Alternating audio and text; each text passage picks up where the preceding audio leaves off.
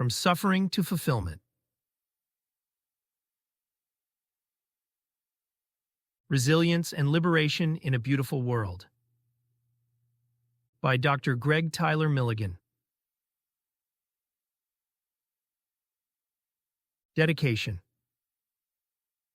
To Gregg II, my beloved progeny.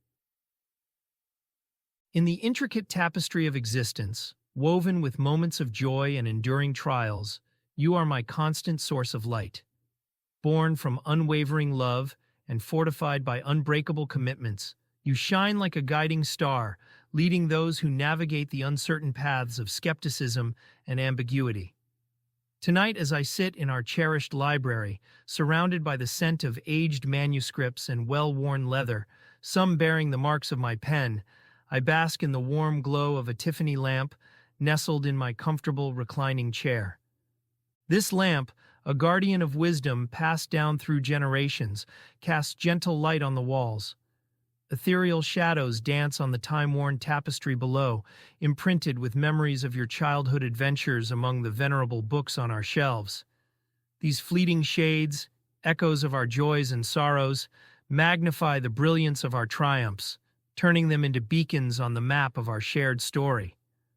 This final manuscript, my last literary journey, transcends the boundaries of ink and parchment. It stands as a living tribute to our shared beliefs, dreams, and quests, a legacy for you to enrich and cherish. It's also a heartfelt offering to the divine, a hymn of devotion, with each word resonating in harmony, celebrating the eternal teachings of our sovereign, honoring the sacred bond we've nurtured through countless sacrifices, and illuminating your path to a radiant future. You, my child, embody resilience, a tapestry woven with curiosity and unwavering vitality. Watching your growth has been like witnessing a rough gemstone evolve into its destined brilliance. Your unique perspective, the lens through which you interpret the world, serves not only as your guide but also as my muse. In a love that defies description, akin to the holy relationship between the divine and his celestial offspring, I dedicate this timeless chronicle to you. Our hearts beat in perfect harmony, an ineffable symphony of words. Yet, one final prayer remains, a whispered plea to the heavens, that you, my child, may find eternal peace in the embrace of our King, a love surpassing even the depths of my earthly affection. Picture, if you will, our celestial gathering in a sunlit paradise beyond this life, where golden facades radiate unparalleled splendor.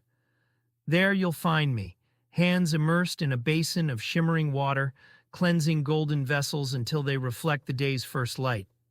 In that sacred moment, you'll fully understand your Father, an imperfect vessel blessed with divine grace, always striving, yet forever aware that any goodness within me is merely a reflection of supreme love. With boundless affection, transcending earthly boundaries, your dad.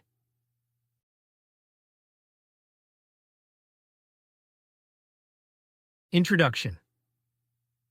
Are you ready to embark on a journey marked by profound adversity and extraordinary triumph? Welcome to a narrative where divine grace and human resilience intertwine, creating a tapestry of faith, love, and surprising turns. Born into a world marred by abuse, neglect, and violence, my story is one of defying odds in both military and civilian life. But this tale is more than a testament to survival. It's a deep dive into how love and faith can light up the darkest paths. What gives these forces their strength? How can they elevate us, regardless of our circumstances? My hardships were a crucible, teaching lessons so profound they seemed almost divine. In this journey, concepts like love and forgiveness transformed from mere words into life-altering gifts, shaped by the teachings of Jesus. Through these spiritual tools, I discovered that forgiveness isn't just an act. It's a gateway to renewal, capable of healing the deepest wounds. In my toughest trials, compassion and empathy emerged, qualities often forged in adversity. These challenges, both burdensome and enriching, spurred a calling to make a difference. Was this the influence of Jesus, our ultimate exemplar? Amidst sorrow and beauty, laughter and joy found their place. These weren't mere emotions, but deep lessons, divine moments teaching me to find peace in turmoil. At my life's core are achievements rooted in love, nurtured by human mentors and divine guidance alike. This love underpins my professional and personal milestones.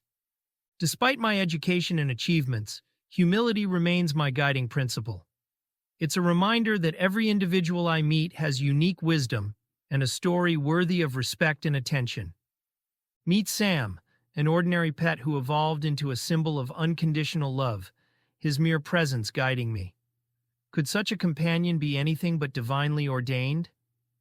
Then there's the kitten, a small yet profound messenger in a life devoid of parental guidance, leading me toward spiritual enlightenment.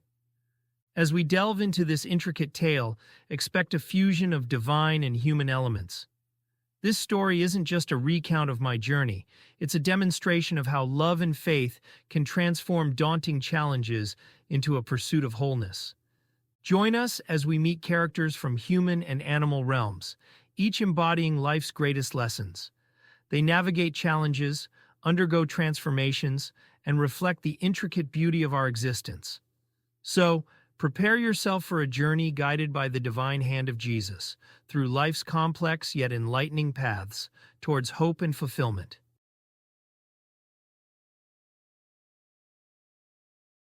Chapter 1. Perched beside a grime-streaked window in our weather-beaten Minnesota home, I clutched an aged locket, my sole inheritance and a symbol of an elusive hope. My eyes fixed on the fractured sidewalk outside, where weeds defiantly thrust through crevices. Anticipation and trepidation tightened their grip as I awaited my father's arrival. Would he storm through the battered entrance, brushing me aside with contempt? Or would he gently knock on the door, our gazes meeting through the soiled glass, a reluctant smile acknowledging his youngest son? Each passing minute amplified the drumbeat of my heart, holding on to the flicker of optimism that refused to die.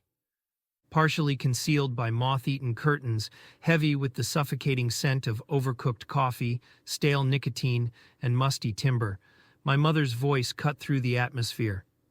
If that man is on his way here, the fires of hell must surely be blazing close behind, she hissed, her voice dripping with scorn and weary surrender. At that moment, the term damned hung ominously in the air, adding complexity to my young understanding. I am Gregg, forever overshadowed by my older brother Carter, a 12-year-old giant in both physical strength and emotional resilience. Elsewhere in our decrepit abode, our 8-year-old sister Lynn likely sought refuge in a makeshift haven, a closet padded with frayed blankets, her stifled sobs barely audible. Carter, a formidable presence with raven hair framing his round face, possessed eyes that echoed our father's merciless gaze. Standing there, fists clenched in unwavering defiance, he was a mirror image of father, and his presence heralded the impending horrors that awaited us. My dread was so palpable that it felt as though I were swallowing shards of glass. In contrast, I was slight and frail, hidden behind thick spectacles that magnified my emerald irises, flecked with glints of gold. Next to Carter, my delicate features and slouched posture accentuated my vulnerability, rendering me a fragile figurine in a gallery of steel statues. While Carter exuded stoicism, my anxious energy betrayed an internal struggle, a constant battle between a desperate yearning for approval and the inescapable burden of chronic inadequacy. Carter was like a smoldering volcano, a volatile force ready to erupt. I longed to emulate his unwavering strength, to absorb even a fraction of his self-assuredness. In a world where the strong preyed on the weak and elder siblings vacillated between saviors and tyrants, I felt woefully inadequate.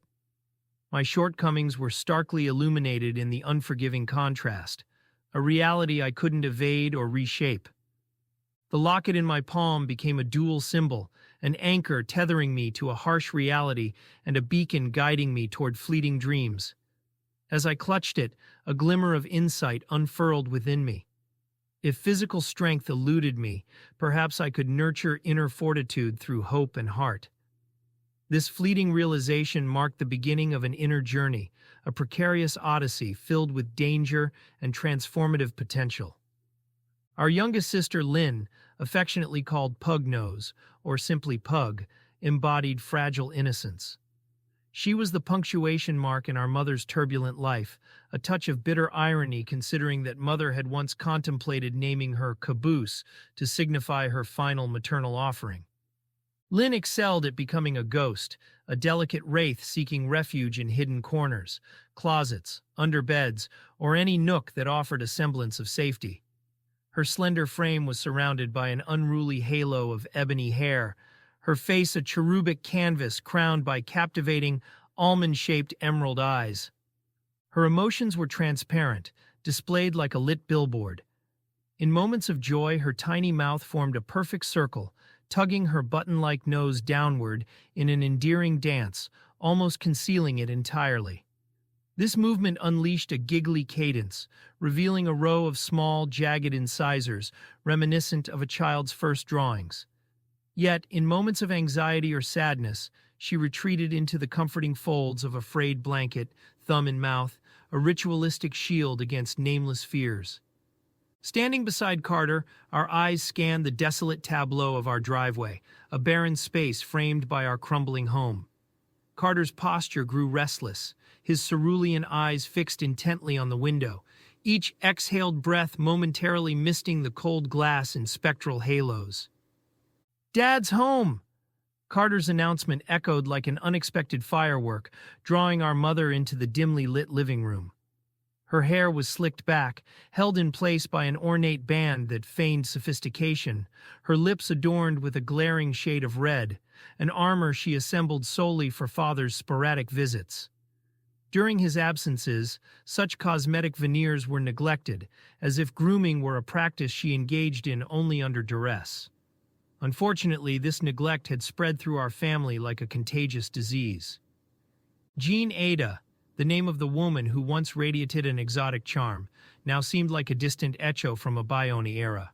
She was the last surviving elegance in a family of 11 siblings, a name that always struck me as befitting a movie star. I could easily imagine it emblazoned in neon lights on a Hollywood marquee. Jean Ada, live tonight at the Brown Derby. Such a name, paired with her captivating beauty, seemed destined for the silver screen, a natural fit for a glamorous show performer or movie actress. Mother had the potential to be anything she desired. She could have soared to the heights of earthly fame and celestial acclaim, achieving the dual pinnacle of being a devoted mother and wife while shining brightly in the spotlight. But that potential remained unfulfilled.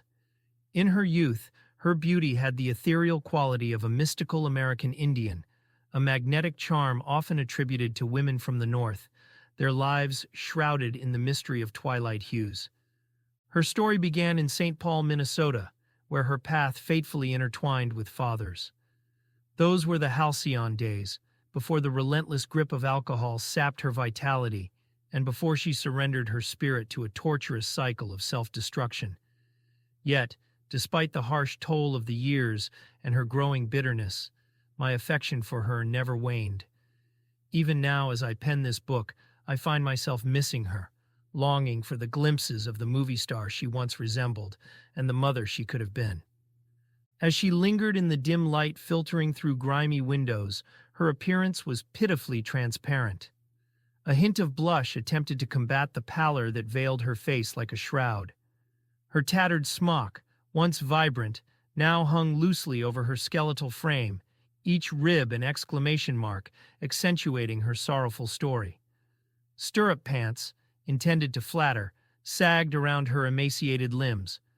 Her footwear was a testament to hardship and despair, tattered leather and bulging veins, a map of suffering. She was a specter, cloaked in the remnants of her former glamour. She adorned her decline with the demeanor of a dethroned beauty queen, yet the overall effect was discordant, a poignant elegy embodied in physical form. I felt a surge of sympathy, tempered by the gnawing dread of Father's impending scrutiny. The once ethereal beauty of Mother had dissipated into a hardened core of unwavering tenacity.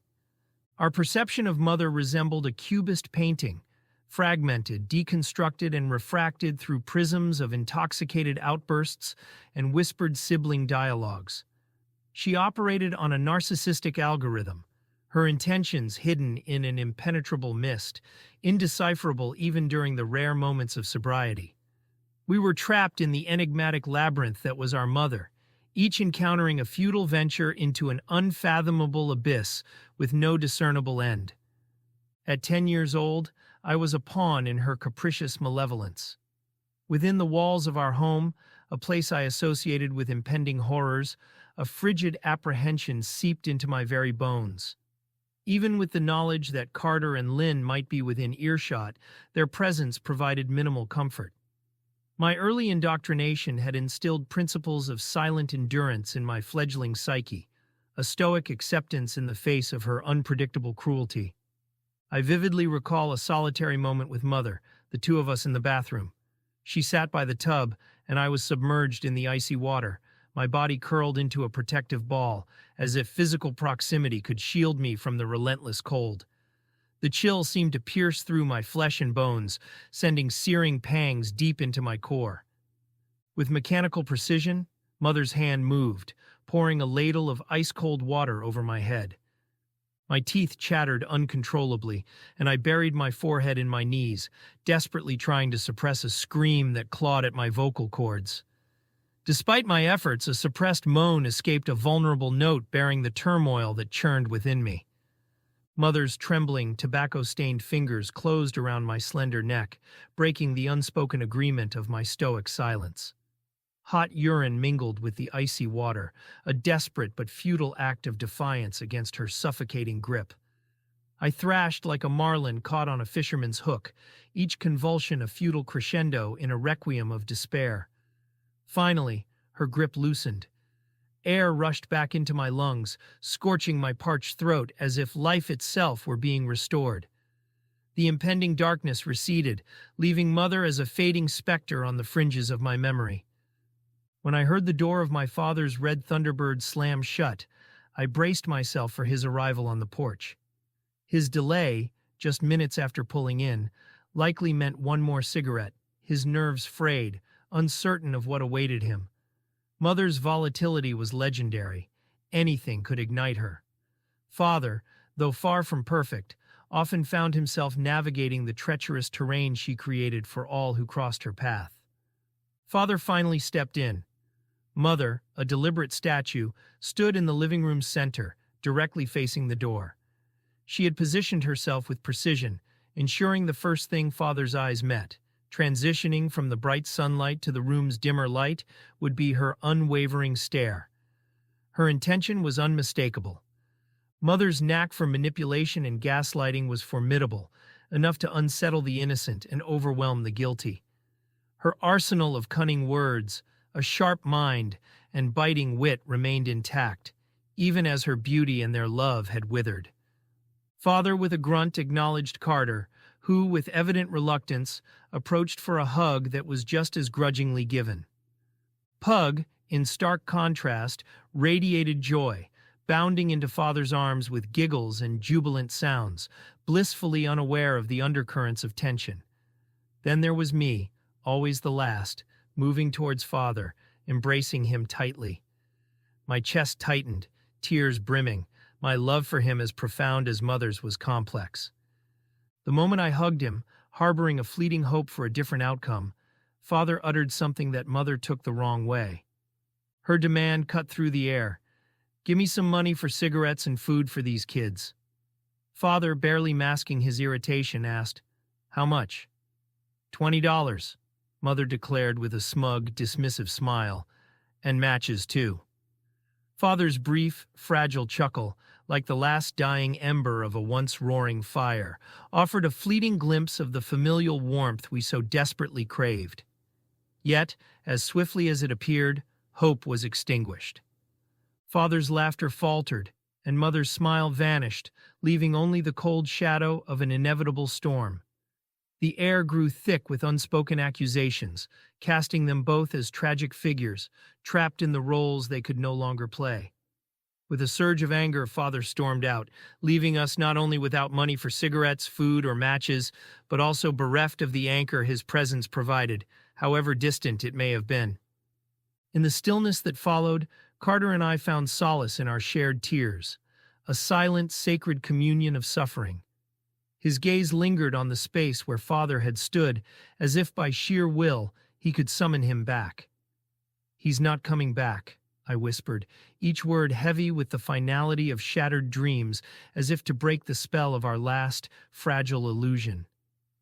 "Damn you, Gregg," Carter muttered, his voice thick with the embers of anger, smoldering yet unwilling to ignite fully.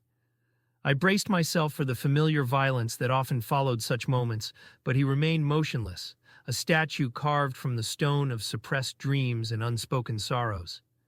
Father's absences were a mystery, wrapped in the shroud of our collective silence.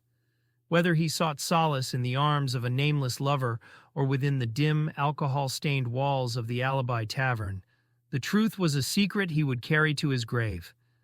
And in the quiet corners of our hearts, we both understood this unspoken truth. Despite the tumultuous relationship with Mother, Father occupied a place of reverence in my mind, a figure almost biblical in his stoicism. It wasn't merely his aloof demeanor or the impenetrable wall he erected around his emotions that commanded my respect. It was his indomitable spirit, an iron will that made giants of us all seem like mere shadows.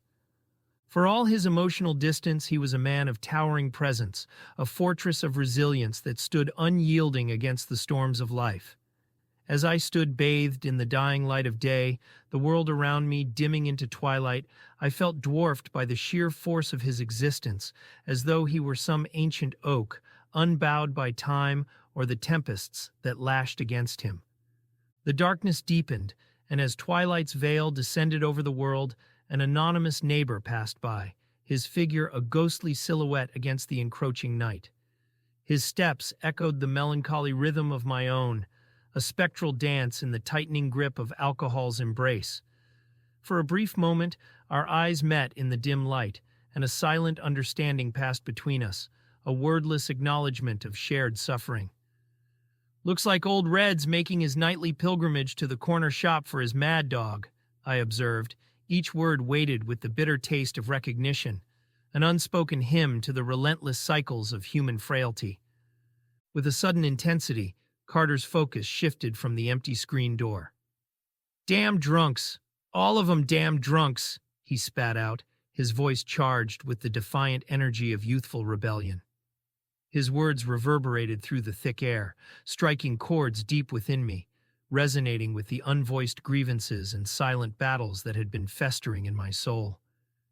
In that moment of profound clarity, I felt a wave of serene understanding wash over me, as if the dormant seeds of resilience within us both had been suddenly awakened. United by this silent pact, forged in the crucible of shared suffering, we were bound together, not by blood, but by the unyielding spirit that refused to be broken.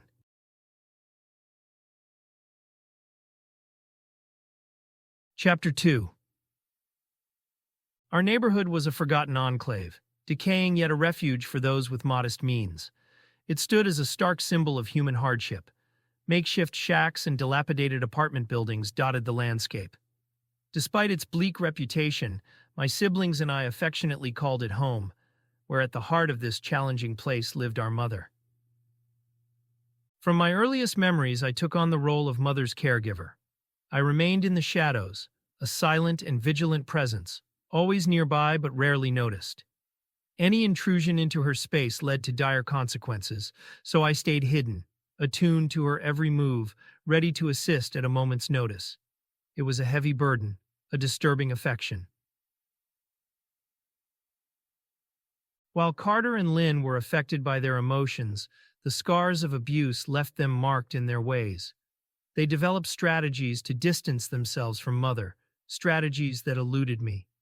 Even during Mother's furious outbursts, I found brief moments of relief, knowing she was unharmed when she finally slept, however briefly. Yet, I continued my vigilant watch, always checking on her. Each time I discovered her awake, a pang of disappointment gripped me, and I struggled to understand how my siblings could push thoughts of Mother aside with such ease. A simmering resentment began to take root, fueled by their indifference. Lynn, introspective by nature, sought solace and guidance from our mother, the sole semblance of a parental figure left to us. Yet her innocent yearning for love and support was met with indifference. Mother had little interest in embracing the role of a nurturer, callously dismissing Lynn's entreaties. In her way, Lynn yearned for stability and solace amid our chaotic world. She clung to Carter and me, her instincts attuned to the awaiting dangers, sensing that the true source of our impending doom resided within the very being meant to protect us, our mother. In those fleeting moments when Carter's eyes met mine, an unspoken current of remorse passed between us. It was an understanding unvoiced, a shared weight we carried within our tender hearts. This silent exchange encapsulated the ceaseless struggle between life and death that defined our daily existence. Amidst the chaos, Lynn often became obscured, lost in the whirlwind. Carter would do his utmost to shield her from harm, but the limitations imposed by his circumstances sometimes hindered his ability to fulfill the paternal role she so desperately needed. As children thrust prematurely into adulthood's treacherous realm, we grappled with responsibilities far beyond our years, navigating this complex labyrinth without the guidance or tools we needed. I shouldered the responsibility of caring for Lynn as best I could, striving to provide her with a semblance of protection and stability in the tumultuous environment we called home. In our world of scarcity, I shared whatever meager portions of food I could gather, stealing fleeting moments of relief in hidden corners. I attended to her needs as best I could, even addressing her bodily discomfort when she neglected her well-being, making do with whatever supplies I could scrounge from the bathroom cabinet. It was a feeble and undignified attempt at assuming a parental role in the fractured existence we were enmeshed in. Yet, in our earnest endeavors, we were confronted with the harsh reality. We were woefully ill-equipped to offer Lynn the care and guidance she truly deserved. Our circumstances had turned us into children, burdened by our wounds and traumas, grappling with the weight of relentless abuse and neglect. The absence of our elder sisters, who had once provided a modest shield of protection, left us untethered in a hostile world, navigating the jagged edges of our broken home while clinging desperately to one another in search of solace and affection amidst the tempest. Lauren, the eldest among my siblings and the oldest of my two stepsisters, was the first to move out. It made sense since, like the rest of us, she desperately needed to escape this insane asylum of sin. Back when our mother wasn't drinking much at all, a rarity I can count on one hand as an adult now since she's passed, Lauren had it relatively okay. Mother had been married before, but soon remarried father after her divorce from her second husband. Father, being her third husband, came into the picture not long after her second divorce. You could say it all happened so fast that Mother was actively looking for a husband when my father came along, and he had no idea what was coming, like a train hitting him. Mother used to speak of an incident involving Lauren. Lauren was dressed in a brand new outfit, all pure white, with a pretty pinkish pillbox hat. Unfortunately, a passing bird left an unwelcome gift on the hat the same day she wore it for the first time. Lauren was so upset that she never wore the outfit again, even though the hat was professionally cleaned. That was typical of Lauren, difficult and never satisfied. A lot like Mother. Lauren had married the first man who came along, someone she met in junior college. It was right after graduating from high school with honors. She enrolled in the local community college, and it didn't take long for her to meet her future husband. Their connection was swift, and she moved out immediately after. I'm sure she was thinking about this even after their first date. Her departure was just another instance of someone leaving my life in desperation. In her early 20s, she already looked much older than her age. She possessed a slim, tall frame, and it seemed as though she was always brooding about something. Unlike the rest of us, she didn't share the physical characteristics passed down from our common mother. Her hair was platinum blonde, kept in a short, practical style. Her appearance was always in line with her meticulously clean clothes, and her unfriendly eyes had a way of making me feel frozen in place whenever she looked at me. Jessica, the second oldest of my two stepsisters, possessed a pair of striking eyes, a distinctive shade of rich reddish brown that accentuated their rounded shape and deepened their warm hue. Yet, when alcohol clouded her judgment, her eyes would mirror the vacant gaze of our mother, losing their allure. On certain occasions, she styled her hair in a way that bore an uncanny resemblance to mother, a connection that felt both eerie and poignant. Alongside these traits, Jessica carried a streak of sharp temperament, yet a tender facet of her personality would occasionally surface. These moments, often accompanied by a few sips of wine, revealed her vulnerability. But as the alcohol continued to flow, irritability would replace tenderness, leading her to explode in anger over trivial matters. Despite the moments of fear she could evoke, my love for Jessica remained unwavering. I vividly recall a moment from my childhood when I found myself choking on a jawbreaker while playing near our home. Panic surged as I struggled for breath, and in a desperate instinct, I sprinted back toward our house, my vision dimming. There, in our yard, stood Jessica, preparing to depart in her car. Little did I know that this ordinary day would become etched in my memory forever. Everything changed in an instant as I approached her. I remember her swift reaction, her strong arms wrapping around me as she rushed me into the house and the kitchen. With remarkable composure, she cradled me over the sink, her skilled finger finding its way down my throat and expertly dislodging the candy that was obstructing my airway. As I coughed and fought to regain my breath, tears welled up in my eyes. Jessica held me close, my head resting against her shoulder. Her gentle rocking motion soothed my trembling form. Soft words of reassurance escaped her lips. "It's okay, baby. It's okay." At that very moment, loving someone like her felt as natural as breathing. Her presence and quick action had saved me from a terrifying ordeal, and the bond between us deepened in that precious moment of vulnerability. Ashley, my sister 6 years my senior, fearlessly stepped in to protect me from Mother's abuse during her stays at home.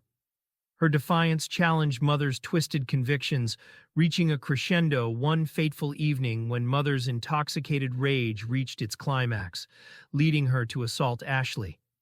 In a stunning display of courage, Ashley seized a knife from the kitchen drawer and pressed it against Mother's throat.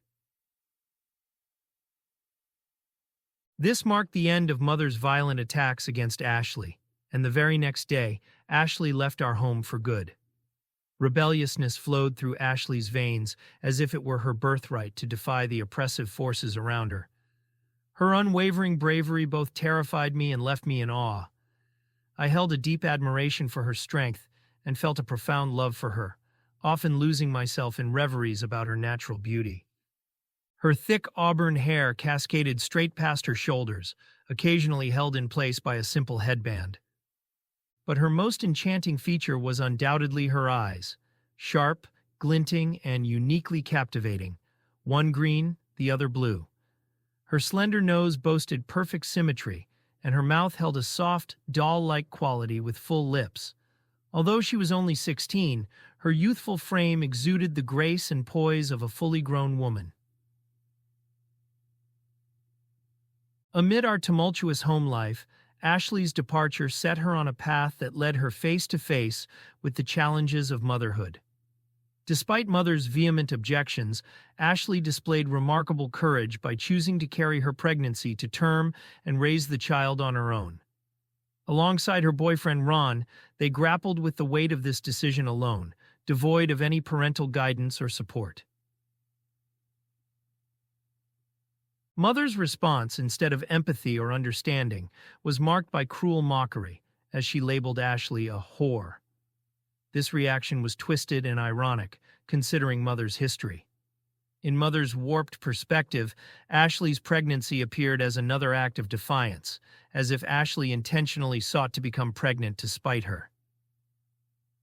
The story of Ashley and Ron is profoundly heart-wrenching, a testament to the depths of despair within a world plagued by poverty and dysfunction. In the end, all stories seem to draw from pain and desperation. Ashley found herself irresistibly drawn to Ron, a young Irishman radiating Celtic charm. Their whirlwind romance swiftly met with life's unpredictability, the advent of parenthood. Ron, towering over most, bore a striking resemblance to the ancient Irish oaks, standing tall and proud as if he had sprung from the very soil of his homeland. His fiery cascade of red hair mirrored the rich palette of autumn, a sight that had unquestionably ensnared Ashley's heart. His face, sculpted with sharp contours and complemented by a rugged jaw, whispered tales of inner resilience and unwavering resolve. And within the depths of his eyes, deep pools of mystery shimmered with a mischievous glint as if privy to the world's most enchanting tales. Beneath Ron's lean silhouette, hidden from the casual observer, lay a latent strength, evident in the well-defined chords of his muscles. This lean build spoke not only of athleticism, but also of a grace that seemed innate to him. Always with a demeanor that balanced joviality with strength, Ron had a way of enveloping those he cared about in a comforting embrace. His choice of casual summer shorts and tees reflected his unpretentious nature, capturing an aura of relaxed simplicity. Every movement Ron made seemed to flow with the rhythm of ancient Irish melodies, a testament to the innate elegance and tempo that defined his very essence. His magnetic aura was undeniable, ensnaring the attention and admiration of those fortunate enough to cross his path. His charisma, tempered with a touch of humility, acted as a beacon, drawing individuals to him much like a flame enticing moths. To me, his presence always evoked the same warmth and comfort I associated with my father. Ron, with his perfect amalgamation of charm and unpretentiousness, was undeniably a standout, imprinting lasting memories in the hearts of those who truly knew him. Ron's approach to fatherhood stood in sharp contrast to what I had observed with my parents. He took to it instinctively, as if guided by an innate compass. This natural flair for parenthood wasn't merely visible, it left an indelible mark on all who observed him. Beyond being a devoted partner to a young Ashley and navigating the complexities of impending parenthood, his patience was nothing short of remarkable. Rare were the moments, if any, where I saw his temper fray. Instead, he radiated an ever-present joy, harmoniously blended with wisdom that brought tranquility, even amidst the stormiest of times. Given Ashley's spirited nature, which often bordered on tempestuousness, Ron's unwavering composure and understanding became all the more commendable. As they navigated the unpredictable waters of their youth, Ashley became the living testament to Ron's deep and unwavering affection. With his adventurous spirit, he served as the perfect foil for Ashley's unrestrained, daring nature. The convergence of their paths was serendipitous, leading to the unexpected joy of parenthood. It was Ashley's wild and unfettered spirit that irresistibly drew Ron to her, igniting his soul with passion. Yet, love, in its ever-paradoxical nature, meant that the same spirit that enamored him also tested his patience to its limits. Ashley, with her spontaneous flair and fiery nature, often stood in stark contrast to Ron's tranquil demeanor. While she resisted any boundaries, Ron's steadfast nature ensured they weathered both highs and lows, striving for harmony in a relationship rife with passion and challenges.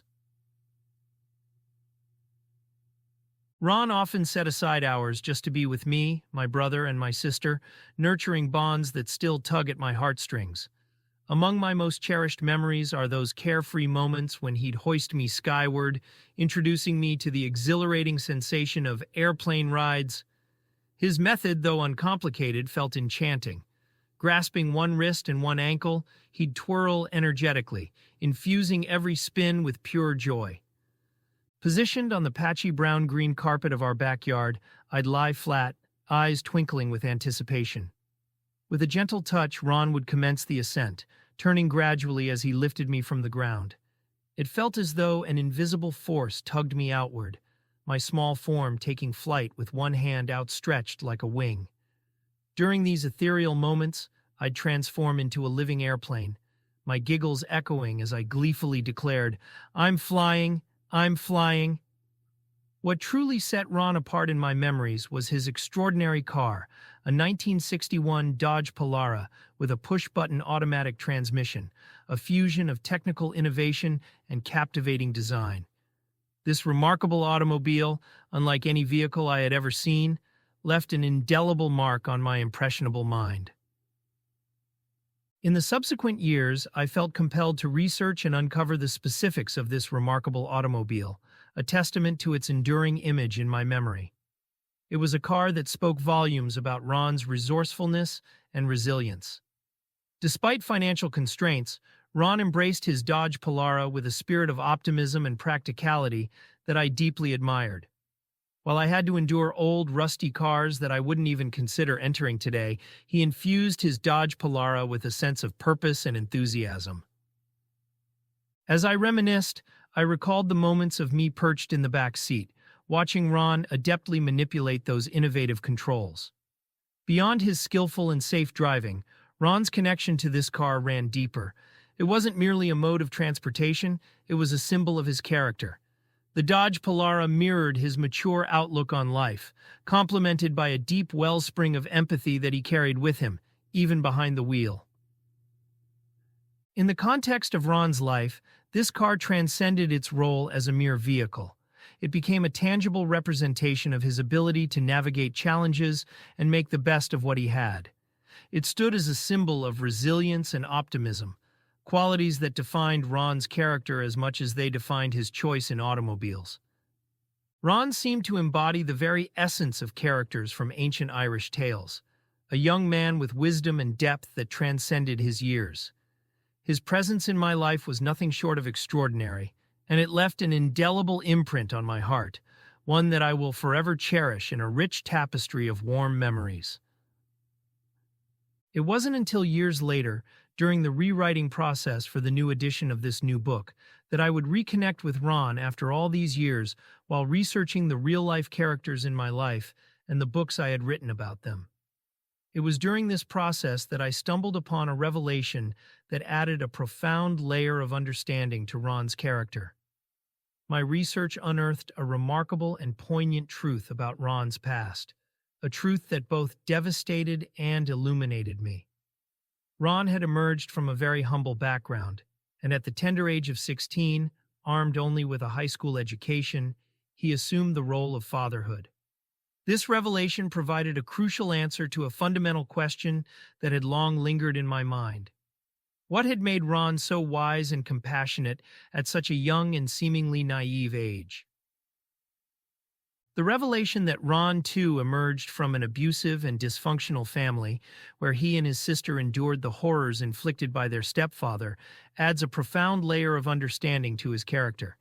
It became apparent that this poor young man was going through the same harrowing experiences that I had endured for years. What is most remarkable is that you would never guess Ron came from the same family background as I did, given his unwavering commitment to kindness and integrity. His ability to rise above the cycle of abuse and dysfunction, choosing instead to lead a life marked by compassion and honor, is a testament to his indomitable spirit and the profound impact he had on those lucky enough to know him.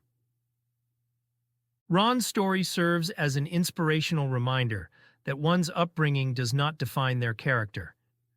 Instead, it is the choices they make and the strength they summon in the face of adversity that truly shape their legacy. Ron's legacy is one of unwavering compassion, a testament to the power of the human spirit to transcend even the darkest of circumstances. Ron's account of his tumultuous upbringing is a heartbreaking narrative of pain and resilience. Growing up in an uneducated and deeply dysfunctional household, he faced the torment of his stepfather's daily abuse, a relentless ordeal that finally forced him to flee the only home he had ever known. This escape, however, left his sister vulnerable to the same horrors, and worse, as she lacked the protection of her brother. The revelation that Ron's mother either turned a blind eye to the abuse or was unaware of its extent underscores the profound dysfunction that enveloped his family. Her anger and abusive tendencies added to the toxic environment that Ron and his sister endured. Ron's burden of guilt weighed heavily on his conscience, a constant reminder that he felt he hadn't done enough to protect my siblings and me. This burden spoke volumes about his empathetic and compassionate nature, qualities that defined him in remarkable ways. His empathy was nothing short of biblical in its proportions, a radiant quality that pierced through the darkness of his past. His inner turmoil mirrored the depth of his empathy, a testament to his caring and selfless character. Ron's ability to feel the pain and suffering of others made him a beacon of hope in our troubled world. Ron's boundless kindness and remarkable patience, particularly in his interactions with my mother, left an indelible mark on my heart. His unwavering commitment to my well-being, as well as that of my siblings, was a testament to his caring and selfless nature. He went above and beyond to ensure that our needs were met, often taking extra steps to provide comfort and support. Whether it was ensuring there was food on the table or brightening our days with occasional treats from the store, Ron's consistent acts of kindness and generosity spoke volumes about the depth of his compassion. He embraced the role of a guardian angel in our lives, someone who appeared in our midst, seemingly sent by a higher power, to help us navigate the challenges and hardships that life presented. The memories of Ron's caring gestures and his unwavering presence in my life serve as a powerful reminder of the impact that one person's kindness and selflessness can have on others. His role as a protector and provider, not just materially but also emotionally, is a testament to the profound difference that love and compassion can make in the lives of those who are fortunate enough to experience it. Madison, another sister who was 2 years younger than Ashley and 4 years older than me, followed suit by abruptly leaving our home to escape mother's clutches. Her departure mirrored that of our older siblings, as she sought refuge from the toxic environment we were raised in. In one of their explosive confrontations, Madison hastily packed her belongings and made her escape. While my heart ached as I watched her leave, I understood that asking her to stay would have been unfair. Madison possessed a youthful beauty, often tying her long brown hair into a ponytail. Her petite frame was graced with subtle curves, and her laughter could light up a room. Her dark eyes held a spark of life, and her high cheekbones, reflecting her Native American heritage, added to her allure. She had a unique trait, slightly oversized ears that occasionally peeked through her hair. These pale ears contrasted starkly against her dark locks, making them stand out. Madison's hands, delicate and small, moved with a graceful fluidity, reminiscent of a dancer. I still remember the comforting sensation of her touch when she held me on her lap. Those memories of her gentle caress remained with me, a testament to the love and protection she once offered. With our older sisters gone and mother's reign of control unchallenged, our lives continued to deviate from the experiences of most children. However, even amid our struggles, we discovered a source of solace in the form of friendships with a few neighborhood kids. The Jacobson family, residing across the street, consisted of 3 children close to our age and gender. In birth order, there was Louis, who, despite a severe speech impediment, possessed the most beautiful and caring of hearts. Then there was Kyle, my closest childhood friend and the best friend I ever had. He was the same age as me. All 3 of the Jacobsons were about the same age as my 2 siblings and me. Lastly, there was the youngest, Susan, who became close friends with Lynn. Despite the restrictions imposed by mother's control and my need to stay close to her, those fleeting moments of childhood play with the Jacobsons were deeply craved and cherished. These friendships became beacons of light in our otherwise tumultuous lives, offering a much-needed escape from the chaos that engulfed our home. Although Mother's madness and my need to stay near her limited our interactions with the Jacobsons, the moments we spent with them provided a rare and precious sense of normalcy. In those brief respites, I found a semblance of stability that was otherwise absent in my life. The joy in these interactions allowed me to momentarily detach from the constant vigilance required at home. These moments, however brief, fostered a budding resilience within me, helping me cope with the overwhelming stress of my everyday existence. Yet, these cherished moments also highlighted the internal conflict I faced. While I longed for the freedom and joy that came with playing in a safe environment, I was acutely aware of the pull to stay close to Mother. This tension could be seen as a manifestation of a complex attachment to her, a need to seek her proximity despite the suffocating control she exerted. It was as though I was torn between the desire for independence and the ingrained habit of clinging to what little familiarity I had, even if it was laced with fear and instability. Engaging with the Jacobsons, even in these limited encounters, subtly shaped my social skills and emotional responses. The contrast between the chaos at home and the tranquility of these moments likely helped me develop a deeper understanding of what normal relationships could look like. Relationships based on trust, playfulness, and mutual respect. However, the longing for these fleeting experiences also underscored a deep psychological yearning for consistency and safety, which I knew I could not find within the walls of my home. As I navigated between these two worlds, the chaotic and the calm, I began to experience the early signs of an internal struggle. The security I sought in my mother's presence was constantly at odds with the freedom I tasted during those brief escapes. This dichotomy, as some might suggest, had the potential to sow seeds of confusion about where true safety and security lay, and whether I could ever fully trust in the stability of my relationships. The school presented an entirely different challenge for us. While most children eagerly anticipated the start of the academic year, my siblings and I braced ourselves for another year of torment. Buried beneath layers of pain were the constant fear and dread of being subjected to the cruelty of our peers. Our clothing consisted of hand-me-downs from Goodwill or the Salvation Army, never fitting quite right, always too big or too small. Our trousers were patched with remnants from previous owners, worn thin and stretched to their limits. The fabric carried the scent of stale cigarettes and mothballs, a testament to its wear and tear. We were walking embodiments of poverty, our unkempt hair and dirt-streaked faces further setting us apart. Innocent interactions with other children sometimes left me with faint bruises on my skin. Mother, mindful of appearances, restricted her abuse to areas that could be concealed beneath clothing, avoiding visible regions on our arms and legs. The bluish tinge from her grip occasionally lingered, the remnants of her choking held. To mask these marks, Mother would apply flesh-toned makeup. I lived in constant fear of smudging and revealing the dark secrets hidden within our home. We learned to blend into the background, actively avoiding attention, unable to fathom confessing our pain to a teacher. The fear of retaliation made it inconceivable to reveal the depth of Mother's cruelty.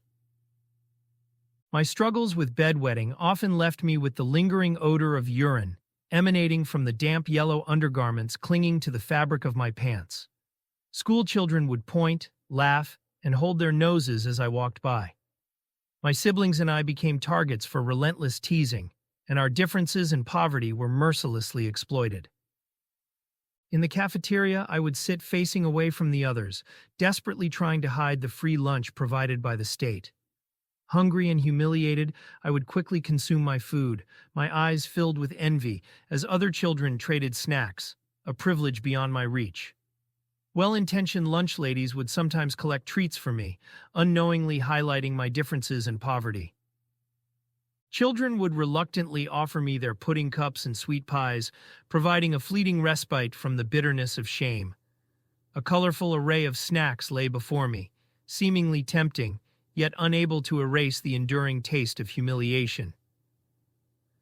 Pursuing academic excellence took a back seat to the daily struggle for survival. Countless school days were missed, and sometimes Mother's distorted perception blurred the line between seasons, convinced that it was summer when it was time for school. And we, in turn, chose the familiarity of Mother's presence over the relentless bullying from our peers and the insurmountable challenges of coursework that lay beyond our grasp. Due to factors beyond our control, we fell significantly behind in essential skills like reading, writing, and arithmetic. Even at the age of 10, simple tasks like telling time and tying my shoelaces eluded me. Desperate to compensate, I resorted to stealing other children's homework from their bags and lockers, painstakingly copying their assignments. Cheating on tests became a grim necessity. Without it, failure was inevitable. My entire life was a carefully constructed web of lies, each strand obscuring the haunting truths they were spun to hide. These lies weren't just falsehoods, they were my sacred scripture, my sanctuary. I venerated them as a devoted follower does a deity, for they were the armor that shielded me from the cruel realities that punctuated my existence. The school bathroom, a place of cracked tiles and an acrid mix of bleach and teen angst, became a hidden chapel where my silent sobs resonated against the confining walls. When those walls felt too close, I retreated to an isolated nook behind the school, shrouded by the heavy arms of ancient oak trees. There, my weeping would sometimes escalate into a physical agony so intense that blood burst from my nose, splattering my shirt in a gruesome palette of reds. Whenever my mother's hand found my face, or when I caught a glimpse of her tawdry transactions with the faceless men who haunted our home, I found solace in lies. She only hits me because she bears the blows of my father, I'd rationalize, stitching each word into the fragile quilt that protected my psyche. Her liaisons are merely a symptom of her loneliness, exacerbated by our grinding poverty. Even the simple joys of childhood, school events, field trips to museums or botanical gardens, were cruelly out of reach for me. Mother saw no worth in such frivolities, and our coffers were perennially empty. So, while my classmates thrived in this microcosm of life's richer experiences, I remained an outsider, ensnared by financial limitations and a mother who held the key but never turned the lock. Indoors, the classroom could be just as forbidding. I recall one agonizing episode when each child was given a pristine porcelain plate and a blank canvas filled with the riotous colors of markers: royal blue, crimson red, emerald green, and onyx black. The air buzzed with excitement as my classmates conjured their favorite TV characters and whimsical landscapes upon their plates. For them, each stroke was a testament to uninhibited creativity. For me, each moment was a tightening noose of isolation. Despite the vibrant markers lying beside me, I was paralyzed by an anguish so profound that even lifting my hand was to try and move a mountain. The very implements of creation became symbols of my inability to break free, to express, to simply exist. An assistant teacher, sensing my struggle, sketched a small figure at the bottom of my plate, a minuscule depiction of Charles Schulz's Lucy from Peanuts. The next day unveiled the cruel irony of it all. Our plates had been fired in a kiln, the colors now permanently baked, each artwork a lasting testimony to the child who created it. When I saw mine, all that remained was that single lone figure of Lucy, a stark symbol of my isolation and emotional paralysis. The plates were more than just artifacts. They were mirrors reflecting the dissonance within me. They became permanent relics, the colors imbued in the porcelain as deeply as my traumas were etched in me. My classmates' vivid images showcased the myriad hues of their lives, while my near-empty plate was a silent scream, testifying to a life lived in the monochrome shades of sorrow. In the end, that porcelain plate became both an artifact and a prophecy, a symbolic nexus where my internal conflicts, my incapacitating depression, and the unforgiving world outside converged.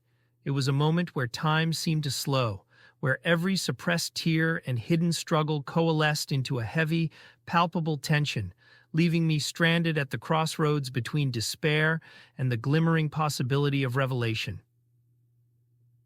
The project's end goal loomed like a storm cloud, a Mother's Day gift. Panic seized me as I snatched the markers, scribbling a hastily conceived pastoral scene. Birds flitted through the sky, flowers bloomed in erratic sprays of color, and a kitten pranced near a humble abode, each stroke tinged with a desperate hope for approval. With tremulous fingers, I added the inscription, "Happy Mother's Day, Mom, I love you," mangling almost every word except for mom and love. Careful not to smudge my naive artwork, I handed over this tangible testament of my affection.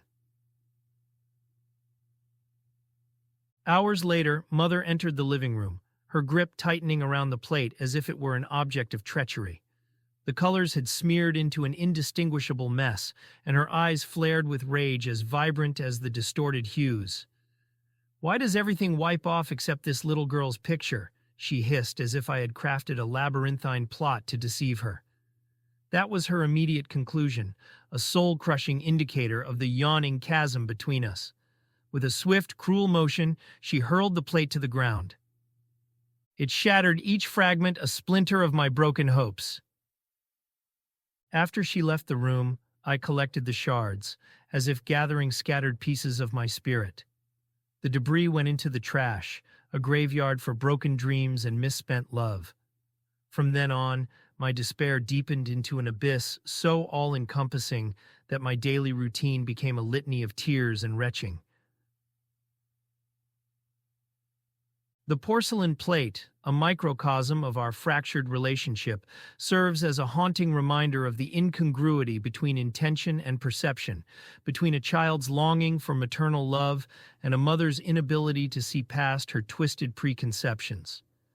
This was a seminal moment, one that galvanized my burgeoning understanding of the gulf between us, a fissure so profound it seemed almost elemental in its permanence. Each shard that met the waste bin carried with it a piece of my lingering hope for connection, leaving behind a heavier, darker form of emptiness. This constant duality served as the stage for an internal conflict that raged within me, a war with skirmishes fought in the depths of my soul and the recesses of my mind, where a dormant epiphany awaited its moment to surface. The rhythm of my life became a tragic ballad composed of moments of despair, punctuated by rare interludes when reality broke through my carefully constructed facades. The tension between my genuine self and the character I portrayed in this sad drama of life escalated day by day, each secret and each suppressed tear adding another layer of complexity to the unfolding plot. I was adrift in a sea of deception, and the waves were growing larger, more menacing, by the day. But in the furthest recesses of my mind, I sensed the approach of a reckoning, a moment of revelation that would either shatter the illusions that held me or bind me to them forever. With each passing year, lessons became more demanding, and classmates grew increasingly sadistic. Struggling to keep up, we became more fragmented with each grade, our knowledge stagnant and elusive. As each school year drew to a close, my siblings and I collectively breathed a sigh of relief, finding solace in the temporary escape from disgrace.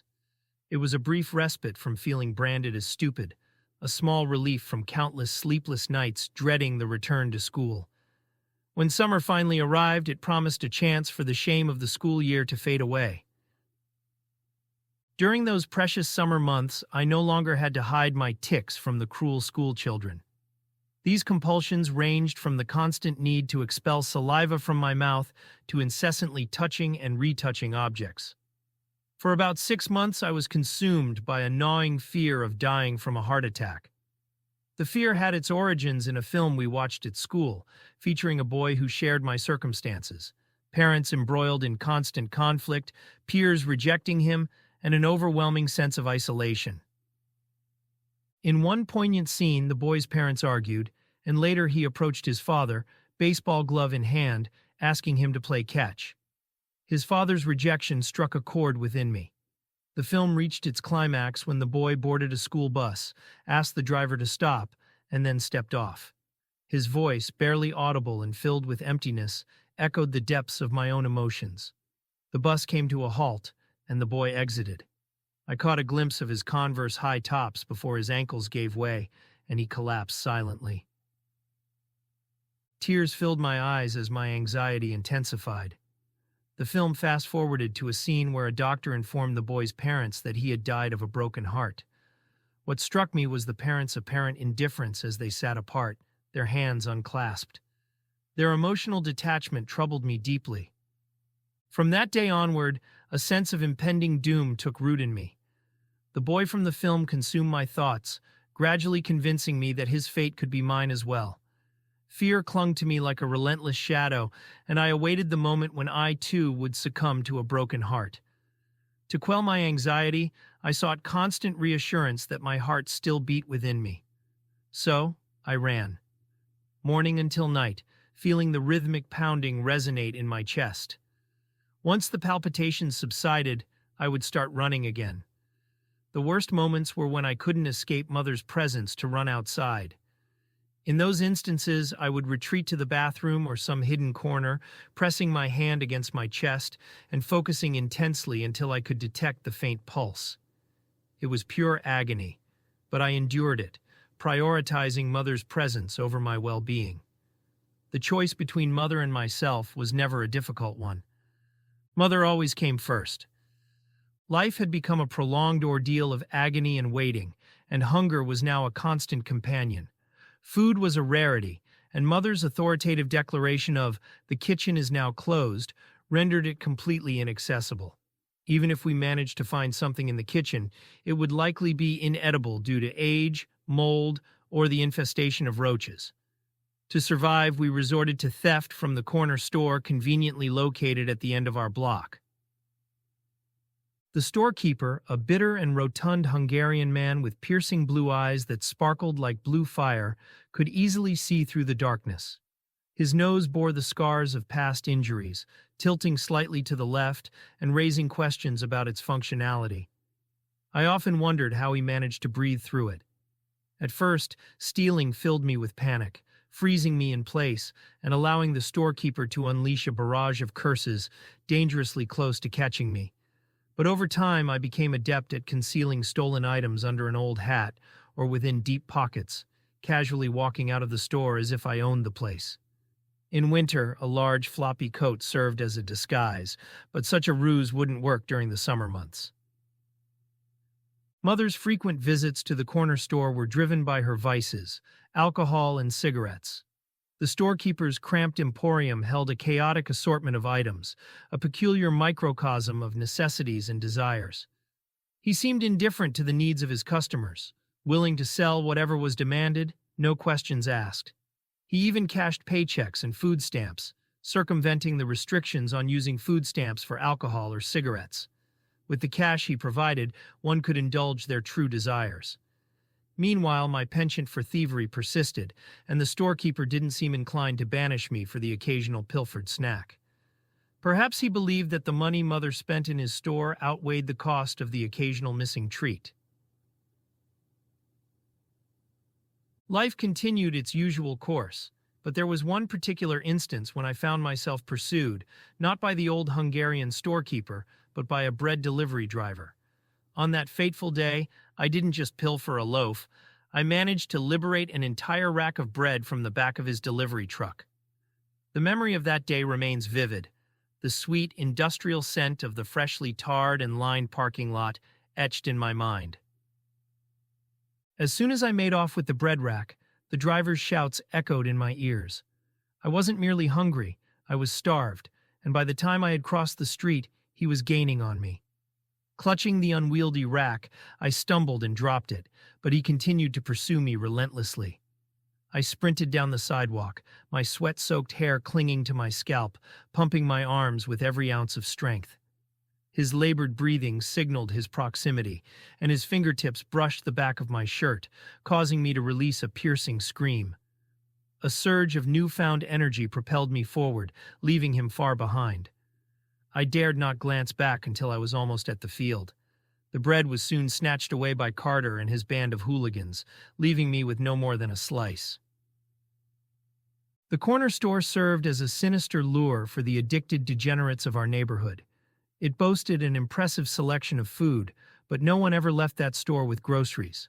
Instead, the usual purchases were alcohol, cigarettes, and, of course, matches. It was at this very corner store where fate intervened in the form of a nasty fall, causing me to tear open my right leg just above the knee. The culprit, sharp and broken clay piping known as tile, left scattered around the parking lot due to ongoing installation work.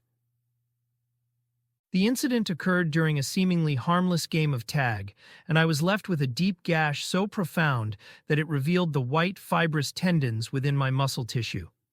These tendons, tough and cord-like, connect muscles to bones, facilitating movement. Blood gushed profusely from the wound, intensifying the already excruciating pain. Desperation led me to fashion a makeshift tourniquet by tearing away the bottom half of my already ragged shirt. With the bleeding slowly abating, I limped on my way home. Upon entering the house, I was relieved to find Mother absent from the living room. Swiftly, I made my way to the bathroom, where I resorted to home remedies and basic triage. Everything was grimy, including the ancient medicine bottles my sisters had bought long ago, now coated in a crusty buildup that resisted my efforts to open them. Even the bandages were nothing more than worn-out old t-shirts. The next morning, as I stirred awake, I could sense trouble brewing. Walking was a daunting task, and my left leg throbbed in rhythm with my racing heart. A fever gripped me, accompanied by bouts of vomiting. Everything around me blurred into a hazy, dreamlike state. One moment I was at home, and the next I found myself at the doctor's office. I couldn't fathom how one of my sisters or a neighbor had managed to get me there, but one thing was clear. Mother was conspicuously absent. The doctor's expression hinted at concern, sending a shiver down my spine. He initiated a procedure that intensified my agony. First, a needle plunged into the heart of my wound, delivering a numbing agent. Then, with practiced hands, he massaged the surrounding tissue, coaxing out a vile concoction of green and yellow pus and infection. The sight nearly caused me to lose consciousness. After this gruesome ordeal, my wound received meticulous cleaning and dressing. A shot of penicillin followed. My leg throbbed with pain, rendering me immobile. I had to be carried or pushed in a grocery basket during our shopping trips. Mother, who had accompanied me, offered only a curt declaration that I was stupid. Before my leg had a chance to heal, Mother and I, for reasons only she comprehended, embarked on a drive. Despite her lack of a valid driver's license, we had a car with no insurance or functional blinkers and lights. Nevertheless, we ventured out on this unusual journey. What made it even stranger was her choice of vehicle, a worn-out station wagon with a rear-facing seat, a relic from the 1970s. These cars were popular family vehicles, often equipped with a third-row seat facing backward, providing additional seating for children. Mother's attire for this occasion, in contrast to our usual haphazard clothing, puzzled me. However, I obeyed her directive to avoid wearing my nicer clothes. Despite her sobriety that morning, she appeared disoriented. It was just the two of us on this adventure, a temporary respite from my leg's constant pain. I refrained from complaining, not wanting to disrupt this unexpected day trip. My leg continued to throb, but effective pain relief was a luxury we couldn't afford. As we left our familiar driveway and ventured onto a main road, our speed remained modest. This road bordered houses on the left and small businesses on the right. To my surprise, I had never known this part of town existed. It was merely a 5-minute drive from our home. My limited mobility had kept me from exploring the world outside, and this outing felt like a voyage of discovery. Mother's face, however, turned pale as she drove, her lips moving as if attempting to form words. She veered the car slightly to the right, slowing down before coming to an abrupt halt. The sudden stop jolted me forward, causing my injured knee to collide painfully with the glove compartment. Mother remained silent, stepping out of the vehicle and walking toward an unfamiliar house. I was bewildered, watching her move slowly and unsteadily, balancing herself as she made her way to the porch, knocking on the door. A sense of impending doom stirred in me, a feeling that had plagued me since childhood. It was as if I had been conditioned to expect something dreadful because it invariably occurred. This time was no different. My intuition proved correct once again. As I continued to watch Mother, her entire body stiffened, her head jerking violently backward, her face turning upward toward the sky. Then, she fell backward. I screamed, "No!" and leaped from the car in panic, running in the wrong direction and ending up behind a fence. I scaled it quickly and knelt by her side, instinctively checking for injuries. The owner of the house swung open the door, and the smell of breakfast filled the air, making the situation even more surreal. The police and ambulance arrived, and I found myself in the ambulance, en route to the hospital with Mother. By the time we reached the hospital, I had learned that her sobriety was the reason for this outing and her subsequent collapse. The doctor's first question was about her drinking habits. It was strange, but it seemed related to her health issues when she didn't consume alcohol. What struck me as even more peculiar was that no one seemed to pay much attention to my injured knee. Abandoned in the crowded hospital waiting room, I was engulfed by a sense of profound solitude until, after what seemed an eternity, Jessica appeared, nearly an hour and a half later. She navigated Mother's wheelchair through the throng of patients, and together, we embarked on a silent journey back home. Throughout the drive, Mother sat beside us, enveloped in her unreachable world, unresponsive to our presence. That day, it felt as though we had narrowly dodged a looming disaster. In the midst of our family's tumultuous maze, however, there were fleeting moments of pure, unadulterated joy, stark in their contrast, almost otherworldly. Foremost among these were the times spent ice skating with my brother Carter. The fire station's ice rink, a bastion of winter splendor, became our refuge in the frostbitten landscape. It was there, gliding across the rink's mirror-like surface, that we found a profound sense of peace. Each movement on the ice was an act of liberation, a temporary escape from the relentless grip of our daily struggles. Beneath the benevolent gaze of the winter skies, this icy enclave served as our crucible, a place where the chaos of our lives was momentarily suspended, dissolving into the crisp, cold air. These moments of joy were fleeting, mere blips in the overwhelming torrent of abuse and chaos that soon reclaimed my attention and dimmed my happiness. Even birthdays, those supposed milestones of childhood joy, became days I could neither look forward to nor allow myself to enjoy. In our home, they passed quietly, uncelebrated, and stark in their simplicity, devoid of the laughter and camaraderie that adorned other children's festivities. The idea of sleepovers was anathema, forever tainted by a past event that ended in a humiliating fiasco. With little to anticipate, I clung to whatever brief bliss I could find, painfully aware of its transient nature. My heart, a repository of unspoken terrors, remained firmly locked behind the twin guardians of fear and shame, each secret confined to its solitary cell.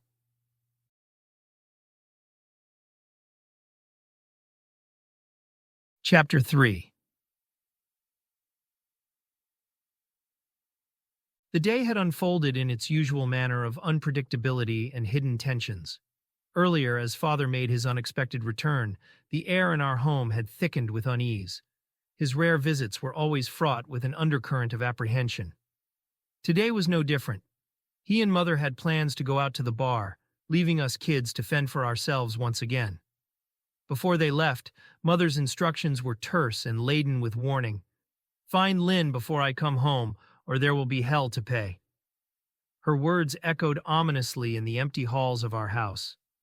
Lynn, ever the silent shadow in our tumultuous lives, took to hiding whenever the atmosphere at home grew too intense.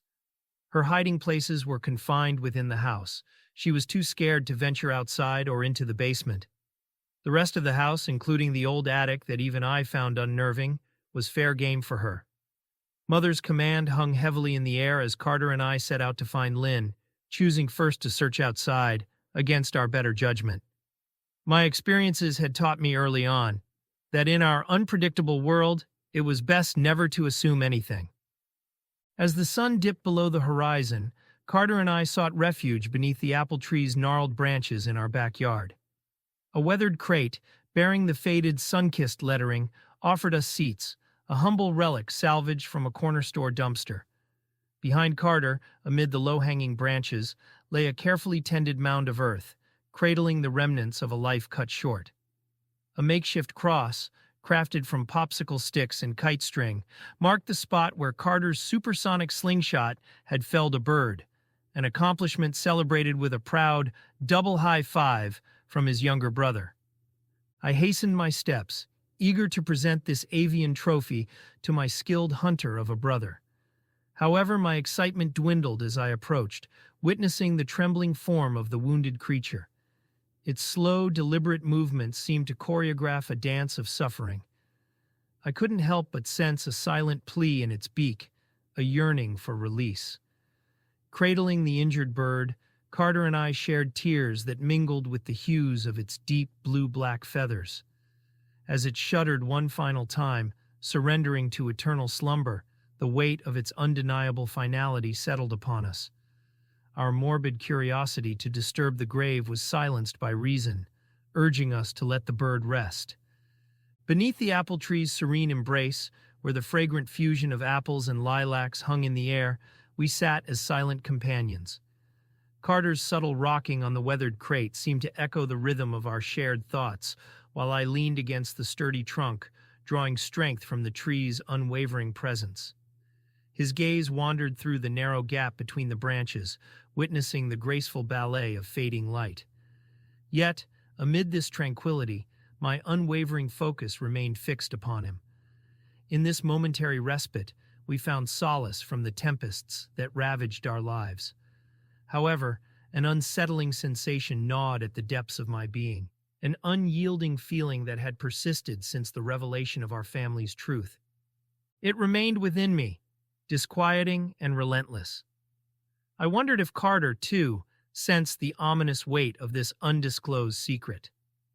This truth, an insidious presence gradually infiltrating my subconscious, threatened to erode my sanity even more than Mother claimed it already had. The origin lay in Carter's act of taking that bird's life. Yes, his tears fell, but there was a deeper turmoil beneath the surface. He began exhibiting traits akin to Mom and Dad, particularly during bouts of temper. Though the exact nature of this truth eluded me, its unsettling significance remained palpable. I understood that this secret was intertwined with the stirrings within me, a brewing anticipation of an ugly revelation that would haunt my existence until the day Jesus himself would descend to deliver me. Carter rose from his seat, drawn to the crawl space, an enigmatic portal into the apple tree's sanctuary. Absently, he toyed with a string that dangled from his back pocket. My curiosity stirred, and I couldn't resist asking, my voice gentle with intrigue. "Hey, Carter, what's hanging from your pocket?" His fingers danced with the string, his gaze distant, before he casually responded, "Oh, nothing," tucking it back into his pocket. The string sparked recognition, a memory of similar strings in Father Burroughs' rectory at St. Alexius Catholic Church, where we occasionally attended Sunday Mass. Father Burroughs always carried an air of solemnity when he expounded upon the commandments inscribed on sacred stone tablets. I found myself wondering if Carter was aware of the transgression this string symbolized, a transgression against one of those divine laws. Could it push him to violence if he discovered it? These thoughts swirled as silence settled between us. "That's all right," I reassured him, my voice maintaining a steady cadence. "I pray a lot." Carter's response held a sharp edge, betraying his embarrassment. "That's because you're stupid," he retorted, his words landing with minimal impact, his shame coloring his retort. Years ago, during a time when Mother's essence still held, she planted the apple tree and fragrant lilac bushes in our backyard. Those were the days before her descent into madness, and before her grip was consumed by rage. In her once intact Holy Spirit, she displayed a clarity of purpose, meticulously preparing for my birth into an environment dominated by a bitter queen. The cycle of abuse commenced immediately after my birth, a memory etched deeply within. As recounted by one of my elder sisters, Mother's attempt to feed me with scalding hot formula resulted in searing pain flooding my tiny mouth. Startled, she flung the bag across the room, hot milk splattering over both of us. My cries pierced the air, yet she attended to her wounds, leaving me to endure the agony alone. While fleeting moments of mother's normalcy were sporadically remembered by my sisters, those recollections remained fragmented and unreliable. Coldness and detachment characterized her demeanor until the day my father left, a turning point that propelled the escalation of physical abuse. The memory of that day, returning from school to mother's hand striking my face, is etched as the first hit. At 4 years old, I yearned to share my joy with mother, seeking a loving embrace. But her whirlwind reaction delivered a blow, her obliviousness to my pure affection, evident as she confronted my heartfelt drawing, created as an expression of love. It remains a heart-wrenching experience, eternally seared into my memory. In our household, emotions were forbidden, permitted only within the hallowed walls of the church. On those rare occasions when I joined the neighbors for Sunday Mass, I found solace in the back pew, hidden from prying eyes, where I could finally release my suppressed emotions. In these sacred confines, Jesus emerged as a confidant who truly understood me, the one capable of bestowing peace. His presence soothed, akin to the calming sea he traversed. Amidst the turmoil, he remained my sole beacon of solace. However, this realization triggered a bewildering questioning of my sanity. The brief respite Carter and I had taken underneath the apple tree was coming to an end. "Let's go inside," Carter said, breaking the silence and pulling us from our contemplation. We crossed beneath the extended aluminum awning at the rear of the house, seeking shelter. The rain pelted down like bullets, making the fragile metal supports tremble. I pressed my forehead against them, feeling the vibrations, while Carter joked that lightning might strike and obliterate me. Our conversations were always filled with laughter in those early years, though even then, there were fleeting shadows in Carter's eyes, hints of storms yet to come. Despite my futile protests, we eventually reached the back door. A brief glimmer of hope flickered within me as Carter hesitated, but his grip tightened, silently suggesting that we enter through the front door instead, to avoid the basement, a place stained with haunting memories. This decision, seemingly minor, unleashed a torrent of unwelcome memories. As the recollections of Mother's accidental tumbling descent down those darkened basement stairs surged, I was engulfed by fear. The image of her contorted figure, lying motionless, her dentures protruding half in and half out of her mouth, pierced my thoughts. I couldn't help but think about how painful it would be if she were awake. I knew I had to take her dentures out before she choked. The captured expression on Mother's face remained indelibly imprinted in my memory. While I cannot recall the descent itself, I distinctly remember kneeling beside her, waiting for any sign of life. In that heart-stopping moment, I believed I had lost her forever. But miraculously, she emerged with bruises and discomfort, struck on the head but spared from serious harm. It was as if Jesus had interceded, his divine presence palpable. This experience, though seemingly a blessing, paradoxically deepened the spiritual turmoil within me. As Carter and I embarked on our quest to find Lynn, my heart was a battlefield of conflicting emotions, all revolving around Jesus. It wasn't the family Bible itself that stirred my deepest fears, but the words within, words that felt like the very breath of God. To me, the Bible was more than a mere collection of divine sayings. It was a vessel of true power, capable of invoking life or delivering death. My understanding of God's wrath was vivid and visceral, overshadowing any notion of his love, which remained alien to me at that age. I feared him, feared his punishment for any misstep I might make. This fear was magnified by the dynamics within my family. My mother's portrayal of Jesus was anything but loving. Her words painted a picture of a demanding, distant deity, quick to anger and slow to forgive.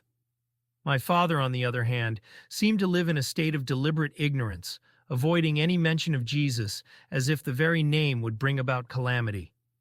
The few times Jesus' name did come up, it was met with a volcanic eruption of anger from my father and a cold, disdainful fury from my mother. She often claimed, with a mix of pride and bitterness, that my understanding of Jesus was shallow, lacking the depth of her perceptions. Her convictions were so strong that they sometimes manifested themselves in verbal assaults, with words meant to wound as deeply as any physical blow. Yet, despite this maelstrom of fear and familial rejection, my thoughts about Jesus sparked a curiosity that fear alone couldn't quell. These feelings were in stark contrast to my feelings about my parents. Where thoughts of my mother and father brought a sense of resignation, thoughts of Jesus stirred a complex mix of fear, fascination, and an inexplicable yearning. It was a dichotomy that defied easy explanation, hinting at layers of belief and emotion yet to be untangled. Nevertheless, despite Mother's disdain for Jesus, the family Bible remained untouched within our home. It occupied a space on a chipped coffee table, its legs hastily mended for stability.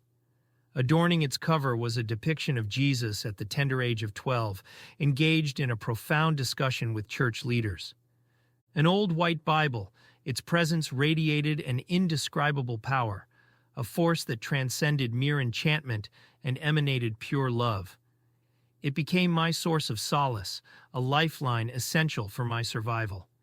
Its unblemished presence within our house felt like a divine intervention, an enigma that persisted, impervious to the violent conflicts that unfolded.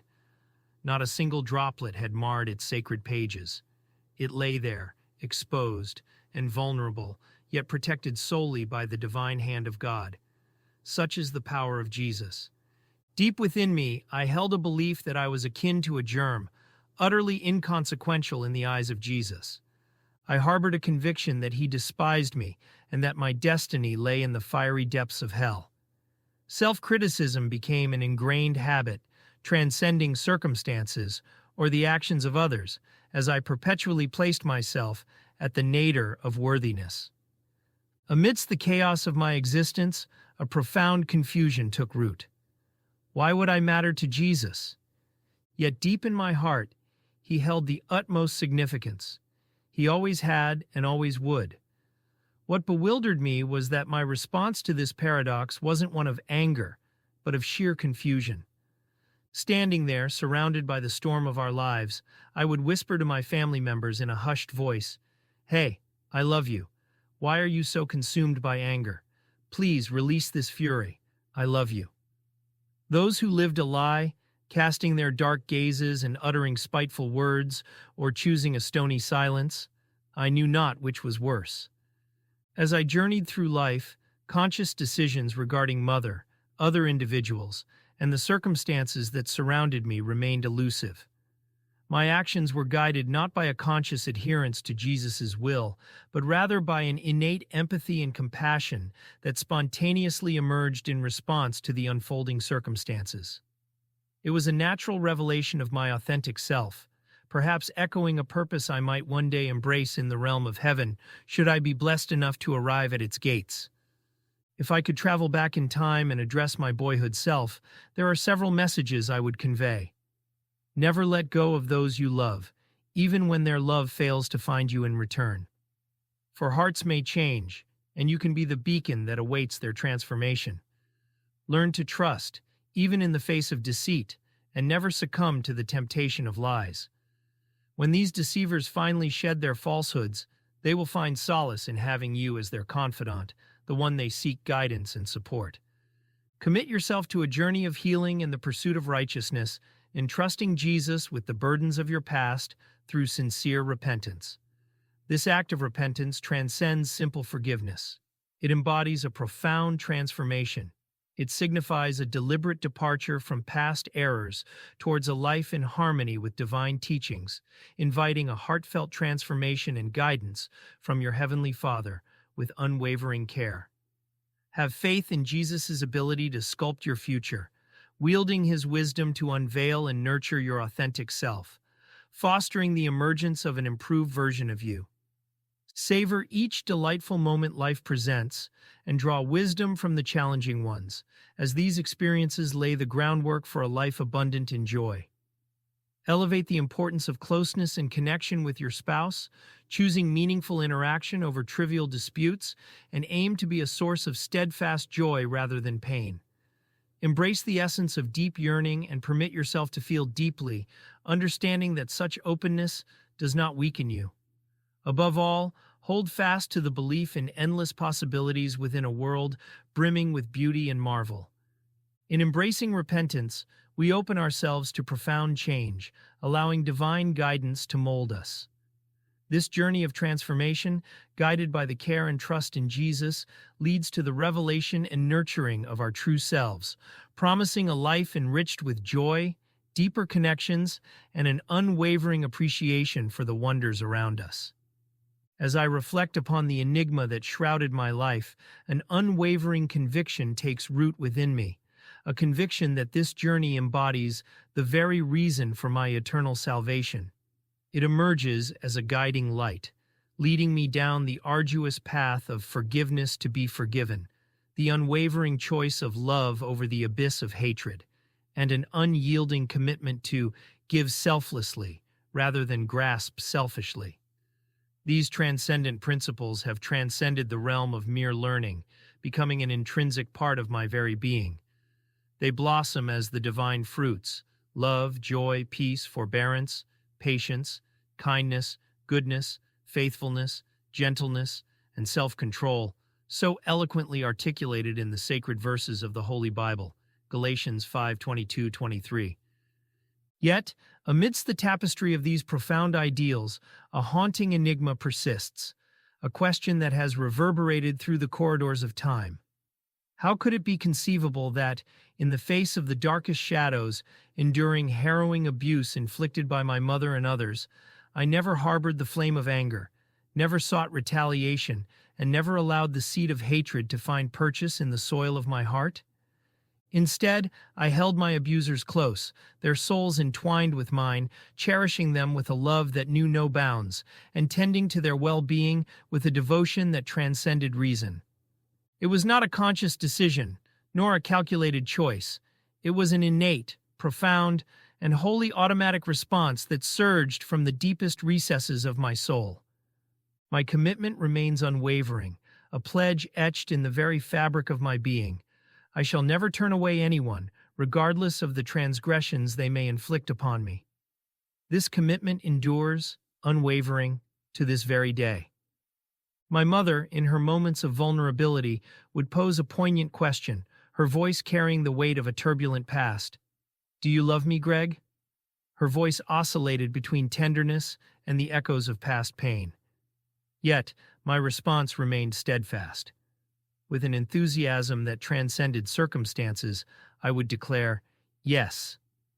Even when Mother's inquiry was tinged with the bitterness of life's hardships, my response remained a constant refrain, though the joy it once conveyed dimmed in the shadow of life's trials. In those fleeting moments when anger momentarily gripped me, the ensuing remorse was profound.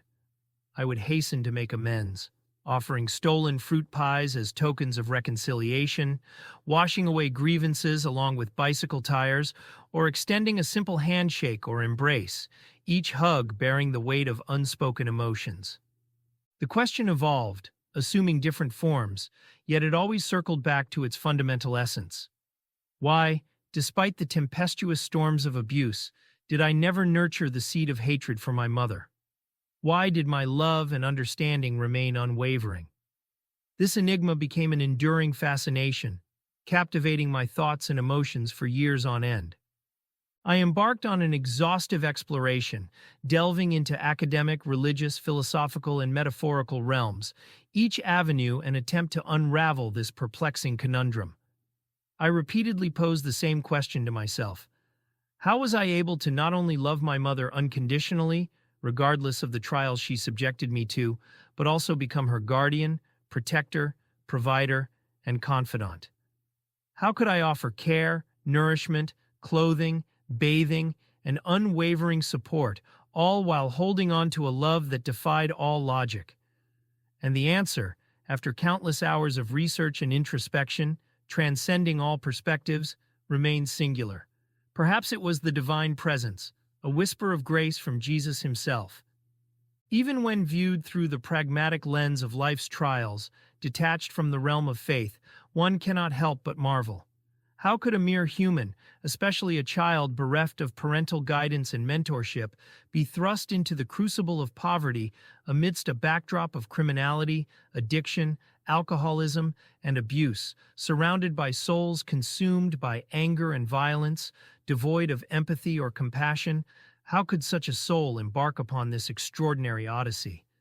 The questions persist, an unending torrent threatening to overwhelm me until I surrender them to Jesus, a curious act that inexplicably soothes. It's akin to saying, "Here, take them, for you alone can bear their weight. Thank you." My mother's departure from this world came when I was just 32, a tender age for such a profound loss. Her passing signified both a conclusion and an ongoing journey within the enigma that has always defined my life. Upon deeper reflection, the truth that unfurls transcends the boundaries of human comprehension, exceeding all expectations. It is a tapestry woven with threads of awe and wonder, beyond the grasp of mere mortals. To aptly describe it, one can only invoke the word mystifying, a word that encapsulates the very essence of our Supreme King. As the age-old adage reverberates, and I utter it with profound reverence and unyielding sincerity, it was all him. In the end, this journey has not only been about the unwavering commitment to forgiveness and love, but also a testament to the unfathomable depth of the human spirit and the divine grace that guides it. It is a story that transcends the boundaries of time, a narrative that continues to unfold, reminding us that in the face of darkness, the light of love can shine brighter than we ever imagined. I will never fully comprehend the depths of my mother's anger and bitterness. Yet, I continue to pray for the day when she will surrender to Jesus, shedding tears of remorse for the pain she inflicted. For in that moment, I know Jesus will envelop her in his loving embrace, bringing forth a transformation that transcends comprehension. It is a testament to the depths of my love for her that, despite all she has done, I remain blessed with the capacity to extend forgiveness. It is a testament to the power of a life anchored in Jesus, the life I strive to share with her. She was simply consumed by anger, nothing more. That's all, Mama. Your anger consumed you, but if you surrender it to Jesus, it will dissipate, and we can become a family once more. Just let go of that anger. I hope that Mother, too, sensed the possibilities that lay within, and though my attempts to show her this truth were met with resistance and sadness, I held on to the hope that one day she would comprehend. I find solace in prayer, wishes, and tears, but I have yet to embrace laughter and song with equal fervor. As I delve into the profound concept of not just love, but unconditional love, my heart and mind consistently journey to a cherished feline friend, a guiding light in my life's narrative. Sam, affectionately called Sam Berdio in later chapters, personifies the boundless depths of love and the celestial connection that intertwined our destinies. I met Sam during my childhood, a time brimming with self-discovery and wonder. His arrival in my life was no mere coincidence. It was a divine gift, a tangible symbol of grace. He entered my world as I was learning life's complex lessons, including the 9 divine fruits of the Spirit, virtues that stand out as beacons in a world often veiled in conflict. Sam's appearance was a stroke of fate, a gentle push from destiny. On a day that seemed ordinary, its profound significance hidden, I found Sam. A delicate, newly born kitten, he lay hidden, overshadowed by his siblings. His situation, if neglected, pointed to a bleak future, a destiny I resolved to change. In that pivotal moment, looking at the abandoned runt, an unspoken empathy welled up inside me. He reflected on my vulnerabilities and my quiet struggles. He was more than a kitten. He was a mirror to my soul, an opportunity to give and receive limitless love. This encounter transcended mere chance. It was a divine calling, a necessity for my existence. With a determination that surprised even Saffron, my neighbor, I announced, "He's mine," claiming the unnoticed kitten. This declaration signified the beginning of an extraordinary relationship, a bond crafted from empathy, destined to profoundly impact my life. Recalling Sambertio brings to mind a few unique habits I developed soon after witnessing the remarkable transformation of Sam's fur. Initially, he was adorned with a sparse and delicate coat, barely enough to shield his tiny, trembling frame. However, as the weeks passed, there was a striking change. His fur grew denser and softer, a luxurious mantle replacing the fine, short fur with which he was born. This physical evolution was not just a testament to his growth, but also seemed to parallel the deepening of our bond. As I embarked on the arduous journey of feeding him with an eyedropper, I watched in awe as his fur started to thicken and soften. It remained short, yet its texture became fuzzy, almost like he was surrounded by a halo of static electricity. He looked incredibly endearing during this stage of his kittenhood. But Sam's fur journey didn't stop there. It continued to evolve as his coat thickened, and I began to see the intricate patterns and tiger stripes forming. By the time he reached 12 weeks, Sam's fur had developed into a soft, velvety texture, and the color pattern became more pronounced and fixed. He had officially entered his kitten coat phase, during which his fur became slightly scruffier before maturing into the sleek coat of an adult cat. Now, about those quirky habits of mine. When Sam's stripes began to appear, I couldn't resist the urge to playfully interact with him. One peculiar habit involved me holding Sam in front of my face, planting kisses on his tiny head, and, quite amusingly, putting his whole head inside my mouth. When he pulled his head out, it was drenched in my saliva, and Sam's expression was a delightful mix of confusion and comical surprise. Oddly enough, he didn't seem to mind my antics. Another eccentric habit was my knack for placing Sam on top of my head, sometimes holding on to him, and sometimes letting him perch there independently. Yet, to my amazement, Sam never lost his balance, never slid off, and never attempted to escape. I would proudly stroll about with Sam as my living hat, a truly unusual sight for anyone who happened to witness it.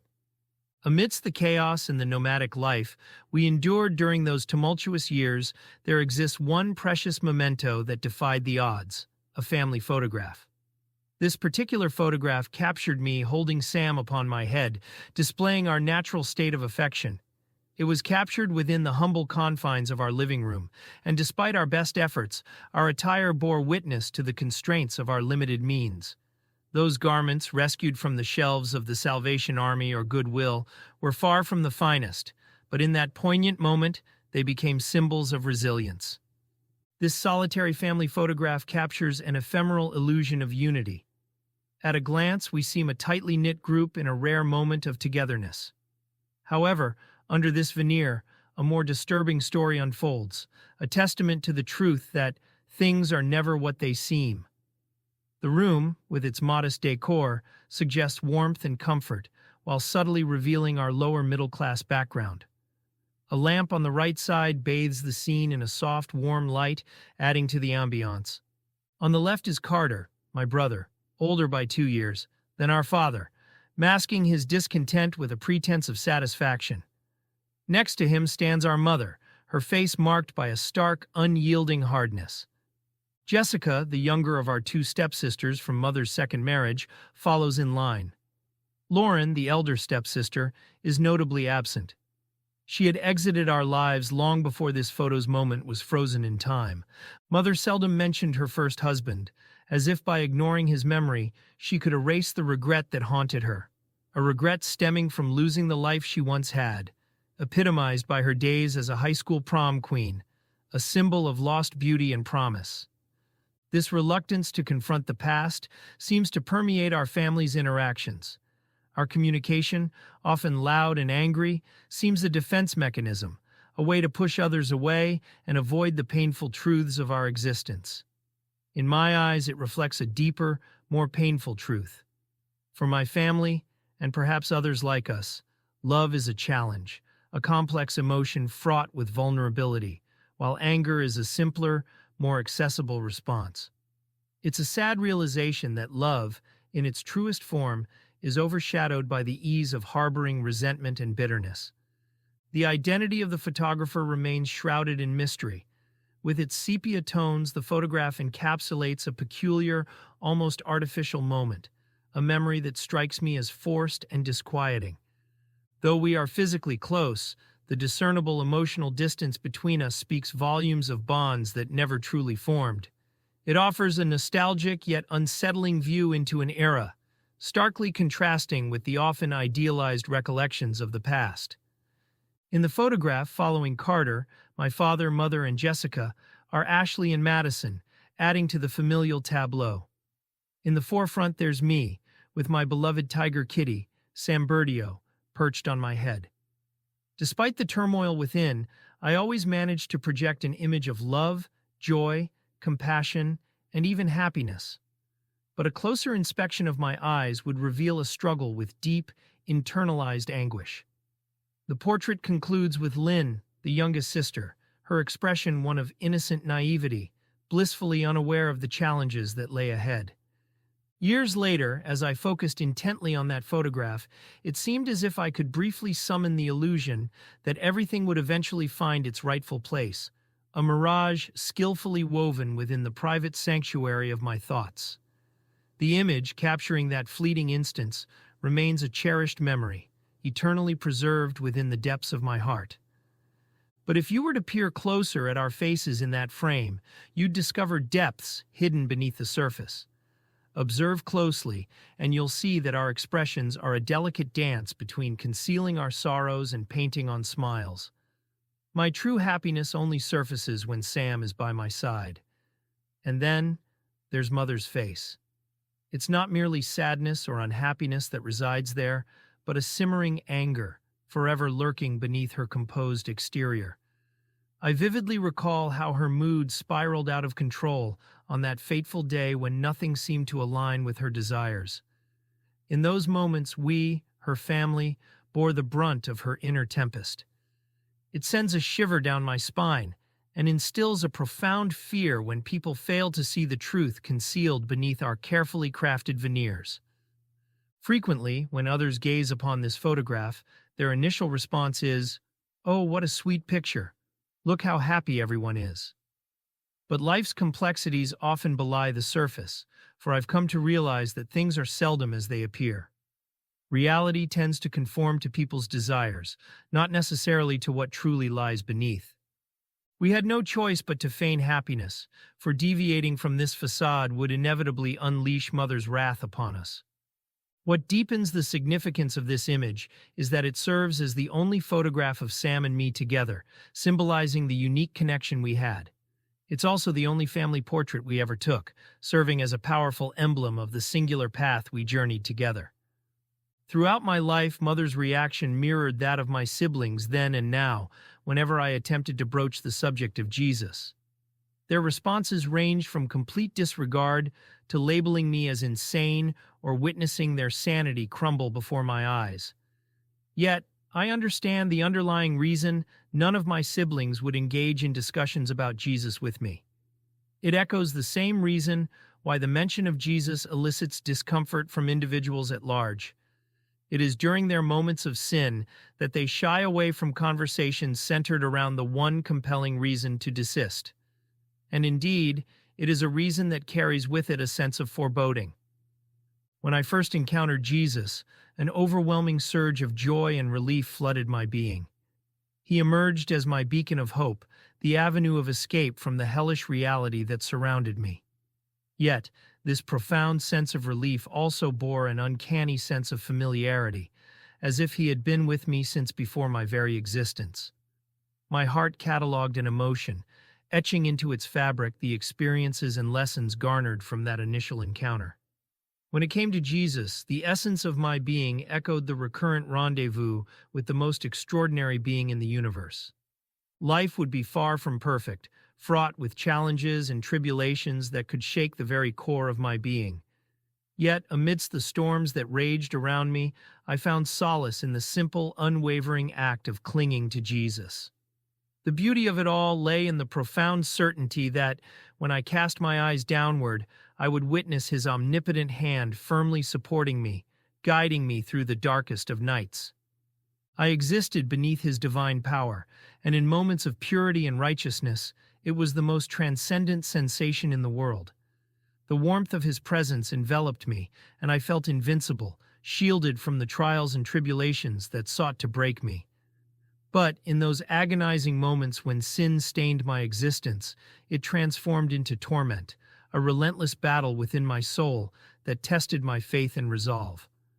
The dichotomy between purity and sin, between the embrace of divine grace and the burden of transgression, was a constant struggle, shaping the very essence of my existence.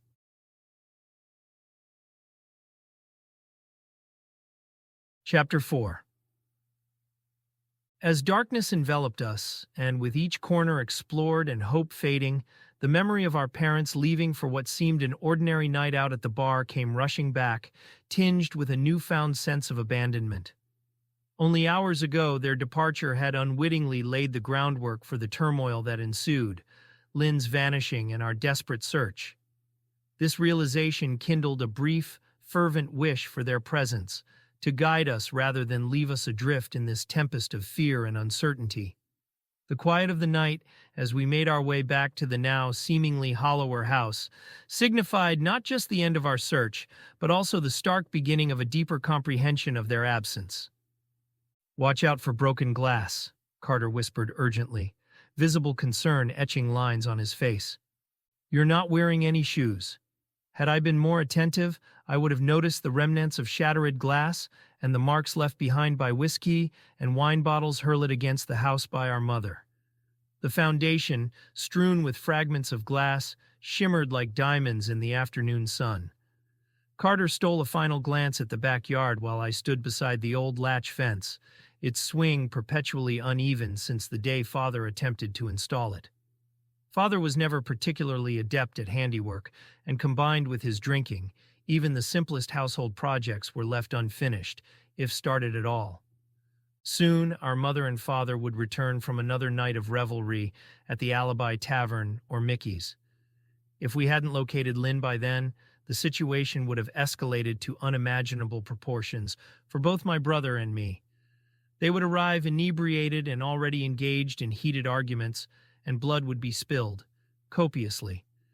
I needed to peer through the kitchen window, so I clambered over the rickety wooden gate and positioned myself on the narrow slat beneath the ledge. It offered the perfect height, but even under my slight weight, it creaked and groaned. The board's edge dug into the soles of my bare feet, eliciting a dull ache that slowly spread up my ankles. We had already inspected the kitchen before leaving the house, but an inexplicable compulsion drew me to check once more. Gazing through the kitchen window had become a ritual of sorts, a way for me to surreptitiously observe Mother. It provided the optimal vantage point, as I was too diminutive to reach the other windows without assistance. The living room window, though closer to the ground, was habitually concealed behind drawn curtains. And if Mother weren't in the living room, she would invariably be seated at the makeshift kitchen table. The kitchen was where she clandestinely stashed her liquor, and her predictable need for a refill mimicked the ticking of a clock. I don't recall ever having screens in the windows, but such details never occupied my thoughts.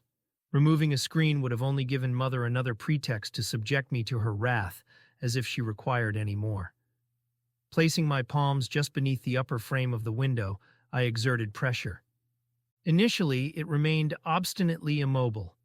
Mustering greater force, I used my legs to augment the effort, which sent searing pain from my feet to my buttocks. There was a popping sound, followed by a hushed creak. The window yielded, sliding open a mere crack, permitting the familiar amalgamation of alcohol and decay to permeate the air. In the backyard, I could still discern Carter's desperate search for Lynn, entertaining the possibility that she might have slipped outside during our absence. I averted my gaze from the kitchen window and felt a cool breeze brush against my face, a refreshingly sweet sensation.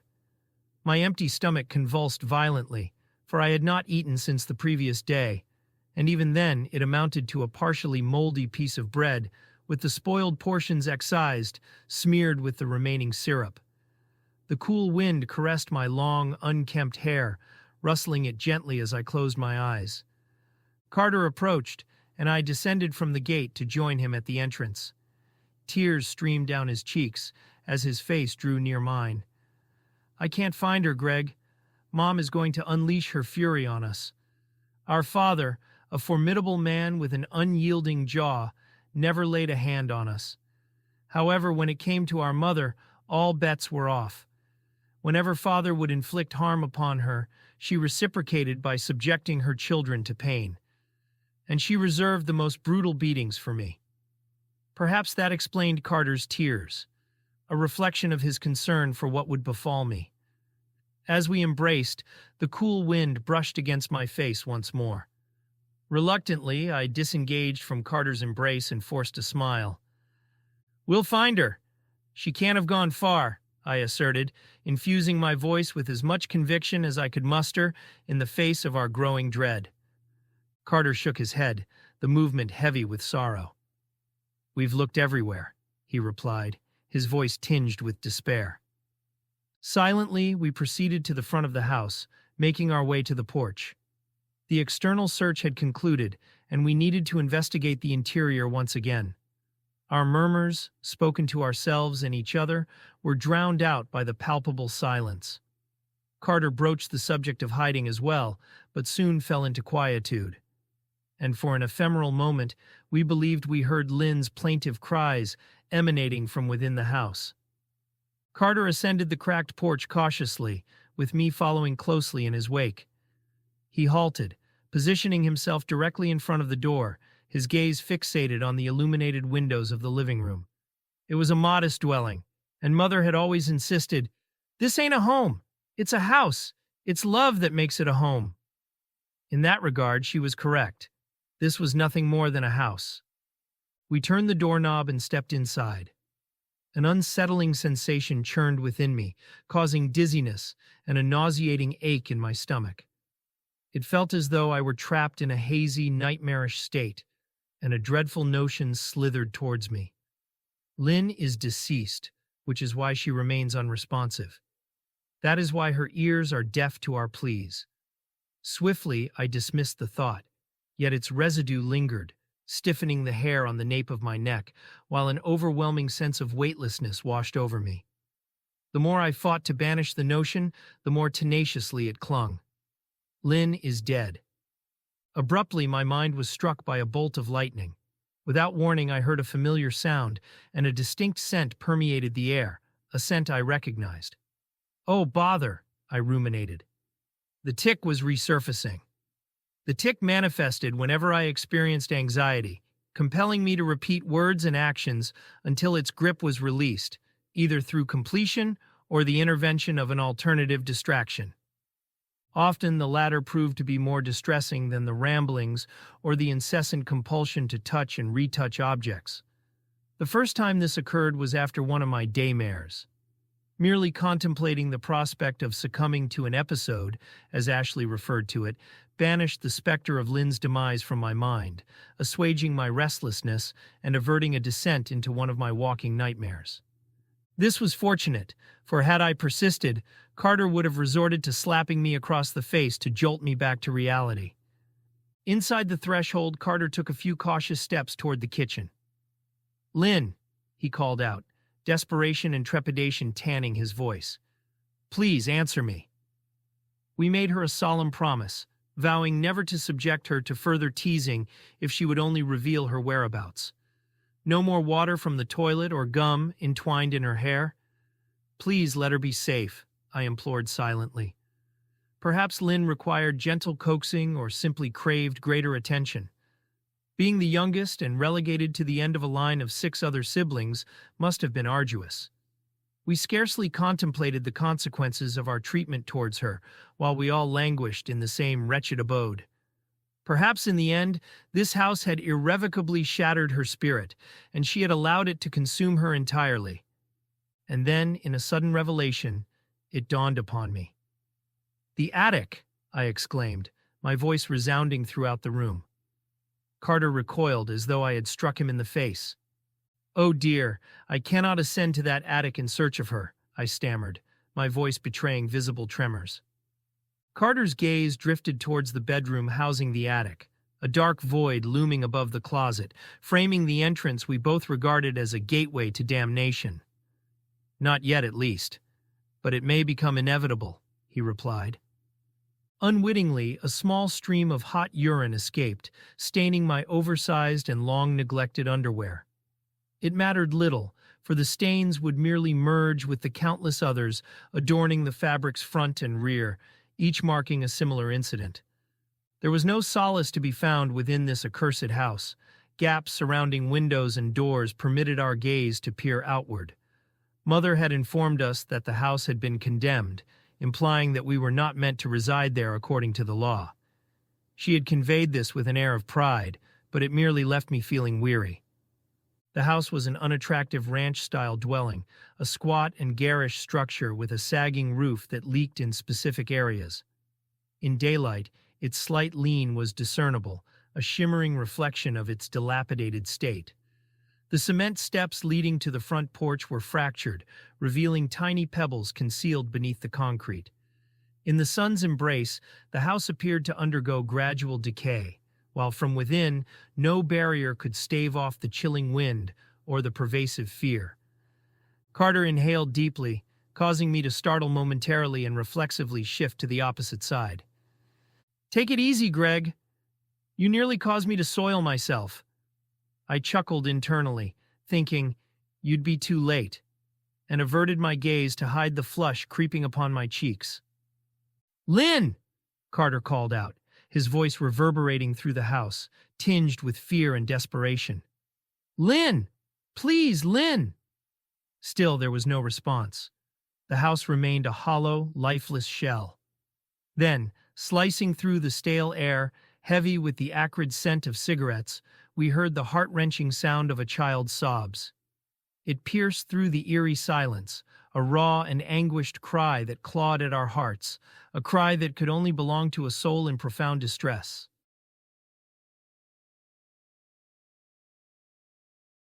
Chapter 5. I had made a solemn vow to me, a pledge to escape this wretched place that had become my prison.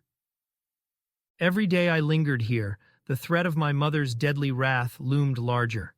Her blows would strike harder, her grip on my throat would tighten just a bit too long, and when my lights went out, I would have no one to blame but myself. The weight of this knowledge, these dark secrets of abuse, burdened me. All I desired was to explore the world, to experience the simple joys of telling time by the hands of a clock or tying my shoelaces. I no longer wished to suffer beatings for failing to find her cigarettes or endure the unspeakable acts she forced upon me. I toiled tirelessly, striving to say and do everything right, desperate not to provoke her anger. And yet, even after she slapped me or struck me in the most sensitive of places, I mustered a smile and uttered the words, "I love you, Mommy." It was a painful charade, pretending that it didn't tear me apart to lie beside her afterward. The agony of those moments was unparalleled, but I mastered the art of persuasion so well that I began to convince myself it was a choice I willingly made. During those desperate times, thoughts of suicide first entered my young mind. I devised a plan, not just for my escape, but to rescue Carter and Lynn as well. It had to be a straightforward plan, and it started with reaching out to Lauren. Rumor had it she lived in a beautiful house somewhere in Minnesota, and perhaps she and her husband would extend their kindness to us, offering a haven where we could find solace. Yet I couldn't divulge this plan to Carter, Lynn, or anyone else. Carter, known for his vengeful streak, would surely betray me in retaliation. Lynn, always eager to curry favor with Mother, would do the same. Despite these fears, I clung to a sliver of hope, a hope based on information from Jessica, a woman whose excessive drinking often blurred the line between truth and fiction. If clinging to a lie meant surviving another day, shielded from a brutal reality, then so be it. Jessica herself wasn't a viable option for refuge. Her life was a maelstrom of its own. With 2 children and a husband caught in the web of an affair, she was overwhelmed. My only path to freedom, to a life where I could learn and grow, lay in escaping this nightmare. I resolved to study diligently, immersing myself in the most challenging subjects, holding on until knowledge became an indelible part of my being. At the tender age of 10, I possessed an innate understanding of the importance of survival. Among many things, I learned to always keep a basic first aid kit in the house and to learn everything I could about everything I could. In addition to that, coming from a world where I had zero opportunities, I was going to seize every opportunity I could get, all the food I could eat, all the love I could get, all the fun I could have, and all the knowledge I could acquire. I was already doing pretty well with street sense and wisdom. Suddenly, Carter's head jerked backward as though he had collided with a low-hanging branch. "Did you hear that?" he exclaimed, barely allowing me a chance to respond before adding, "It sounds like Lynn crying." I heard it too. In an instant, my daydreams of escaping this wretched existence vanished from my mind. We cautiously moved toward the source of the sound, taking small steps, pausing to listen for another cry, and bracing ourselves for its arrival. Now we stood at the intersection of the narrow hallway and the living room, feeling a chilling breeze that couldn't have originated from inside the house. I surmised that one of the bedrooms lining the hallway must have a broken or open window. Almost every mirror and pane of glass in the house bore cracks and missing fragments, a constant hazard that sliced our bare feet. "Carter," I hissed urgently, "we need to find Lynn." A heavy silence enveloped us, as Carter stood frozen, seemingly lost in thought. Time was slipping through our fingers like grains of sand. Lynn's piercing scream, which had shattered the night's calm, echoed in my mind, fueling my growing fear about what we might discover. Our window of opportunity was rapidly closing. Our parents would return by morning. The bars, their usual haunts, would shut down around 3 a.m., and that moment was drawing perilously close. The impending return of our parents sent my heart racing into a frenzied tempo. I pressed a hand against my chest, attempting to quell the frantic fluttering inside. As I waited for Carter to compose himself, a hollow drumming filled my ears, amplifying the silence. The unknown whereabouts of Lynn sent waves of terror through me, and the rapidly unfolding events threatened to engulf me in a tumultuous sea of uncertainty.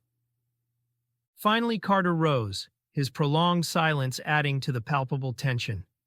In a terse tone, he declared, "Let's go." We entered the bedroom, the same room where Mother would entertain drunken and married men for a few measly bucks. It was also the room where Carter and I slept, sharing a bed tainted by a history we desperately wished to forget. Our parents were the epitome of hypocrisy, demanding obedience from us while indulging in their vices. Mother painted me as deviant, but she engaged in sordid encounters with the men of our neighborhood, sometimes even in the very bed where I was to rest. In the bedroom, Carter's cries for Lynn echoed through the house, each plea laden with desperation, yet met only with eerie silence. With each shout, my nerves were on edge, anticipation gnawing at me like a relentless predator. Carter's voice, a mixture of fear and determination, cut through the stifling atmosphere as he declared, "We have to go up there." The closet was more like a cramped crawl space, its raised platform a couple of feet above the floor. Inside, Lynn could easily stand, her head only inches from the attic opening. Carter and I had to squat upon entering, but once inside we could sit somewhat comfortably. Standing upright, we could push open the panel door and ascend into the attic without too much difficulty. A small 3-rung stepladder sat nearby, providing the means for Lynn to join us in that dark unknown. Placing the ladder atop the platform, she would be able to reach the attic, her small body disappearing into the shadows above, much like the fears and mysteries that enveloped our lives at that moment. "Go up to the attic and look around," Carter urged, his voice laced with a blend of impatience and fear. But courage eluded me. The attic panel, jarringly askew, loomed like a menacing portal. A chilling gust swept down from the attic, laden with a putrid stench that invaded our nostrils. The air around us was a tumultuous dance of warm and cold currents, swirling in an unpredictable, disorienting ballet. Another bone-jarring bump, closer and more thunderous than before, sent shockwaves through the house. It was followed by a gut-wrenching scream that tore through the stillness. My senses whirled, and I teetered on the precipice of unconsciousness. Just as I began to slip into the abyss of darkness, Lynn's piercing scream shattered the silence once more. Unmistakably her voice, a haunting cry that echoed with fear and desperation.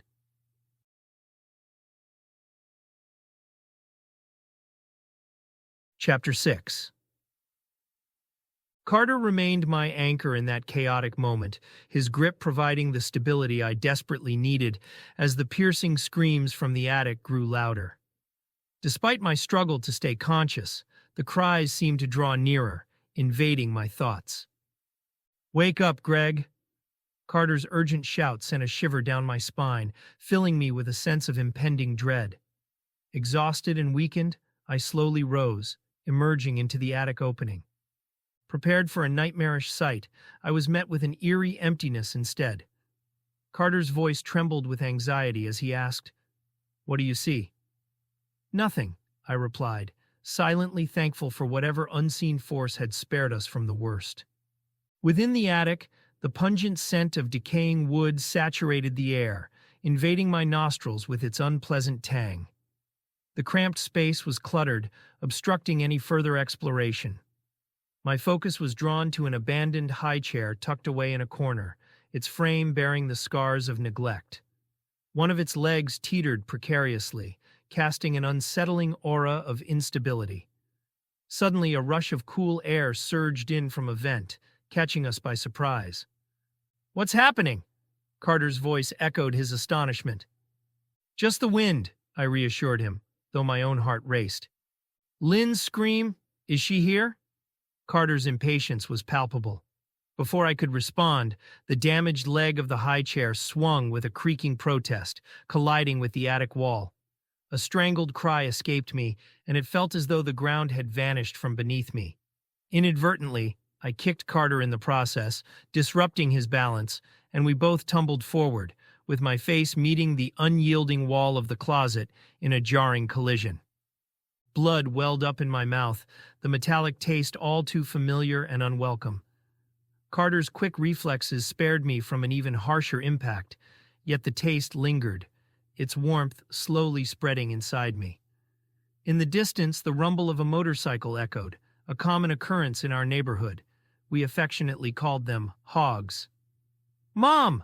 I blurted out in panic, my heart racing. "Mom will be back soon." Carter understood my fear and carefully disentangled us, helping me to my feet. We were on the move again, driven by the urgency of the situation. Upon reaching the attic's entrance, fear gave way to an unsettling unease. "Lynn! Lynn!" I called out, my voice filled with desperation, but only silence replied. I turned, scanning the attic until I spotted a huddled figure in the corner, weeping. "Lynn?" I approached cautiously. It was indeed Lynn, trembling in the corner.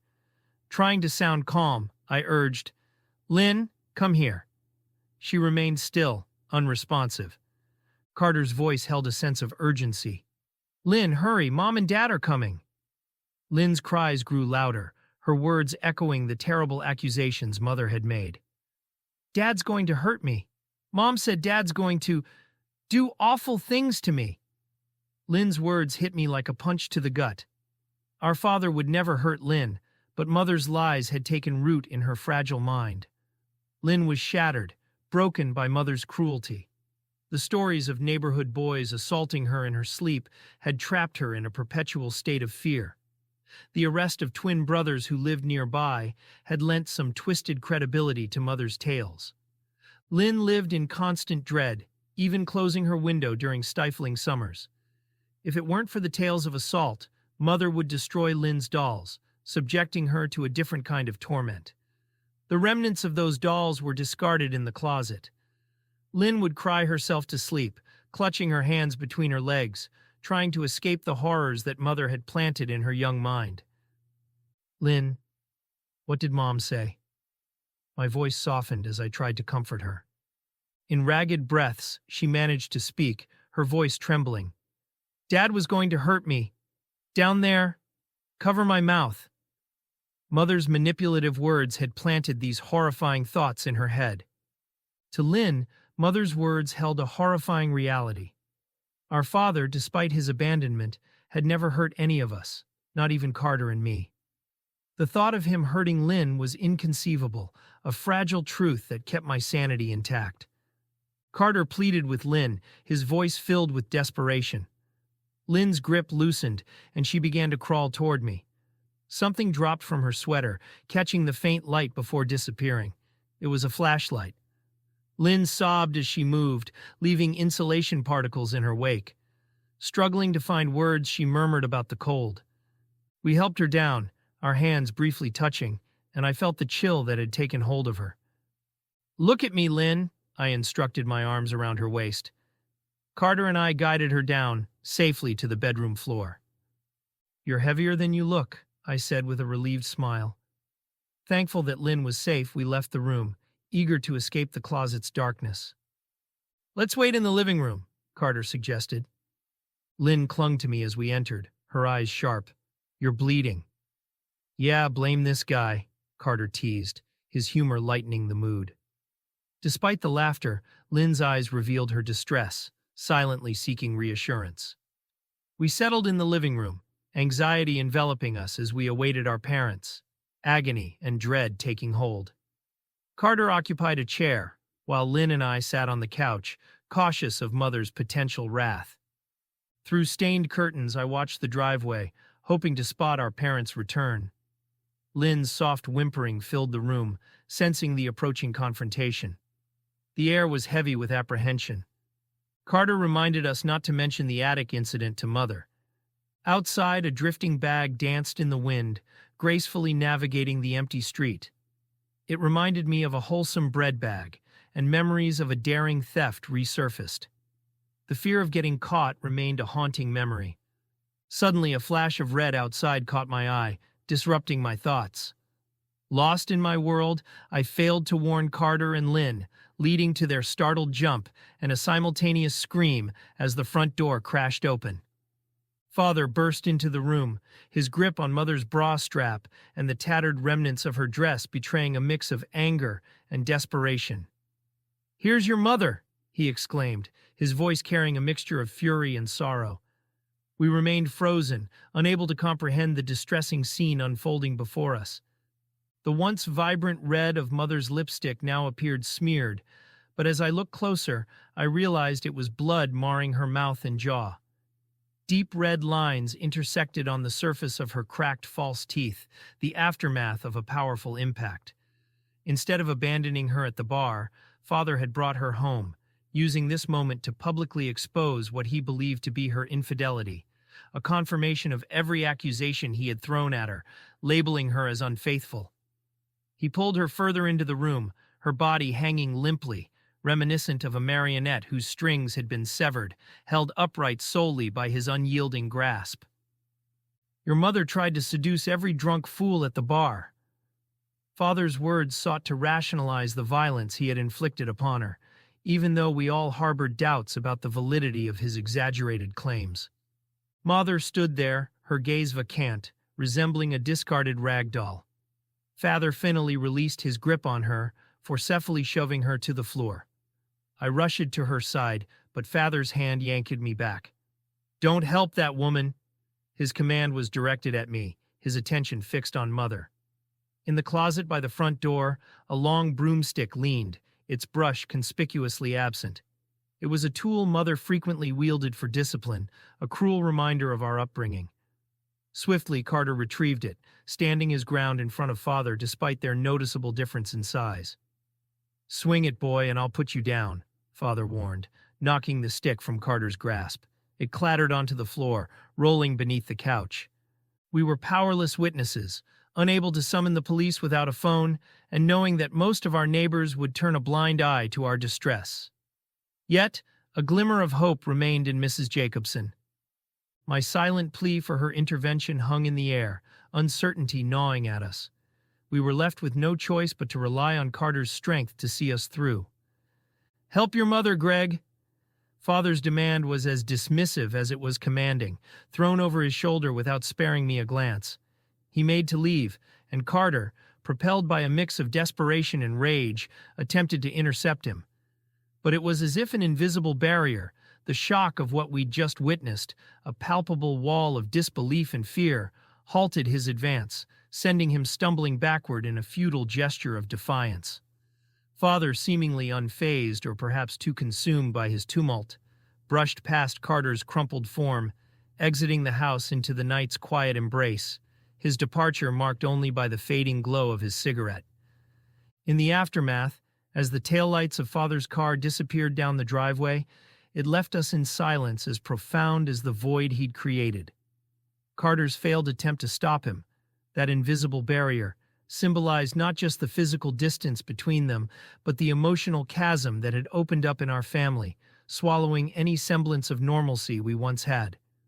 Our mother, a figure of resilience now reduced to silence, her condition a stark testament to the night's horrors, left us grappling with a reality where the barriers we faced weren't just physical, but deeply emotional, the consequences of which we were only beginning to comprehend.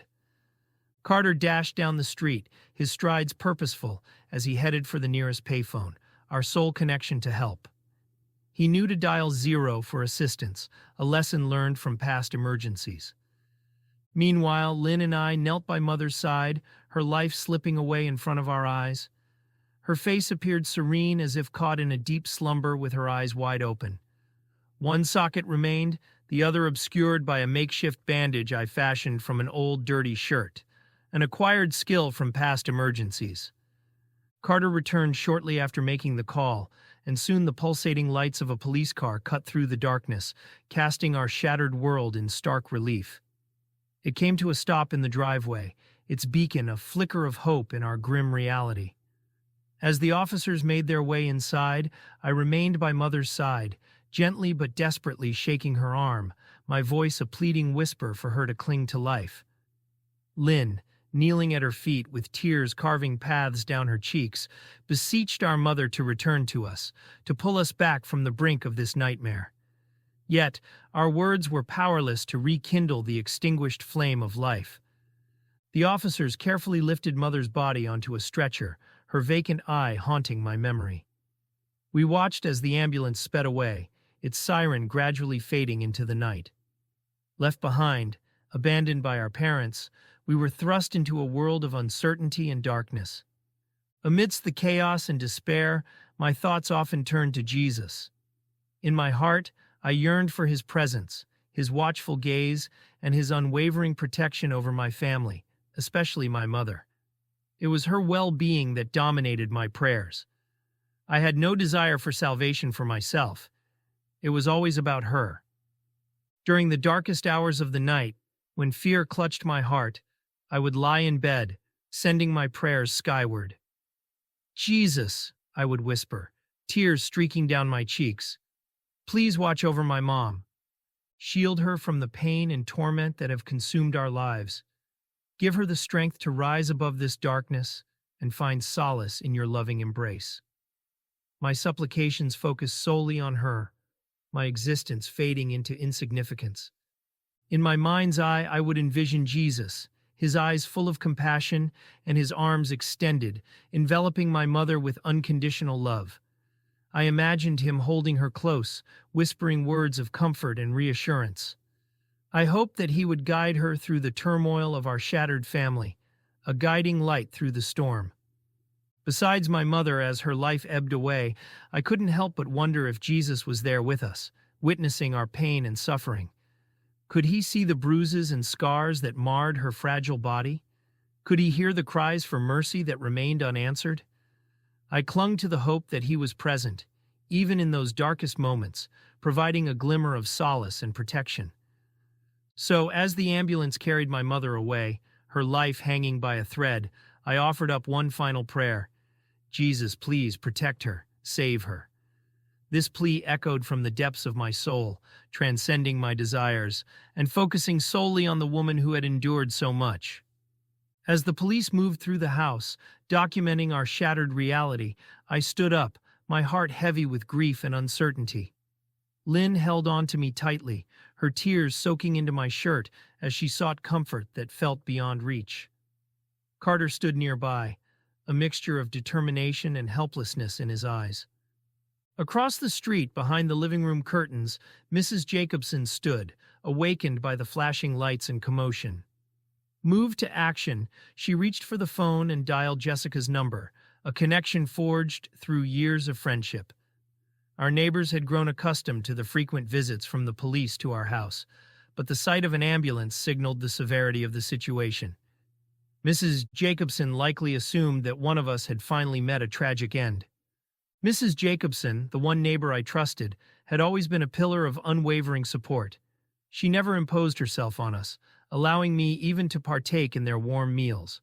Her kindness extended beyond nourishment. I could count on her to offer a kind word or an extra penny when I needed it most. Jessica, alerted to the unfolding events, rushed to our house, her determination evident as she entered the chaos that had consumed our lives.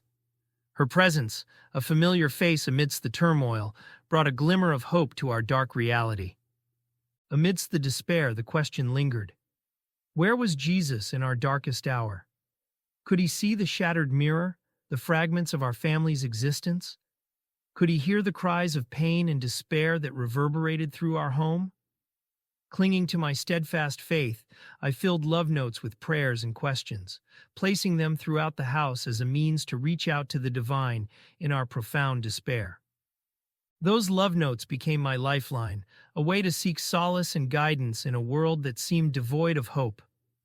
In the shroud of darkness that enveloped our world, I clung desperately to the unwavering belief that Jesus was present, his divine ears attuned to my whispered prayers. I envisioned him watching over my mother, a solitary beacon of hope amidst the suffocating abyss.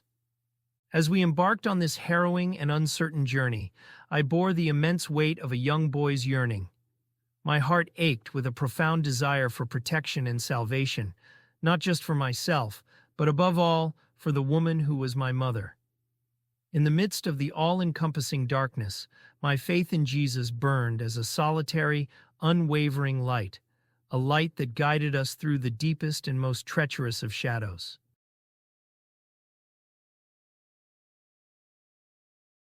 Chapter 7. Upon Jessica's arrival, she was met with a chaotic scene of police cars, flashing lights, and curious neighbors who had gathered like vultures drawn to the scent of a tragedy. Exhaustion had mingled with a strange sense of relief after the paramedics had attended to my mother and taken her to the hospital. The events of the evening were already beginning to blur into a haze. The night's horrors had left me drained, a heavy weight settling on my shoulders, a culmination of years of enduring abuse and suffering. As I stood there waiting for Jessica to come in, I found solace in silent prayer, my heart aching for my mother's survival and safety. I pleaded with Jesus, an earnest plea to free us from this nightmarish existence, a promise to beseech Jessica to expedite our escape. The tension in my mind and body had reached a breaking point, my emotions teetering on the precipice of collapse. At last, when Jessica's car screeched into the driveway, her hasty correction punctuated the stillness of the night with a jarring sound. I could sense her agitation and distraction, her headlights momentarily blinding me as they cut through the darkness.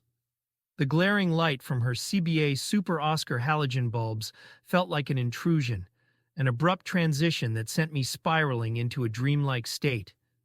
The brilliance overwhelmed my senses, and the memory that followed was hazy, a gap in my consciousness that led to my mind seeking refuge in its depths. In the midst of this disorientation, all I remember is fervently praying for my mother's safety before slipping into a void, reawakening later at Jessica's place.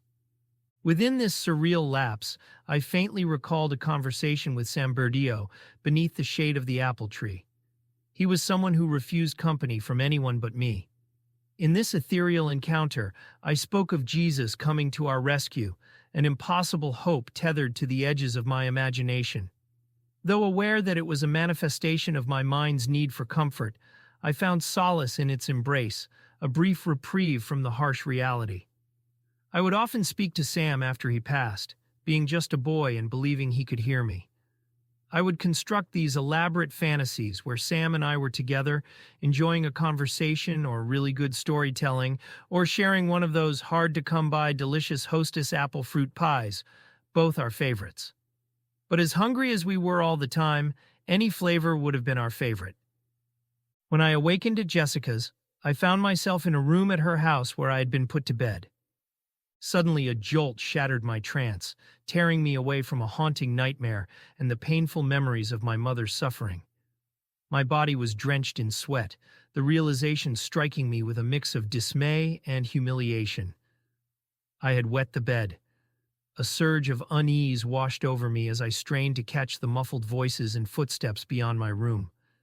Panic engulfed me, its cruel grip tightening around my chest and stealing my breath. Darkness swirled in, erasing my surroundings and trapping me in a suffocating void. Overwhelmed, I leaned over the side of the bed and vomited. Slowly, a sense of presence returned, and I regained awareness, my mind clearing like fog receding. I focused on the sensation of the mattress beneath me, determined to regain control over my racing heartbeat and shallow breaths. I forced myself to move, to kneel, and confront the unsettling reality, summoning every ounce of strength to clean up the mess, an act of desperation to regain a semblance of normalcy. The memory of Jessica's look of disdain as I had thrown up earlier haunted me, a vivid image that compounded my distress. The combined weight of that haunting gaze and the lingering smell in the air threatened to overwhelm me again, but my stomach was empty, unable to produce another wave of nausea. It was an added layer of humiliation, an insult layered onto the injury of an already agonizing situation. Summoning my resolve, I joined Jessica, Carter, and Lynn in the kitchen, draped in one of Jessica's shirts. Hunger gnawed at our bellies, driving us to devour our food ravenously, our bodies craving sustenance after the emotional turmoil. Afterward, I retreated to a different room to sleep while my soiled clothes were tended to. As sleep finally claimed me, there were no haunting dreams this time, only the respite of oblivion. As the sun dipped below the horizon, casting long shadows across the room, Carter's voice gently roused me from a restless slumber. He brought news of Mother's condition at the hospital, and relief washed over me as I realized I had managed to escape another night without the shame of wetting myself. Grateful for this small victory, I hastily dressed and shuffled my way to the kitchen, where Jessica was busy with a bucket that held the remnants of my earlier distress. Her silent acknowledgement hung in the air, and the lingering scent of vomit stung my senses as I walked past the room that had briefly become a testament to my vulnerability. Deep within the recesses of my being, an unyielding belief in my irreparable brokenness took root. To me, I was little more than damaged goods. This conviction had taken hold during the formative years of my life, nurtured by my mother's harsh words and my father's callous neglect. The agonizing torment I endured at the hands of the corner store manager only reinforced these feelings of worthlessness that had become so ingrained. That manager, an aging and gruff figure who spoke a language my mother identified as Hungarian, had become an unfortunate fixture in our twisted narrative. My mother, in her turbulent way, would unleash her fury upon him, even stooping to theft from his store. But when her actions inevitably caught up with her, his anger was redirected toward me. I can still feel the weight of those chilling moments when he would curse and threaten my very existence, the barrel of his shotgun ominously pointed in my direction, its twin voids reminiscent of Elmer Fudd's cartoonish weapon. But this was no cartoon. It was a terrifying reality that I had to confront. My feelings toward the man were a mixture of fear and resentment, the latter stemming from his reciprocation of my mother's grudge. I was merely an innocent pawn trapped within a convoluted cycle of animosity. Amid this chaos, it's no wonder that I saw myself as fundamentally flawed, forever marked as damaged goods. During Mother's time in the hospital, it became painfully evident that she would not press charges against Father, her financial dependence on him taking precedence over her safety. Her injuries, including a fractured skull and a broken jaw, were harsh reminders of her scars, both visible and invisible. The juxtaposition of gratitude for her survival and the knowledge that her maltreatment of me would resume was a bitter pill to swallow. Living under Jessica's roof provided a temporary haven from Mother's cruelty, but it was apparent that Jessica had little desire for our presence. Our only glimmer of hope rested in the hands of Lauren, our half-sister. If her memory of us was shrouded in uncertainty, there remained a slim chance that she might extend a helping hand. However, the weight of our past, our battered and bruised selves, felt like an insurmountable barrier. As we said our goodbyes to Jessica's home and joined her to pick up Mother from the hospital, a sense of trepidation settled over me. I reluctantly clambered into the car, seeking refuge beside Carter, the familiar and comforting presence of my brother. As we embarked on the journey, sleep beckoned, offering a brief escape from the turmoil of reality. In the embrace of slumber, memories of my cherished cat, Sambertio, danced through my mind. Tears welled up, obscuring my view of the world around me, and by the time we reached the hospital, the wave of nausea had subsided. However, the anxiety of facing Mother loomed large. Mother, her face unrecognizable due to her injuries, rejected my hesitant attempt at a hug. Carter and Lynn, eager to bridge the gap, enveloped her in their arms. The silence was heavy, her strained voice struggling to make its way through her wired jaw. The sting of her rejection lingered, leaving a trail of uncertainty in its wake. Once Mother was back home, days turned into nights, and Mother's physical wounds slowly mended. But the gaping emotional chasm between us remained, a chasm brimming with a volatile mix of anger and frustration. Amid this bleakness, a spark of determination ignited within me. I fixed my gaze on a new path forward, one that shimmered with the faint promise of hope. Lauren, our half-sister, became the focal point of my aspirations, a beacon of potential for a brighter future. Memories of a time when she had been a loving sibling served as fuel for my hope amidst the pervasive darkness that enveloped our lives. In the silence of the night, I made a solemn vow to myself. I would find her, reach out to her, and prove that despite our fractured state, we were still deserving of love and acceptance. With a flicker of optimism, I closed my eyes, readying myself to embark on a daunting journey of healing and redemption. As sleep gently enveloped me, I knew that the road ahead would be strewn with obstacles and uncertainties. Yet, for the first time in a long while, a glimmer of hope illuminated the path, guiding me toward the elusive promise of a brighter tomorrow.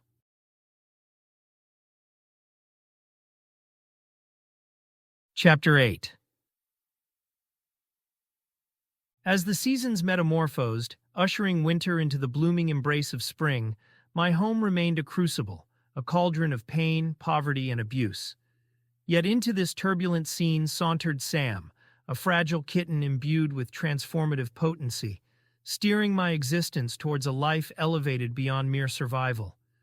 The burden of caring for my mother, a task rendered doubly complex by cultural incongruities, had weighed me down profoundly.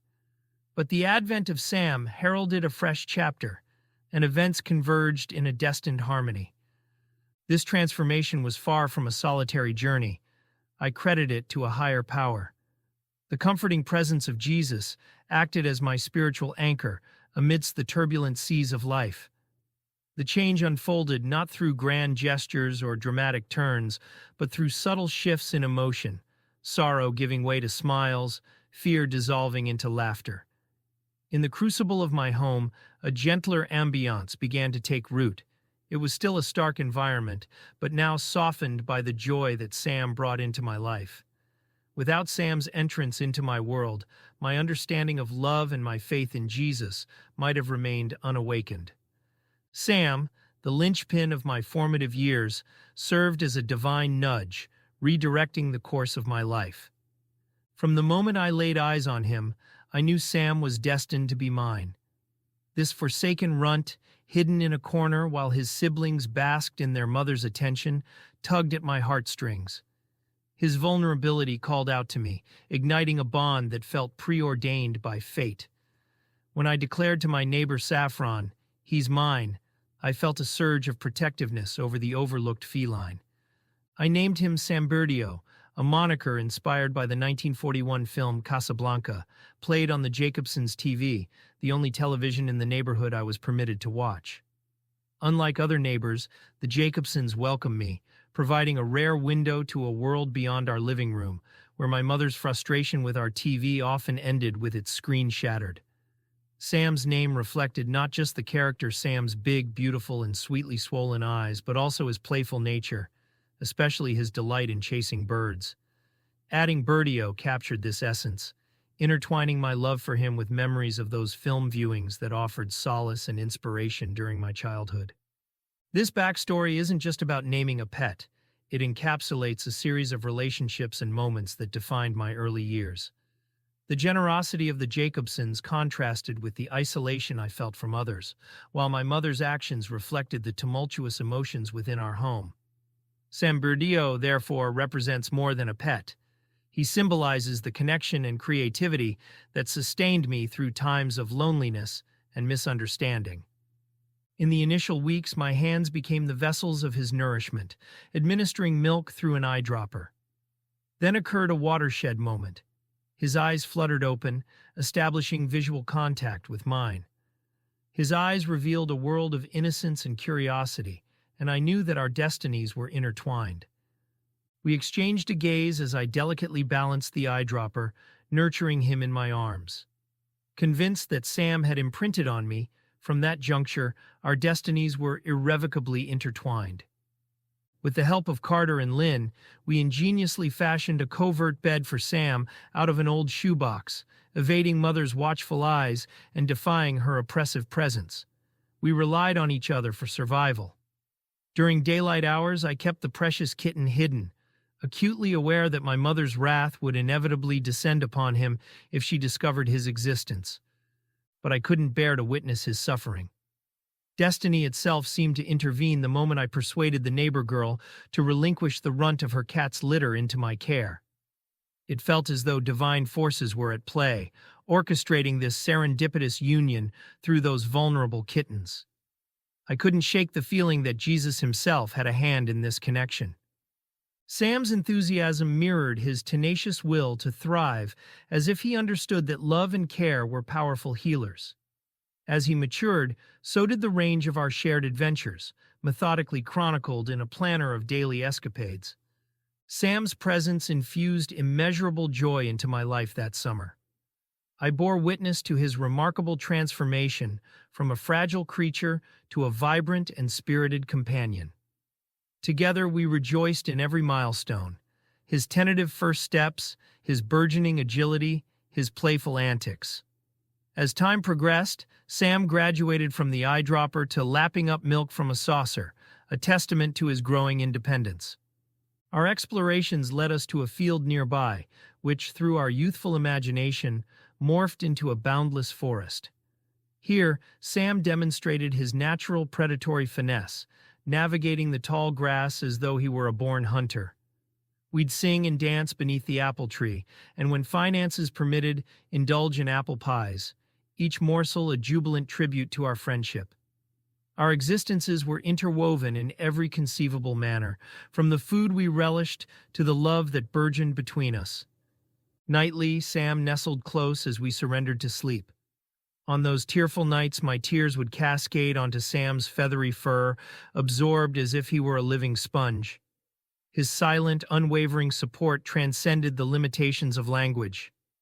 Sam was not just a pet. He was the embodiment of compassionate care, acting as both a guardian angel and a steadfast friend during our shared hardships. My love for him was a beacon of joyous love, starkly contrasting with the powerfully strong yet intricately pained love I felt for my mother. She was a woman who resisted the idea of me having even a small companion, fully aware of my deep-seated loneliness. This pain was so vividly reflected in my eyes that I began to shun my reflection, a habit persisting to this day. It's with a heavy heart I admit this, reflecting the same reasons that once made me sorrowful as a child. As the harsh summer sun intensified our shared difficulties, I once again felt the reassuring touch of Jesus' eternal love. Sam, a divine offering, fortified my belief in love and spirituality. Our silent conversations morphed into ethereal exchanges, lifting my spirit toward celestial realms. In the aftermath of that halcyon period, a poignant emptiness lingers. In the spaces where Sam's reassuring purrs once resided, silence now reigns. Nevertheless, his enduring legacy continues to subtly influence my family and guide me toward a future illuminated by compassion. In our shared journey, the affectionate moments with Sam were marked by a unique expression of our bond, the click smooch. This term was born from the peculiar clicking wet sound that echoed each time I kissed Sam and pulled away. It became a delightful part of our interaction, a signature of the intimate moments we shared. These click smooches were not just physical expressions of affection, but symbols of the deep spiritual connection we shared, enriching our narrative with a distinctively individualized touch. This sound, a quaint but profound articulation of our bond, underscored the mutual understanding and love that transcended words, embedding a sense of joy and comfort in our companionship. Now, hearkening back to the first night I spent with my new kitten, I recall it marked the beginning of an enduring and unconditional love, a love that graced me with the extraordinary gift of being loved back. I made a solemn promise to myself I would shield this innocent creature from any harm that dared to cross his path. His presence brought me companionship and solace, a balm for my profound loneliness. Only Jesus could fully grasp the depths of my needs that my mother would not even acknowledge. My birthday, a time for celebration, was overshadowed by my mother's moody spells and bouts of depression. But Jesus understood. Once again, he demonstrated his unwavering support by gifting me with a companion who would love me unconditionally. Sam's unwavering affection for me became my lifeline, and I returned that love with a fierce and unyielding devotion. Jesus always came through for me. But Mother's disdain for Sam was palpable, and her threats against his life were frequent. I assumed the role of his guardian, erecting a protective shield around him, warding off her anger and hostility. Sam possessed an uncanny ability to elude her presence, a testament to his cleverness and our unspoken connection. In search of solace, we found refuge beneath the sanctuary of the apple tree. Sam would nestle into my lap, his fur like velvet beneath my touch. In those precious moments, our bond transcended the physical realm. The troubles of the world faded into insignificance.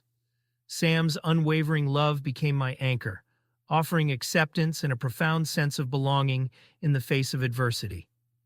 Yet, one fateful summer day, as Sam slumbered peacefully on my lap beneath the apple tree, Mother suddenly shattered our sanctuary. To my astonishment, Sam remained undisturbed, an eerie and unsettling observation. Her screams pierced the tranquility, demanding my immediate attention. Through the interlacing branches and leaves of the tree, I could see her flushed, enraged face. With great care, I rose to my feet, cradling Sam in my arms, and navigated through the makeshift doorway of branches. Mother stormed off into the house without holding the door for us. I entered the house, crossing the barren kitchen, a place stripped of warmth and sustenance, and proceeded to the living room. It was then that my thoughts shifted back to Sam, and I gently laid him down on the couch, becoming aware of his uncharacteristic lack of response to Mother's outburst. Sam would typically become alert and tense whenever she raised her voice, especially if it were directed at me. It was at that moment that I had an unsettling realization. Sam was genuinely ill. The weight of that realization bore down on me like an iron anchor, intensifying the burden I had carried for so long. With Sam now safe beneath the tattered red blanket on the couch, I summoned the courage to confront Mother. In my mind, I could envision Jesus standing beside me, offering silent solace. Even though I couldn't hear his voice or feel his touch, I held fast to the belief that he was watching over us. In moments of despair, Jesus became my sanctuary, the source of my strength in the face of life's relentless trials. Clinging to the comforting presence of Jesus, I closed my eyes, ready to face whatever lay ahead. The sanctuary of my mind shattered as Mother's forceful grip tightened around my throat, forcibly yanking me away from the imagined presence of Jesus. Her rage signaled the beginning of a violent confrontation. Struggling for breath, I was reluctantly forced to confront the harsh and painful reality. With my heart heavy, I admitted to the theft of her cigarettes, constructing a fabricated tale to shield Carter from the blame. In response, Mother's fury manifested in a swift, punishing blow to my face, causing my lip to split. Overwhelmed and defenseless, I crumpled to my knees under the weight of her assault. But before she could strike again, an unexpected and unlikely presence intervened. An old, well-worn Bible adorned with an image of Jesus on its cover. In a surreal twist, Mother's touch transformed from aggression to an odd tenderness as her hand gently brushed against my bruised cheek. She pressed a kiss to my forehead, abruptly ending the ordeal. Seeking refuge from the tumult, I retreated to the bedroom, where Sam, brought inside by Lynn, awaited me. Clutching Sam to my chest, I sensed his tiny body trembling, mirroring the quivers that racked my frame. Tears flowed unchecked down my cheeks as I held him close, searching for any signs of distress. It was with a profound sense of relief that I finally observed his exhausted yawn, assuring me that he was merely sleeping soundly. Amidst my tears, the distant echoes of Mother's incoherent mutterings drifted in from the living room, an ever-present reminder of the turbulent environment that suffused our lives. Fueled by an unwavering determination to shield Sam from harm, I silently vowed to find a way to provide for him. Our meager existence within the confines of our modest dwelling posed its limitations, but I was resolved to find a solution, even if it meant resorting to surreptitious means to obtain milk and cheese from the corner store. In the haven of my imagination, embraced by the perpetual presence of Jesus, I found not only refuge, but also a steadfast strength to guard Sam, my unwavering ally, in a realm enveloped by darkness. United, we ventured through life's tempests, held firm by the conviction that love, in its most tender form, harbors the strength to surpass life's challenges. This love, both delicate and tenacious, bolstered our souls, illuminating our path through the profoundest of tempests.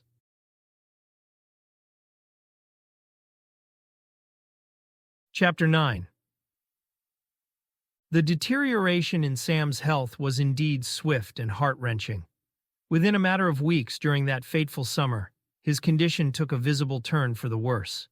His once sturdy frame dwindled, and he was plagued by distressing seizures that seemed to torment his frail body.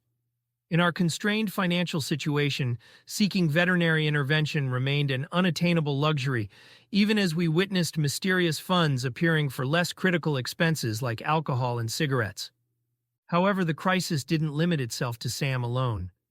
Strangely, I too began to display the same symptoms as Sam. Bewildering episodes of confusion, tremors that shook my body, alternating between bouts of fever and chills, difficulty in consuming and retaining food, relentless sweating, and an unsettling dependence on assistance for even the simplest of tasks. Sam and I would spend hours on the couch, our lives entangled in the web of our debilitating conditions. I wept silently, careful not to alert Mother to my tears. Sam, with his moist and luminous eyes, met my gaze as if reassuring me that everything would eventually be all right. Yet, despite his comforting presence, despair threatened to engulf me, and it was as though my world was crumbling around me. As I watched Sam, overwhelmed by my emotions, tears streamed down my face. Amid my sense of loss and overwhelming fear, Sam's unwavering courage shone through. It was as if he were gently urging me to remember better days. Those carefree times when he would joyously dangle upside down from Mopsy's shaggy undercoat, causing no distress to either of them. Mopsy, a curly-haired, medium-sized mutt that bore a striking resemblance to a mix between a sheepdog and a terrier, seemed unperturbed by Sam's playful antics. He strolled casually back and forth before me as I sat on the couch. Each time Mopsy passed, Sam would flash me an unmistakable feline smile, as if sharing a secret joke between them. This duo's routine injected moments of pure joy into my life. Interestingly, it was Mother who had initiated Mopsy's presence in our lives, much like she did with all the stray animals that found their way into our care. One of her peculiar habits was adopting these animals while she was out indulging in her vices. Carter and Lynn, my siblings, were typically disinterested, often distancing themselves by declaring, "They're Gregg's animals," especially when any responsibility for them arose. But this didn't bother me. The affection these creatures bestowed upon me was returned many times over. Our home transformed into a sanctuary for a diverse array of animals, ranging from ducks and dogs to cats and even a pair of guinea pigs. A year before, we had another dog named Charlie, whose life met a tragic end right before my eyes. A motorcyclist, clad in intimidating leather, raced down our street. The thunderous roar of the motorcycle's exhaust irritated Charlie and also alarmed the neighbors, who frequently rushed out of their homes to shake their fists at the biker. My sisters appeared to be attracted to men of this ilk. Regardless, Charlie took off after the speeding motorcycle and met a fatal collision. The callous biker never paused or looked back. I screamed, but it was futile. It was just Charlie and me in the yard at that moment. Mother must have heard the commotion. She was usually among those who would curse and gesture rudely at disruptive passers-by. She rushed out, her features hardened, but her eyes filled with tears, and lifted Charlie's lifeless form. As she walked past me back into the yard, her words were curt. "Get the shovel from the shed and follow me." The contradiction between her cruelty towards me and her tears for a fallen dog left me bewildered, and I found myself grappling with the enigma of her contradictory behavior. Once Mother brought them home, her interest in these animals waned almost immediately. I suspected her motives were superficial, perhaps an attempt to project a certain image to the neighbors or to bolster her self-esteem. Regardless, these animals filled a void in my life. Without Sam and the others, I might never have experienced the profound depths of genuine love and compassion, two of the most intricate and transformative emotions that a human can embrace. In my confined existence, I found solace in Sam's inventive ways of cheering me up. He had a particular stance, a football crouch, where he'd wiggle his hindquarters before launching into a sprint. With his head lowered and eyes locked on me, he'd dash toward me and leap at the last second, narrowly avoiding my head. The soft brush of his fur and his speckled belly would glide past my face, utilizing the reflected image of the Zumbrota Bridge in the wall mirror to bounce back onto the floor. This playful sequence would repeat, each iteration fueling my laughter until my stomach ached. We took care to indulge in these antics only when Mother was absent. She would never have approved. Amid this distressing time, Sam became my sole source of solace and unwavering devotion. Without him, my existence felt like a slow erosion, exacerbated by the nights spent enduring my mother's abuse. Praying for Sam's recovery provided me with a modicum of comfort in this bleak landscape. I prayed ceaselessly, day and night, whether Sam was at my side or not. Each passing minute was marked by a blend of tears and prayers as I fervently beseeched a higher power for help. Time seemed to crawl, mirroring Sam's labored breaths, only to suddenly surge forward, triggering panic when he succumbed to convulsions. My nerves frayed alongside Sam's deteriorating condition. It felt as though our fates were intertwined, and as his health worsened, so did mine. I started experiencing trembling and uncontrollable sweating, mirroring Sam's symptoms. We needed each other desperately, but we were both gravely ill, a fact that only fueled my mother's disdain. In our dire circumstances, the solace of Jesus' salvation was our only glimmer of hope. I intensified my prayers, devoting even more time to seeking divine intervention. In these moments of shared suffering, however, something unexpected began to take root within me, a small, fragile spark of independence. As I prayed for Sam, I felt a subtle shift within, as if the Holy Spirit was illuminating a path ahead. Though the situation grew increasingly dire, this inner light hinted at a possibility, however distant, of an escape from the darkness that surrounded us. Before Sam's illness and mine incapacitated us both simultaneously, we spent countless hours under the apple tree. There we prayed and tended to the wounds my mother inflicted upon me. Sometimes we found solace in tears, gazing at the earth around the tree's mighty trunk.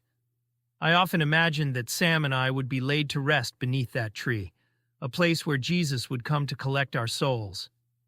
Occasionally, we broke the somber atmosphere with moments of joy, singing and dancing together. One memory that stands out vividly is serenading Sam with a song called "Don't Sit Under the Apple Tree" with anyone else but me. This song held a special significance for Mother in her younger days when she could still sing. I sang it to Sam, and he understood the profound meaning behind the lyrics. These moments of connection under the apple tree were not just about seeking solace. They were about envisioning a different life. A life where the bond Sam and I shared, fortified by faith, hinted at the possibility of breaking free from the chains of our current existence. Beneath that tree, as we sang and prayed, I began to see a glimmer of a future where the love we held for each other might guide us toward a path of freedom and peace.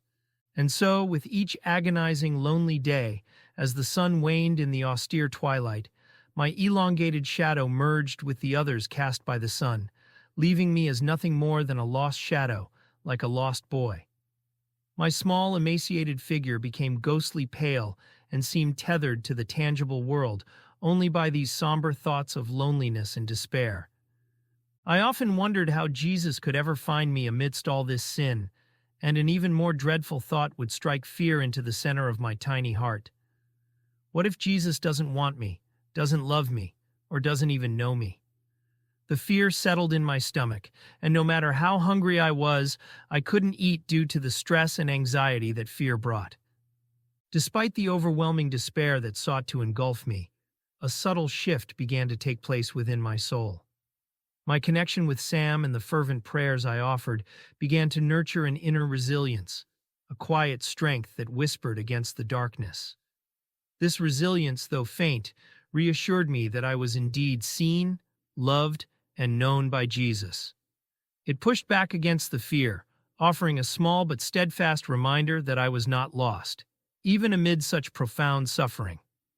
The fractured sidewalk beneath my feet symbolized the shattered nature of my life, with the surrounding neighborhood resembling a tarnished tapestry woven from the remnants of broken liquor bottles and an atmosphere steeped in despair. "Tickets for sale! Tickets for sale!" echoed through the air, my mother's voice cutting through the stillness like a clarion call, a desperate plea in exchange for cash to fuel her vices. Standing beside her, I was a reluctant participant in this clandestine market, where food stamps became currency for cigarettes and alcohol. Her grip on my arm, fierce and unyielding, tethered me to her chaotic world, a stark landscape marred by her struggles with addiction and mental health.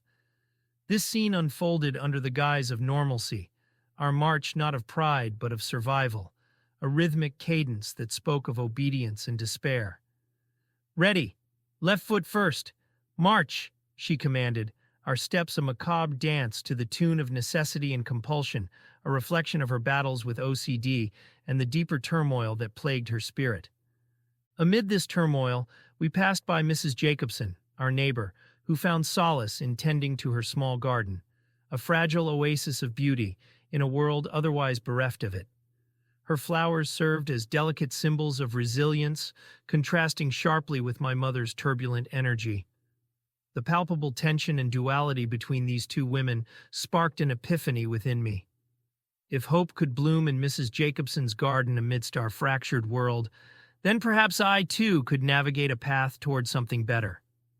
The contrast between these two women, my mother, consumed by chaos, and Mrs. Jacobson, quietly nurturing life, became a silent inspiration for me.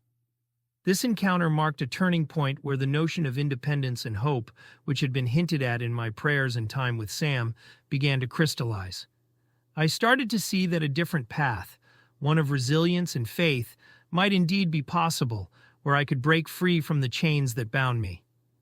As the years progressed, my mother's disregard for safety, intensified by her battle with alcoholism and mental illness, painted our lives with strokes of chaos and danger. Her reckless dashes into oncoming traffic became harrowing symbols of the turmoil we endured, a vivid reminder of the bleak destiny I feared was mine by inheritance. This period marked a transition into a life devoid of familial ties, casting me adrift without roots or direction, amplifying the internal strife that clawed at my being. Surviving this era was more than enduring. It necessitated a keen resolve to break free from a poisonous legacy while recognizing the boundless potential within, a quest for liberation from the past, and a leap towards a future uncharted yet full of promise. The love I shared with Sam, along with the small seeds of hope and independence nurtured by my faith, began to grow stronger in response to my mother's increasing recklessness. This growing inner strength pushed me to hold on, to see beyond the immediate chaos, and to start forging a path to freedom, guided by the Holy Spirit, even as the darkness threatened to overwhelm me. Each step away from my mother and the life she encapsulated became a stride toward my destiny, a destiny not defined by my origins, but by the person I aspired to become. Ironically, that summer, I fell gravely ill, tormented by intense pain in my upper torso that left me paralyzed from the waist down. Sam and I, bound together by an old blanket, spent countless hours on the love seat in the living room, drenched in perspiration. On one occasion, Saffron, the neighbor girl who had given me Sam, visited us. Appalled by our emaciated and ailing state, she confronted my mother, but her concern was met with venomous retorts. Tearfully, she left her name and advised seeking veterinary care for Sam while keeping him far from Mother's malevolence. Throughout this arduous ordeal, Lynn displayed deep concern for both Sam and me. Due to my excessive perspiration, trips to the restroom were infrequent, yet Lynn was there to assist me whenever needed. With one arm dragging along the floor, she supported the other as we maneuvered through the hallway. Life became an unending succession of monotonous moments, with me firmly anchored on the love seat, cradling Sam while Mother incessantly complained about my illness. Carter, still a child himself, couldn't offer much assistance and sought solace in distant corners. However, Lynn unwaveringly stood by my side, providing steadfast support. Then, during one incident, as Lynn helped me down the hallway, Mother suddenly launched a violent attack, ruthlessly kicking my legs. Though I felt no physical pain, the sheer force of the blow knocked me off balance. She continued her assault while Lynn pleaded for her to stop. Throughout this horrific ordeal, Mother's eyes remained empty, her face devoid of emotion. One fateful morning, as Sam and I sat beneath the frayed blanket, he stirred but kept his eyes shut. Life appeared to have departed from his tiny body, with his belly no longer rising and falling with each breath. Desperation welled up within me, and I called out Sam's name, but Mother screeched at me to cease bothering with the cat. However, I remained undeterred, driven by the fear of the worst. Lynn ran over to the love seat to assist me. Mother suddenly lunged at me with savage aggression, shoving Lynn aside. She stood unsteadily before me, swaying, her face twisted into a menacing smile. Her tone carried a terrible edge as she declared her intention to strangle Sam while I slept, ensuring his life would be extinguished by the time I woke up. I pleaded with her, begging her to reconsider, but my words only served to stoke her anger. Without warning, Mother attacked, gripping my hair and yanking me upward before releasing her hold. My legs, robbed of control, collided with the coffee table, causing me to crash onto the unforgiving floor. Throughout the brutal assault, my gaze remained fixed on Sam, who now lay motionless on the love seat, just inches away from me. Mother's piercing screams filled the air, accompanied by the acrid stench of alcohol in her breath. Finally, her assault came to an end, and with Lynn's compassionate assistance, I was gently lifted back onto the love seat, my fragile body battered and bruised. Sam was carefully placed back in my lap, damp and trembling, mirroring my battered state. My head throbbed with agony, and I noticed tears staining Lynn's face. In a barely audible voice, I reassured her that Sam was safe, drawing him even closer to my trembling stomach. Mother sat nearby, vacillating between moments of emptiness and the potential for more violent outbursts. I couldn't allow her to harm Sam, not when he was frail and in need of my care. He depended on me for his safety and well-being. As I cradled Sam's delicate paw, feeling the weight of his body against my trembling fingers, an unfamiliar sensation washed over me. It was a profound and unwavering determination to fight for Sam's well-being that kindled this newfound feeling within me. Father Burroughs, the clergyman at St. Alexius, had always spoken of the healing power of Jesus. He believed that Jesus could bring solace and restoration to the ailing. With my mother's health deteriorating rapidly, I turned to prayer, seeking divine intervention and beseeching Jesus for help. From the depths of my soul, I poured out heartfelt prayers, yearning for a miracle. I implored Jesus to lay his healing hands upon my mother, to bring comfort to her ailing body, and to alleviate her suffering. Every word that escaped my lips was infused with longing, a desperate plea for her well-being. Father Burroughs also emphasized the importance of unwavering belief in the pursuit of healing through Jesus. Mere prayers were not enough. True faith was required to unlock the transformative power of divine intervention. And so I clung to my belief with unwavering determination. I placed my trust in Jesus, convinced beyond doubt that he possessed the ability to perform miracles and provide the healing my mother desperately needed. However, as the days stretched on, it seemed like my prayers went unanswered.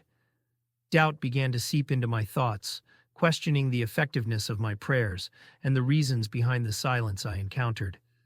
Father Burroughs had also shared wisdom about the mysterious ways of divine intervention, which often surpassed human comprehension. Perhaps there were lessons to be learned or personal growth to be gained in the face of adversity. Though it was challenging to accept, I refused to give up hope. In moments of uncertainty, I sought solace in the knowledge that my beliefs and prayers had not gone unnoticed. Even if the outcome eluded me or seemed delayed, it did not diminish the power of my faith or the depth of my love for my mother. Miracles could manifest in unexpected ways, and the healing process extended beyond the physical realm, encompassing emotional and spiritual facets as well. I sought solace and guidance from my community of faith, turning to Father Burroughs and my fellow believers for support. Through their prayers and shared stories of unwavering faith, they reminded me that even in the face of adversity, our beliefs have the power to sustain us. They encouraged me to persevere in prayer, to hold fast to my faith, and to trust that Jesus, in his divine wisdom, was orchestrating events beyond our immediate understanding. However, I grappled with the knowledge that revealing the truth about my mother's actions would truly test the depth of their faith. Despite my best efforts to conceal my fear and desperate need for help, I knew there was ample evidence hinting at my plight. Teachers, doctors, nurses, and social workers were aware of my situation, just like the people in my community. Yet, I couldn't help but wonder if their faith or some other factor prevented them from extending their aid. Regardless of the underlying reasons, all I yearned for was their swift assistance, hoping they would answer my plea without delay. And so I persevered in my prayers, continuing to believe with unwavering conviction, even when the reasons behind my mother's continued suffering eluded me. I held on to the hope that miracles could manifest in unexpected ways and that Jesus, the ultimate healer, would bestow his divine intervention in his own time.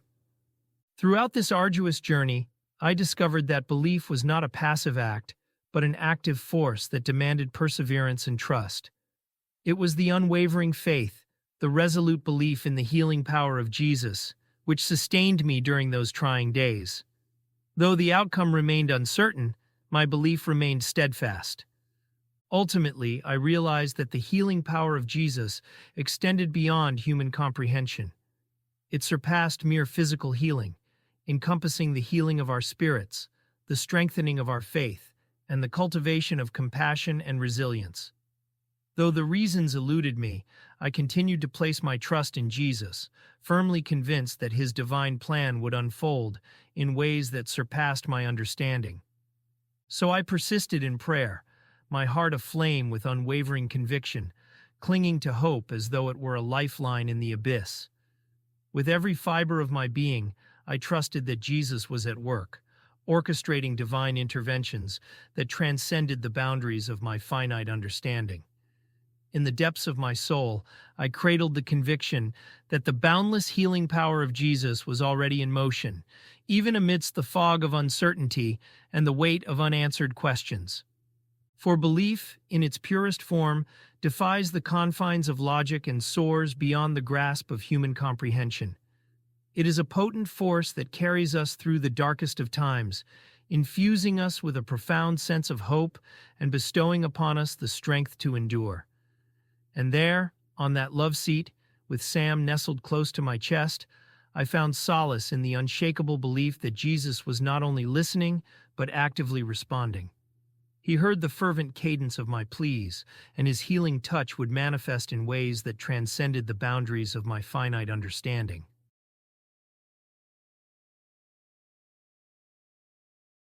Chapter 10. As autumn crept closer, a sense of impending shame cast a shadow over me with the start of the school year. The changing scenery beyond my window served as a backdrop to my unease, but it was overshadowed by a sudden ache in the small of my back, awakening a previously numb area. Amidst the discomfort, my attention remained fixed on Sam, nestled in the safety of my arms. Troubling thoughts gradually seeped into my consciousness, gaining clarity and intertwining with Sam's presence. I tried to divert my gaze, but they persisted, growing more distinct with each passing moment. Hope began to waver, overshadowed by a growing sense of despair. At that moment, Mother appeared at the end of the dimly lit hallway, her presence charged with anger. "I knew you were pretending, you little troublemaker," she exclaimed with fury. It was then that her words struck me. I was standing. The ability had returned so abruptly and unexpectedly that I hadn't even realized I had risen with Sam in my arms. Mother swiftly advanced towards me, her steps echoing down the short hallway, and she lunged at me. In a desperate attempt to protect Sam, I half threw and half dropped him onto the love seat, cushioning his fall with the blanket that swathed him. My arms flailed, futilely trying to maintain balance, but my weakened legs betrayed me. I spun around, pulled backward with force, and found myself kneeling, facing the same window that had held my gaze mere moments ago. From behind, Mother seized a lock of my hair, snapping my head backward. In my peripheral vision, I glimpsed Sam convulsing beneath the blanket. "You faker!" Mother shouted before retreating into the bedroom, likely in search of her drink. Struggling to regain my kneeling position, sharp pains shot through my legs and back. Sam's convulsions ceased, and he lay still, his narrowed eyes and closed mouth resting upon one paw. I watched his belly rise and fall rapidly. The paralysis had faded away, but the pain in my legs served as a constant reminder. Glancing at my hand, blood-stained from grazing the sharp corner of the coffee table, exhaustion washed over me. Although Sam's condition worsened and Mother would soon return, weariness consumed me. With a final glance at my bleeding hand, I succumbed to sleep. The paralysis had finally ceased, just before the start of school, but Sam's condition continued to deteriorate. Winter arrived, casting its frigid atmosphere upon our humble abode. The utility company had disconnected our heat due to unpaid bills, leaving us to endure the cold. During the fall, the house had been perpetually chilly, but in winter it transformed into an icy prison, seeping into our very bones. The relentless wind howled, penetrating every crack and crevice. Desperate to ward off the cold, we resorted to stuffing shirts and towels around the windows. Occasionally, Mother would turn on the gas oven, offering a momentary respite as its warm breath hissed and bellowed, and we huddled on the kitchen floor, seeking solace. One night, seated cross-legged on the love seat, Sam cradled in my lap, I pulled the blanket tightly around my shoulders. Sam stirred, emitting a wheezing sound that served as a reminder of his frailty. Peering through the small living room window, I observed a fresh dusting of frost adorning the ground, transforming it into a glistening white tapestry. Frost clung to the window, accentuating the chill that lay just beyond. Evening settled in, highlighting the stark contrast between the warmth we shared and the wintry cold outside. The icy Midwestern wind blew, and I began to sing softly, a tune learned from the player piano in the basement. As I sang, my gaze remained fixed on the window, watching moonlit snowflakes gracefully descend. Everywhere that Mary went, the lamb was sure to go. The snowfall intensified, forming a small mound of powder at the base of one of the lower panes. It seemed as if the window itself was smiling at me. Mindful of Sam's well-being, I gently removed the blanket from him. My eyes shifted between the window and Sam, searching for any signs of movement, any remnants of the lively spirit he once possessed. In those moments, perhaps it was hope that I sought, even as I knew deep down that his time was drawing to a close. But I wanted to be there with him until the very end. Winter eventually gave way to spring, with the promise of summer on the horizon. The end of the school year meant I could dedicate myself fully to caring for Sam, hoping for his recovery. He had endured the harsh winter, giving us a glimmer of hope that he would overcome his struggles, just as I had survived another arduous school year. With school out, Sam would no longer be left alone with Mother. Every day I rushed home, finding him in his familiar spot on the love seat. I resumed feeding him with an eyedropper, reminiscent of the early days when he was just a newborn. But gradually his appetite waned, and his convulsions grew more frequent and intense. On the final day of school, I sprinted home, leaving everything behind, desperate to be with Sam. Bursting through the front door, relieved that school was now in the past, I longed to dedicate every moment to his care. The blanket he usually lay upon was there, but Sam was not. Mother, in her inebriated state, sat on the couch, her gaze filled with discomfort that signaled something was amiss. Trembling, she raised a cup of alcohol to her lips, her voice wavering in tandem with her unsteady hand. Although her illness may have contributed to her unease, my eyes were immediately drawn to the empty blanket, and before she could utter a word, I spoke the painful truth. Sam's dead. Unable to contain my grief, tears flowed freely, each one a testament to my profound loss. I remember the vacant expression on Mother's face, her eyes harboring a guilt that outweighed any sense of shame or remorse. There were long pauses between my questions, each met with the same response. What happened to Sam? Mother seemed to ponder the question, as if it held a different meaning from the previous one, but no answer ever came. She simply continued to stare at the floor, sipping her wine. Then, regaining her composure, she promptly dismissed me from the room, issuing an angry threat. There was an undeniable sense that something dreadful lurked beneath the surface of what happened to Sam, something I would never truly comprehend. The being that had provided me with a glimmer of safety was gone. Heartbroken, I lay on my bed, my tears flowing uncontrollably like a relentless downpour amid a tumultuous storm. The pain in my chest was a torrent, threatening to drown me in grief. In the depths of my despair, I clung to a fervent prayer, a fragile lifeline that tethered me to the belief that Jesus had taken Sam to heaven, even as I grappled with the agonizing question of why he had to depart just when I needed him most. Trusting in Jesus' unfathomable wisdom became my only refuge, a fragile bridge over the chasm between searing pain and the bewildering silence of his reasons. My mind transported me back to that sweltering summer when Sam and I became prisoners of our living room couch, trapped by an illness that gripped us mercilessly. I lay there, debilitated and utterly motionless, ensnared by a paralyzing hysteria that seemed to strangle the very essence of my being. Beside me, Sam was drenched in sweat, mirroring my feverish state.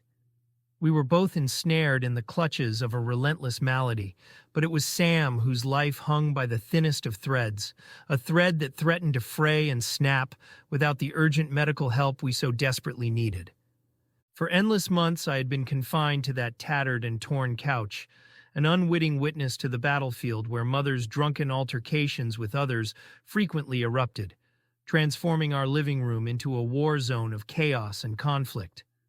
Sam and I clung to each other like shipwrecked survivors adrift in a tempest, refusing nourishment as our parched throats could not bear the touch of water. We trembled uncontrollably, our frail frames ravaged by illness and anxiety, while the tumultuous symphony of discord and strife played out around us. Beneath the weight of a heavy, tattered blanket saturated with the lingering stench of ill-fated decisions, Sam and I found solace in each other's trembling presence. These memories now surged through my mind like shrapnel, tearing at the fragile fabric of my sanity and ripping my psyche apart. The death of Sam would plunge me into a severe and profound depression, one that left me engulfed in absolute loneliness. It was a loneliness so overpowering that I found myself desperate to grasp any semblance of love or affection, even if it meant resorting to pretense and fantasy, a mirage of being loved. Why not? After all, I had been doing this for years with not only mother, father, and my siblings, but also with Jesus. I loved them all deeply, especially Jesus, but I harbored no belief that any of them loved me in return. After Sam's passing, I found myself searching for something to fill the void. It was a time when the world seemed to hold its breath, the air thick with a palpable sense of grief. The days were shrouded in a heavy silence, broken only by the occasional chirping of distant birds, a stark contrast to the joyful melodies Sam used to bring into my life. The weather mirrored my emotions, with gray clouds looming overhead, threatening rain, as if the heavens themselves mourned Sam's departure. At first, it was a discarded but intact walnut I stumbled upon on the ground. The rough texture of the walnut's shell felt cool against my fingertips, a tangible reminder of the world's indifference to my loss. I swiftly picked it up, hastily drew 2 eyes and a smiling mouth on the outer shell with a dark blue pen, and gave him the name Wally. Wally's existence was short-lived, lasting only about an hour before my hunger got the best of me. As I crushed his shell and devoured the nut inside, the sound of cracking echoed through the empty house, a stark reminder of the silence that had settled in since Sam's absence. With a heavy heart, I wept, now realizing that I had eaten my only friend, and the void felt even emptier. However, during that same week, fate had a different plan for me. I encountered a wandering, fully grown feral female cat. She was all white, her fur pristine against the backdrop of a world that had lost its color. I decided to name her Ms. Fluffer Duffer, a whimsical name that brought a flicker of light to my dimmed heart. I brought her home, hiding her in my bedroom. The room was dimly lit, the curtains drawn to keep out the gloomy world beyond. I improvised a bed for her, laying down soft blankets that still held the warmth of the sun from better days. The scent of dust and age hung in the air, a testament to the passage of time. I prepared a meal, consisting of a bowl of carnation instant milk and a piece of stale bread I found at the bottom of an almost empty wholesome bread bag. The aroma of the bread, though stale, carried a nostalgic comfort. She eagerly devoured the food and drink, giving the impression that she hadn't eaten in a while. I empathized with that feeling all too well, and my heart went out to her. I covered her with blankets, creating a makeshift nest that cradled her fragile form. As she fell into a deep sleep, the room remained still, save for the faint ticking of a wall clock, a reminder that time marched on even in the face of loss. I lay beside her, my hand resting on her side, feeling the rise and fall of her breath. Concern gnawed at me as I gently rubbed her belly, which felt hard and unusual beneath my touch. The room was filled with a profound silence, broken only by the faint ticking of the clock as I contemplated the fragility of life. It was during those moments of quiet introspection that I couldn't help but wonder about the mysteries of fate and the twists it had taken in my life. I thought of Sam and the irreplaceable bond we had shared, and now Ms. Fluffer Duffer, who had entered my life unexpectedly. These thoughts swirled in my mind like a tempestuous storm, leaving me feeling adrift in a sea of emotions. As I left the room for just a few hours, my steps were muffled by the worn carpet, bearing the scars of countless footsteps that had echoed through the years. The dim light cast long shadows along the hallway, a visual metaphor for the uncertainty that had become my constant companion. Upon my return, I found Ms. Fluffer Duffer meowing just inside the closed bedroom door. Her plaintive cries cut through the silence, a stark reminder of the responsibility that had unexpectedly fallen into my lap. I feared that my mother would hear her, so I hurriedly opened the door. In my attempt to catch her, Ms. Fluffer Duffer dashed to the front door, which was wide open most days due to its broken hinges, and escaped. As I rushed to catch Ms. Fluffer Duffer, she had vanished by the time I reached the porch, disappearing into the distance beyond my sight. The world outside was bathed in the soft, silvery light of the moon, casting an otherworldly glow over the familiar landscape. The night was filled with the symphony of cicadas, their incessant chirping a reminder that life went on, even in the face of unexpected departures. Returning to the bedroom, I intended to hide any remnants of the cat so that Mother would remain unaware of her presence. However, what I saw upon entering the room left me utterly astounded.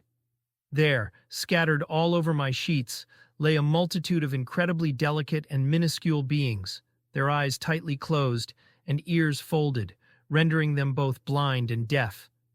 They were swathed in a fine, damp layer of fur, their bodies seemingly curled into a fetal position, motionless. The room itself seemed to hold its breath, as if in awe of the miraculous and tragic scene before it. Confusion gripped me. How had these kittens materialized on my bed, seemingly out of thin air?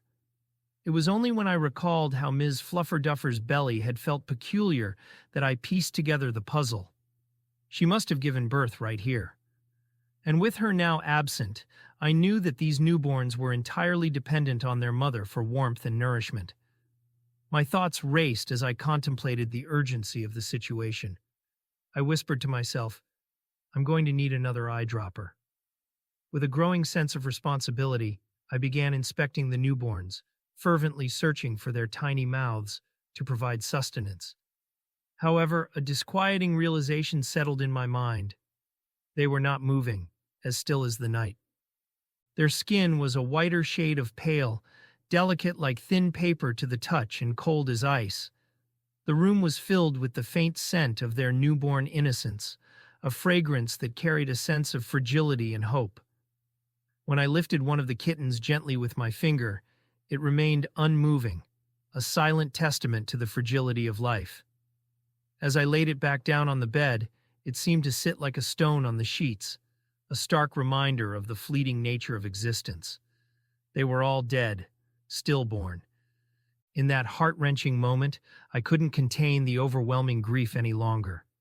I burst into tears, my sobs echoing with deep, guttural moans. With the utmost care, I gathered the lifeless kittens, one by one, into a small paper bag, their fragile forms a painful reminder of their brief existence. Slowly, I made my way outside, my steps heavy with sorrow, and gently buried the entire bag in the earth, a final resting place for these innocent souls. The night was hushed as if the world itself mourned their passing. As I whispered a heartfelt prayer, tears streamed down my cheeks, mingling with the earth beneath my hands. Returning to the house, I lay down on the bed where the kittens had been discovered, and my grief washed over me once more in relentless waves. The room, now devoid of life, felt like a sanctuary of sorrow. It was in that poignant moment that I made a silent oath to myself. I was leaving this place, this realm of relentless death. The weight of Sam's loss had already been a heavy burden, but the tragedy of these fragile kittens was a pain too profound for my mind to fathom and my heart to endure. Their peaceful slumber was a stark contrast to the turmoil within me. I yearned for a profound sleep, akin to the serene rest those kittens now knew. I longed, more than anything, to find a respite from the never-ending cycle of death. It was a desire for eternal sleep, a chance to finally, once and for all, find solace and be free from the shadow of death that had haunted me relentlessly. Recollections of Sam walked a precarious tightrope of emotions, often entwined with simmering anger, yet I fought fiercely to preserve the memories of his infectious playfulness. Countless nights were spent in restless agony, straining to grasp his image, daydreaming about the boundless joy he had once brought into my life. I would close my eyes, summoning every ounce of my being to conjure his tiny face, if only for a fleeting few seconds before it dissolved into the unforgiving void. And in those precious moments, before his image vanished entirely, I captured a glimpse of his face, forever etched in the depths of my heart.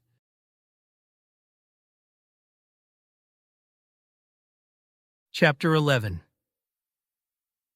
On a summer evening, bathed in twilight's soft glow, I stood at the entrance of a night church nestled in the city's heart.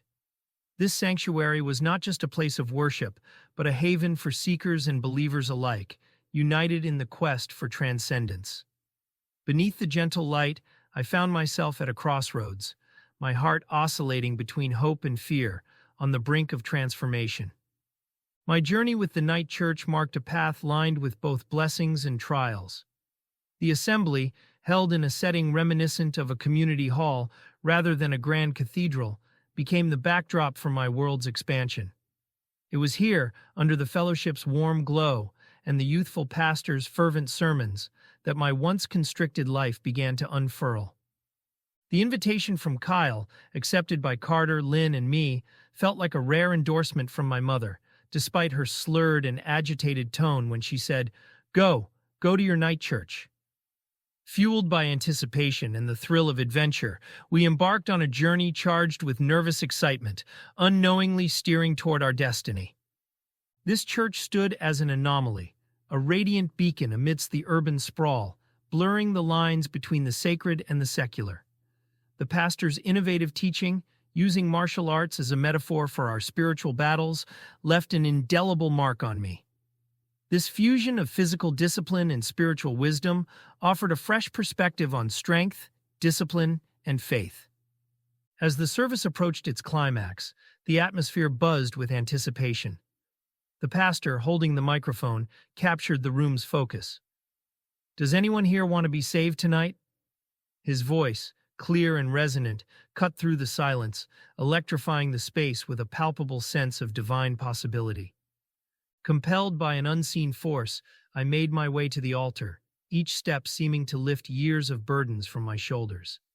Amid collective prayer, salvation found me, not just through the pastor's words, but within the community's warm embrace. This moment of unity and support sparked a profound realization. True salvation lies not only in leadership, but in the strength of our communal bond. The room, bathed in radiant light, cast a warm glow that dispelled the shadows of anxiety, infusing the air with joy. As I approached the altar, the energy of faith and unity enveloped me, drawing me into a deeper communion.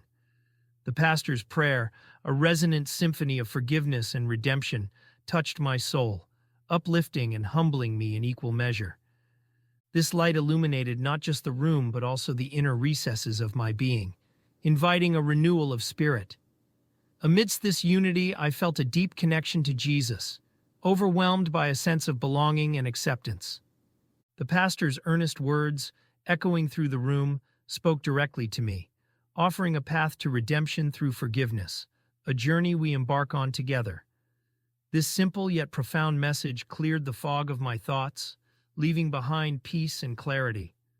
This transcendent experience has left an indelible mark on my soul, offering not just solace but also serving as a beacon for my spiritual journey. As the tapestry of life continues to unfold beyond the church's walls, the memory of that embrace with Jesus remains a guiding light through the darker times. This memory, a steady guide in tumultuous seas, grew stronger with time, illuminating my path back to faith and redemption whenever I found myself lost. In those moments of doubt and confusion, I clung to this memory as a lifeline, a reminder that even in the darkest times, there is always a way back to the light. The lesson learned that night at church, that Jesus' truth transcends its physical confines to shine in our darkest moments, became my compass, reaffirming the power of faith amidst life's trials. Despite skepticism from others, the conviction born from that night's encounter stood firm, guiding me through doubt and disbelief. This resilience in the face of adversity became a cornerstone of my character, teaching me that true strength lies in unwavering belief, even when the world seems intent on shaking it. This unwavering faith, more than a memory, became a testament to the transformative power of belief, grounding me amidst life's storms. Reflecting on this journey, I see it as a manifestation of the universal quest for meaning and a connection to a love that transcends understanding. This interplay between doubt and belief, between straying and returning, encapsulates the essence of my faith journey, a pilgrimage illuminated by the clarity I found in Jesus that night. The night church, with its embrace of the unconventional, was the crucible of my transformation, a testament to faith's power to reshape our lives and navigate the complexities of existence. Following my night church revelation, my life shifted. My affection for my mother remained, but I grew increasingly eager to leave behind the ruinous environment. My spiritual journey led me further from her, highlighting the need for change. Yet, I still ran errands for her, buying cigarettes and alcohol. On one such occasion, driven by hunger, I impulsively took a fruit pie, an act of theft that now weighed heavily on me, especially after my spiritual awakening. Caught by the store owner for stealing, I faced a punishment that was both severe and physically harmful. His method involved lighting matches and throwing them at me in rapid succession, causing burns that would stick to my skin, an act of discipline that was not only dangerous but deeply scarring, both physically and emotionally. As I walked home, reeling from the pain and the guilt of my actions, I grappled with the conflict between my desperate circumstances and my moral beliefs, whispering apologies to Jesus, feeling his disappointment deeply, yet driven by a hunger that seemed to justify my choices.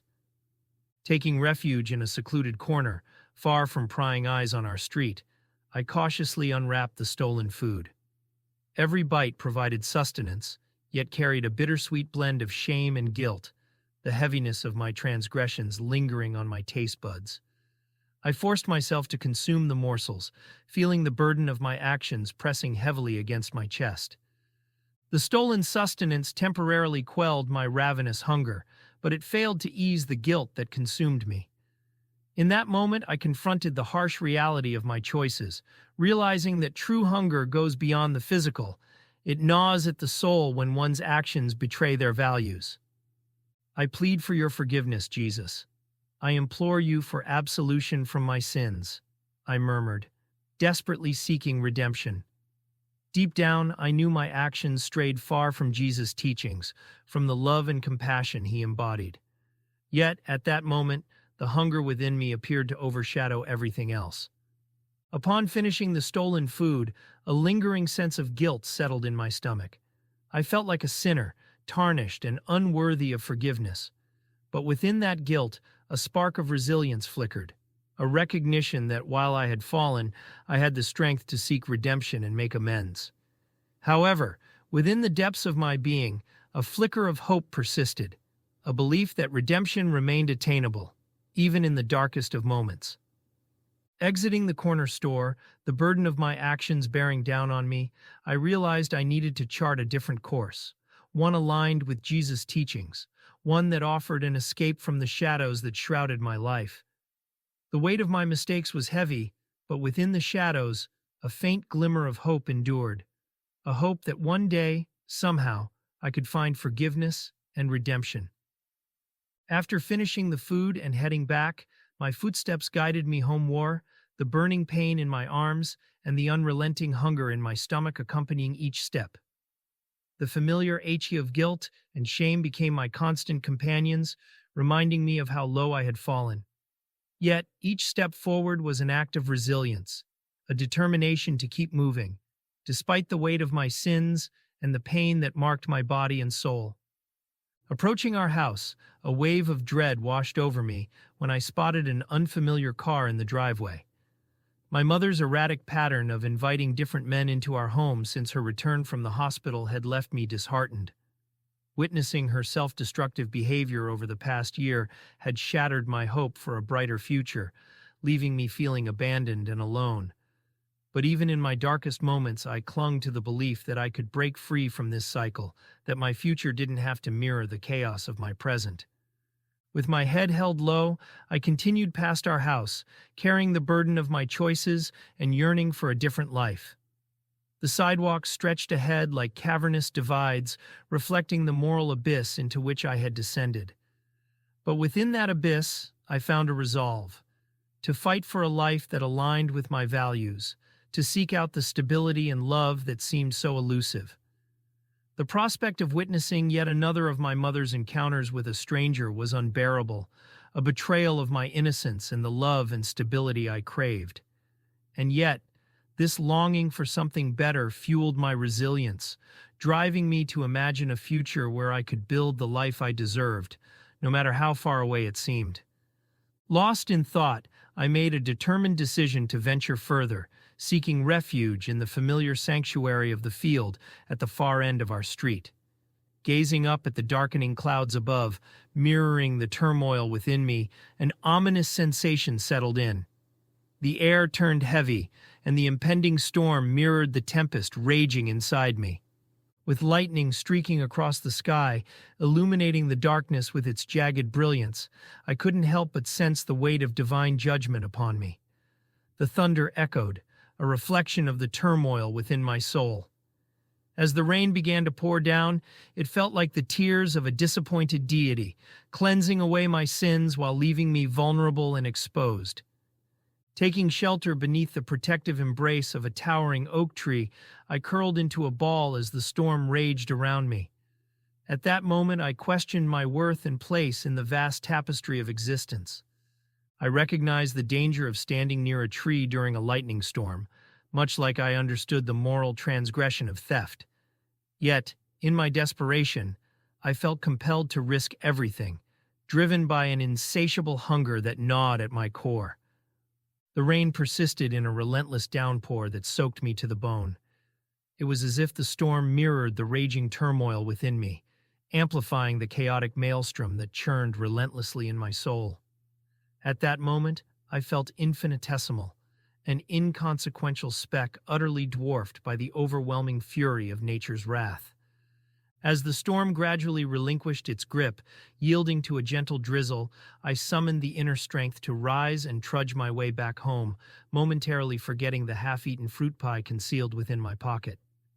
The idea of seeking refuge at Lauren's house felt like a distant dream, an option that had remained elusive for an entire year, with no tangible progress in sight.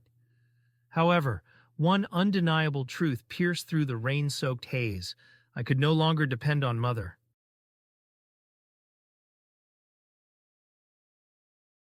Chapter 12. Throughout that seemingly endless night after returning home, a cold numbness enshrouded my heart, void of both love and hatred. My thoughts navigated the intricate labyrinth of emotions that once anchored my unwavering commitment to remain by my mother's side. The walls that once entrapped me were now crumbling, and the allure of freedom beckoned, tantalizingly close. For the first time it felt attainable, like breaking through a newly formed ice crust and emerging into a refreshing pool of water. Exhaustion overwhelmed me, and I surrendered to a deep slumber, my mind awash with dreams of escaping my mother's grasp forever. The morning light emerged, unleashing a storm of fury from my mother upon discovering the crumpled piece of scratch paper that bore my master plan. "Call Jessica from the corner store. Tell her to get us. Go live with Lauren." I had penned those words over a year ago, finding solace and purpose within them, especially in the absence of Sam. In my bed, my head still resting on the pillow, my mother's hand struck my nose with a force that sent pain rippling through my body. The taste of blood filled my mouth, causing me to retch and swallow rapidly. The familiar scrap of paper lay in her hand, the very hand that had struck me. Her words were a muddled torrent of anger, void of coherent meaning, echoing hollower with each utterance. Mother positioned herself atop me, an unusual ritual since I had never resisted before. She seized my lower lip, yanking it forcefully, and the pain propelled me into a dark abyss. Suddenly, a searing agony engulfed my groin, as if my very testicles were ablaze. Time seemed to stretch, day melding into night, and the world stood motionless. Mother relinquished her grip and departed from the room. In an abrupt whirlwind, Carter burst into the bedroom, hurrying to my side of the bed. His voice reached me from a distance, feeble and fractured. Huddled in a fetal position, I clung to my throbbing groin, struggling for each breath. Carter's raspy voice reverberated in my ears, yet I remained immobile, suspended between wakefulness and slumber, trapped in the aftermath of torment. As I gasped for air, Carter seated himself beside me on the bed. Gradually, the ache began to ebb, and my breathing steadied. "I'm fine," I assured Carter. With determined effort, I swung my legs over the bed's edge, momentarily disoriented as the room spun around me. "I'm going for a walk," I declared, grateful for the chance to slip out the front door while Mother occupied herself in the kitchen, pouring another glass of wine or some other concoction. The lingering discomfort in my groin accompanied me as I walked down the street, making my way toward the open field. The sun's warmth on my skin offered solace. I intended to rest in the field for a while before navigating through the old apartments on the opposite side of the block, avoiding the path leading to my house, en route to the corner store. 30 cents rested in my pocket, enough to purchase a soda and a fruit pie. A sense of relief washed over me, knowing this time I wouldn't need to steal. Beneath the sheltering canopy of trees, I would indulge in sustenance and find solace in slumber. Humming the melody of "Mary Had a Little Lamb," I meandered through the field, my fingers grazing the tops of Indian grass. Upon reaching the lush blades that gave way to taller weeds, I paused, closing my eyes to bask in the sun's caress on my tender nose. Leaving behind the soft weeds, their faint whispers against my shoes, I advanced toward the reassuring shade of the trees. For the moment, I sought refuge beneath the towering oaks, settling into rest. The sky above painted a beautiful canvas of bluish white, imparting a sense of serenity amidst the maelstrom of my existence. The entire day unfolded in the field, interrupted only once when I ventured out to purchase the fruit pie and soda. As dusk approached, a realization dawned upon me. I had spent a significant amount of time apart from Mother without succumbing to panic or anxiety, without rushing back to her side. An unexpected sense of joy swelled within me, a glimmer of hope flickering amidst the darkness. With the encroaching darkness, I retraced my steps homeward. With every stride, my heart grew colder and more rigid, sensing the impending tempest that awaited me. The chill in the air foretold a reckoning, and the knowledge that Mother had uncovered the note intensified my apprehension. I knew I would pay for my perceived betrayal with more brutalities. Timidly, I walked on the opposite side of the street, attempting to postpone the inevitable. Drawing nearer to the house, a phantom pain seared through my groin, arresting my movement. Mother sat on the porch, the glow of her cigarette casting a fleeting luminescence. Instinctively, I sensed that she was anticipating my return. My heart pounded with fear, yet I fortified myself for what lay ahead. A passing car provided cover, and I swiftly sidled behind Kyle's house, concealing myself momentarily. Gathering all my strength, I crossed the street and emerged from the protective darkness. My split lip throbbed, my tongue instinctively probing the raw wound. Mother flicked her cigarette into the yard as I ascended the porch steps. She rose and entered the house, signaling for me to follow. Waiting until she had shut the screen door, I cautiously turned the knob and stepped inside. The house was immersed in shadow, the only illumination the flickering match Mother ignited to light another cigarette.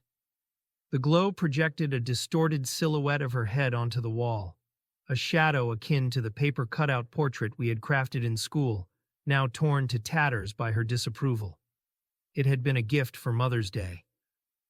"Come here," Mother beckoned, extending her hand. I complied, allowing her to guide me down the corridor and into her bedroom. There, she commanded me to undress, to climb onto the bed and slide under the covers tainted with the odor of sex. Mother mirrored my actions, the metallic springs beneath the mattress creaking beneath her weight. Her unclothed form felt frigid against mine as she pressed herself nearby. "Take off that damn underwear," she murmured. Shifting to one side, she supported herself on an elbow, facing me. Following her instruction, I pushed my underwear down to my ankles and used my feet to kick them away. Mother continued to smoke her cigarette, its ember fading as she took her final drag. With a forceful gesture, she extinguished it against the headboard, casting us into darkness. In the obscurity, I could hear her exhaling the last tendrils of smoke, mingling with the stifling air. Her hand found its way to my genitals, enveloping them in a tight grasp. Though her touch was gentler than before, the ache remained, and sickness rose in my throat, choking me. "You're not going to leave Mommy, are you?" she whispered. Her breath quickened, and in the silence I found no words to respond. Bound by the darkness, she forced me into a sexual act that seemed to last an eternity, my heart offering an unspoken answer. The molestation had haunted me for years, growing worse as I grew older. My mind could neither comprehend nor justify the horrors that took place in Mother's bed. Reason shattered against a wall of shame and confusion, leaving no room for understanding. Each violation etched a reminder, pushing me closer to the precipice of insanity. Soon, I knew, the trapdoor within my mind would swing open, releasing the horrors I had suppressed for so long. Deep within my consciousness, I confronted a mirror that didn't show my face, but instead, a twisted image brimming with seething anger.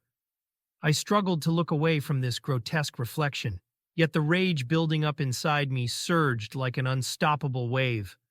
Love, once pure and genuine, had somehow transformed into a darker emotion: hate. This change was fueled by my fading strength, a clock ticking down relentlessly. I knew I had to act soon. I had to escape this nightmarish reality. My only hope lay in convincing Lauren, but time was slipping through my fingers. The frequency and brutality of sexual acts escalated. Mother's twisted mind convinced her that involving teenage boys from the neighborhood would boost her despicable trade. And so, they came and went. These boys with their particular preferences, more discerning than the usual comely drunks Mother would attract. Struggling to maintain her appeal, her emaciated figure and unkempt appearance prompted her to explore alternative practices that did not involve penetration. The boys who partook in these vile rituals taunted me as we passed each other on the sidewalk, hurling cruel words about blowjobs and handjobs, mocking my mother's limited repertoire. Amidst their jeers, I learned that the price for both acts remained the same. The molestations increased without reason, except perhaps my advancing age. They escalated beyond Mother's involvement, permeating my world with their repugnance. In those moments, I wondered if Jesus found me as repulsive as I found myself. Self-hatred consumed me. And afterward, as I lay hidden beneath blankets, concealing my sin and fear, I would tremble, fearing that I had become so hideous that Jesus could no longer see me, and without his sight, there would be no salvation from this sickening affliction bestowed upon me by the epitome of evil. One afternoon, seeking solace beneath the apple tree, enjoying the blissful solitude, the slam of the back door shattered my peace. Peering through the branches, I saw the short, fat man with beady eyes, balding and perpetually sweaty. He approached me, his knowledge of my hiding spot bewildering. And as if in confirmation, Mother's laughter echoed from the open kitchen window. "You must be Gregg," the man stated, crawling through the foliage on his hands and knees. I instinctively retreated, putting the sturdy trunk between us. Clad in a tight red and white striped shirt that strained against his rotund frame, he resembled a plump candy cane. "Your mama and I want you back in the house," he said, lunging towards me. I wriggled out the other side of the tree, scraping my arms on the rough bark, and fled. Tears streamed down my face as I ran, my sobs blending with the rhythm of my footsteps. When I deemed it safe to return home, I did so with trepidation. The man was gone, and Mother sat in the grip of her voice, her silence ominous. She did not utter a word, but her intentions were clear. She had sent the man to retrieve me, and I knew why. What remained unknown was the price he had paid her. That night, as Mother retired to bed and instructed me to stay awake, confusion filled my mind. Tentatively, I obeyed, finding solace in the fact that she didn't demand my presence beside her. An hour later, a soft knock sounded at the door. Approaching the window, I peered outside. It was the candy cane man, wearing the same striped shirt. Frozen in place, I couldn't escape the inevitable. Sooner or later, I would be forced to give him that for which he had already paid. With trembling hands, I unlocked the door and opened it slowly.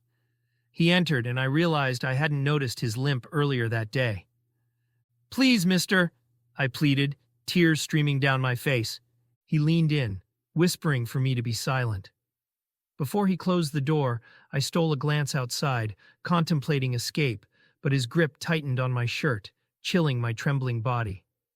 It was cold outside. The night sky sparkled with stars. With his arm draped over my shoulders, the man led me to the couch.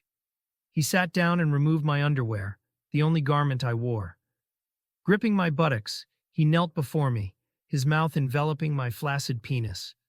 I prayed fervently, willing it to remain unresponsive, and my prayers were answered. Yet, it didn't deter him. Pulling out his erect organ, he stroked it with his free hand while his mouth remained on me. I sobbed uncontrollably, my vision blurred by tears, yet I forced myself to remain silent. Fear and shame overwhelmed me, cascading in waves. Moments later, the man released a stream of ejaculation, hastily wiping it away with his shirt. "Don't cry," were his only words as he swiftly departed, leaving the house in silence. In the darkness, the house stood still, a thin sliver of light escaping where the curtains met, a spot where Carter and I often stood, yearning for our father's return. The man's saliva still clung cold and wet to my genitals.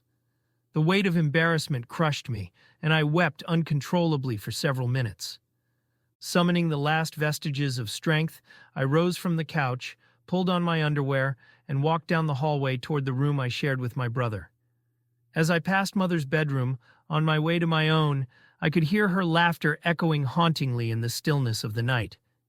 As I lay upon this squalid bed, its surface marred by grime and tainted with the unmistakable odor of urine, a peculiar numbness enveloped me, rendering me impervious to physical sensations. The miasma of the filthy stench emanating from the soiled blankets and mattress fails to register within my senses. Even before my head sank into the pillow, tears cascaded down my cheeks, a torrential outpouring of anguish. Overwhelmed by an indescribable sense of self-reproach, I was burdened with a profound shame that seared through the core of my being, an all-consuming inferno that ravaged me from within. The weight of my transgressions sat heavily on my conscience, yet I struggled to find the courage to seek forgiveness through prayer. The idea of begging for divine absolution felt almost unbearable. There was a belief within me, unsettling and profound, that even Jesus himself might struggle to comprehend the depths of my wrongdoing and extend his forgiveness. I would not point fingers at anyone else. I carried the weight of this act solely on my shoulders.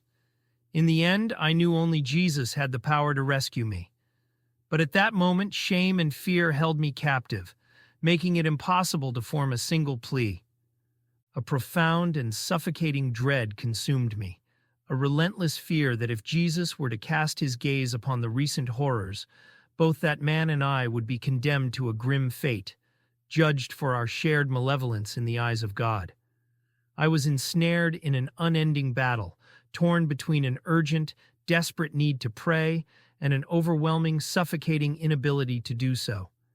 In the midst of this excruciating inner turmoil, exhaustion eventually claimed me, and I surrendered to an uneasy slumber, locked in an unrelenting, tormenting struggle with my soul.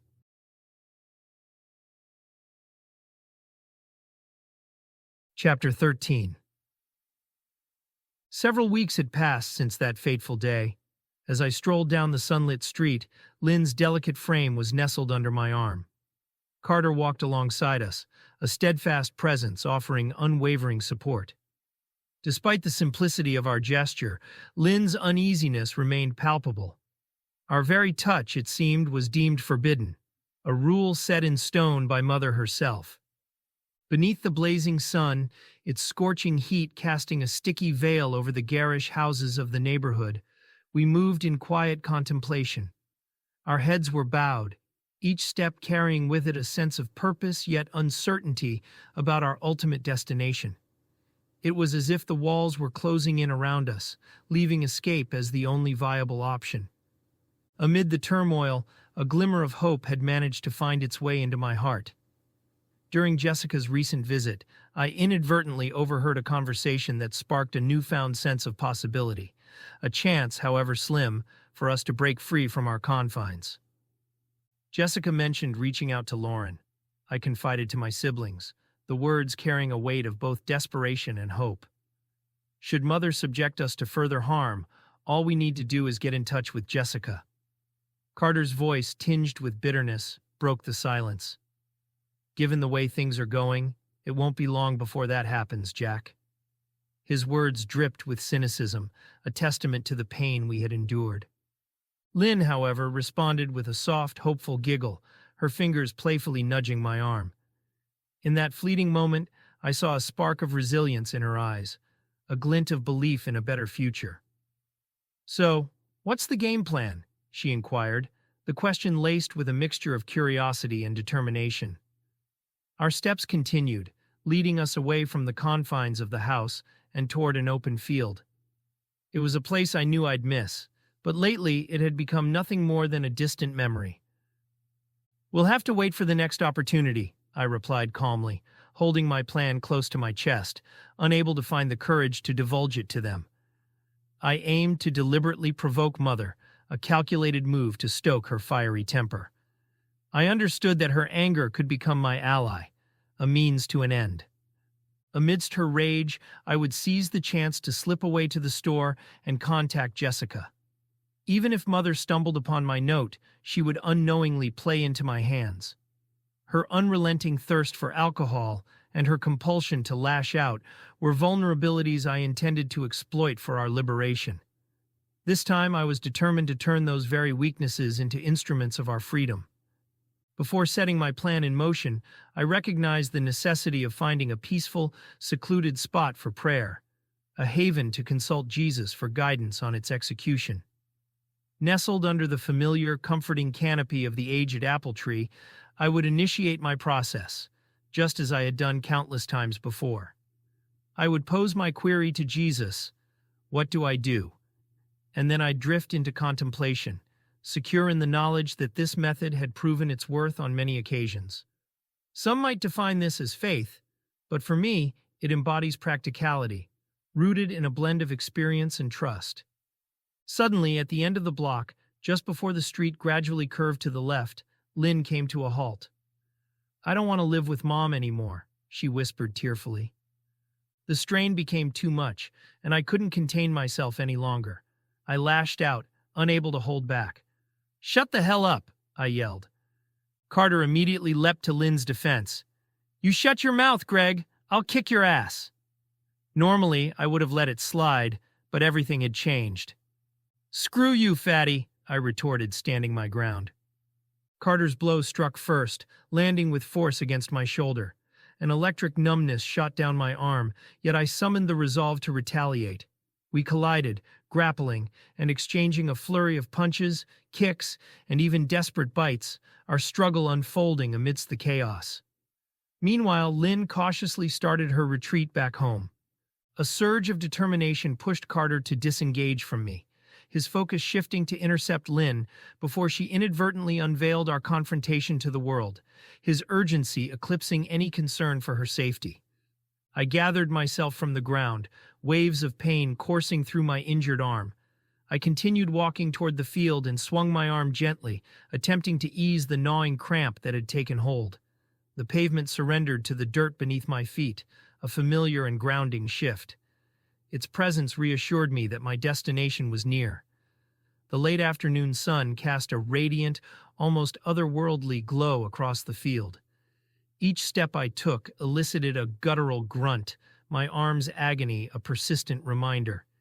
Yet, resolve surged within me. A mission awaited fulfillment, and I would not relent.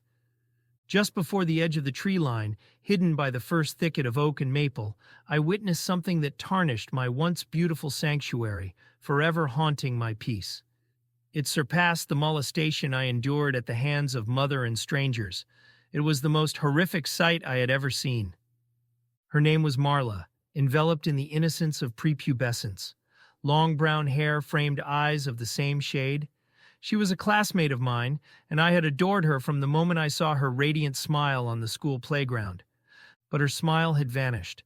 The twin boys from our neighborhood, a few years older than her, had descended into the realm of cruelty, subjecting her to their torment.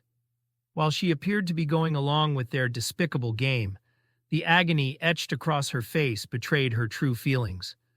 I recognized that pain all too intimately. It mirrored what I saw each time I confronted my reflection. The twins wore shirts but no pants. Marla was completely exposed. They took turns, one holding her upright while the other forced himself between her legs, spreading them wide. Marla emitted soft moans, her gaze fixated on the sky, devoid of any emotion. I didn't run for help. Whom could I tell? Who would care? Instead, I crouched low in the grass, a witness to the unfolding horror.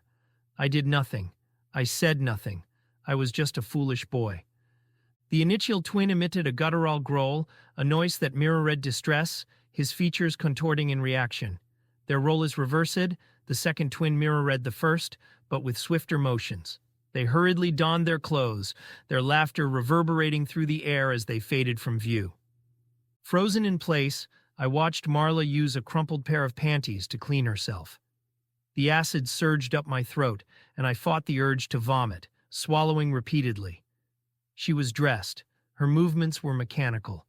She didn't shed a tear. Afterward, she walked straight toward my hiding spot in the tall grass, narrowly missing me by a few feet. A sigh of relief escaped my lips as she moved past me, seemingly oblivious to my presence. It dawned on me that even if I had stood directly in her path, she likely wouldn't have noticed. With her out of sight, I rose from my hidden spot and retraced my steps back home. The once magical trees held no allure for me anymore. They had lost their enchantment. My sanctuary had been violated, robbed of its sanctity. The apple tree, once a symbol of solace, was now tainted by the sinister desires of a stranger. The grove of trees, where Marla and I had sought refuge, bore the indelible mark of her violation. Sam's absence felt like a weight that bore down on me. Escaping from this nightmarish existence seemed to be the only feasible course of action. During my journey back, a formation of birds took flight overhead, seeking refuge and tranquility among the fields and trees. A pang of regret pierced through me as I thought of Marla's plight and how her trust had been shattered. My thoughts then shifted to the buried memories of buried sexual abuse that plagued me, constantly resurfacing. I fought fiercely to suppress them, but they always surged forward in an unstoppable torrent. Mother, the encounters with others, and the floodgates would open. The stranger's mouth on me. The babysitter, her underwear pooled around her ankles as she knelt, sucking with a force that caused pain. Frequently, we found ourselves abandoned as Mother immersed herself in her drinking escapades alongside the local denizens who were all too familiar with alcohol's embrace. Yet, it was rare to witness them indulging as voraciously as she did. On occasions when Mother vanished to Mrs. Dowling's, a neighbor who lived nearby, her youngest daughter, Sachi, would occasionally grace our home with her presence. She'd assert that Mother had dispatched her to ensure our well-being, but I held a more accurate understanding. It wasn't Mother's concern for us that prompted this gesture. Such considerations never entered her mind. Sachi was probably 16 or 17, plump and fond of wearing cropped shirts that barely covered her breasts, braless, her belly spilling over the waistband of her jeans like a muffin top. In private, Carter confessed he liked her bosom. He would say, "I like their titties. I like them titties a lot." Sachi would put Lynn to bed, and when Carter grew tired, he would retreat to his room as well. Then Sachi would coax me into staying up, promising to bring me treats from the nearby corner store, an ice cream or a sweet cake. True to her word, she would return with the treat, and I would devour it hastily, afraid she would take it back. Afterward, Sachi's behavior would change. She would give me a peculiar look, head tilted downward, eyes gazing up. I found it somewhat endearing.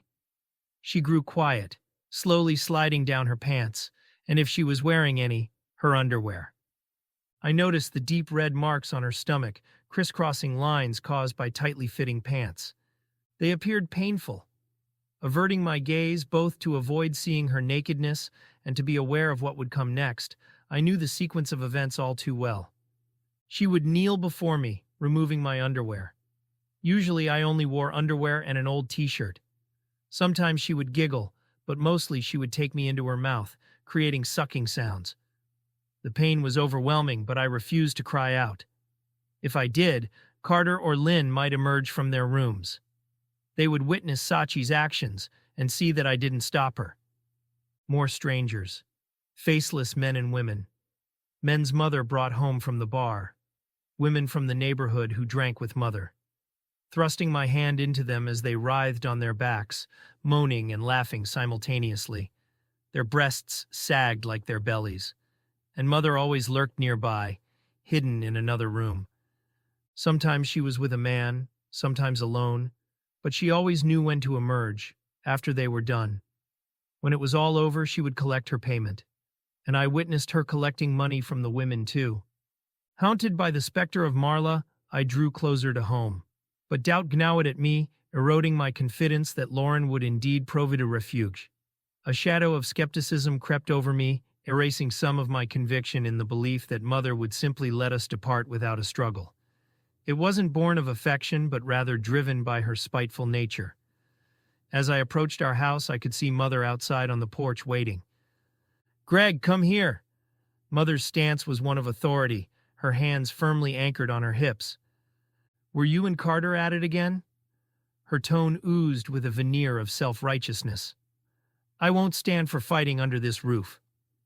For a period that seemed to stretch endlessly, I stood silent, my gaze locked onto the ground, while her labored breathing, amplified by dentures, permeated the air. I was bereft of words, trapped in a no-win situation. We had indeed been fighting, and any lie would surely crumble under scrutiny. Yet even the truth offered no salvation. And so I stood there, suspended in time, acutely aware that mother had settled on her verdict long before my return from the field. She remained rooted on the porch, hands still on her hips, her focus squarely fixed on me. The daylight waned, casting long shadows. "Step inside this blasted house," she commanded, her pivot leading her into the dim interior. I trailed behind her, my feet hesitating on the threadbare and grimy square of linoleum, just at the cusp of the threshold. Summoning the last dregs of my courage, I managed to squeak out, "I'm sorry, Mama. We were just roughhousing." It was an untruth, but panic drove me to utterance, leaving no room for choices. Lynn huddled on the floor, wrapped in an old winter coat. Carter occupied the couch. Mother stood inches away from me. "Don't you utter another word," Mother growled, grinding her teeth so audibly I could hear the sound. "I'm going to beat you black and blue." "Mom, no," Lynn whimpered. As Mother lunged for me, I instinctively raised my hands to shield my face, then let them drop to my sides. Life drained from my body, leaving me devoid of the strength to defend myself. Abruptly, her advance ceased. Carter's anguished scream shattered the air, momentarily arresting Mother in her tracks. The sound diverted her attention, causing her gaze to shift toward him. Carter had reached an age where he no longer yielded. He met Mother's stare, his visage a fusion of fury and heartache.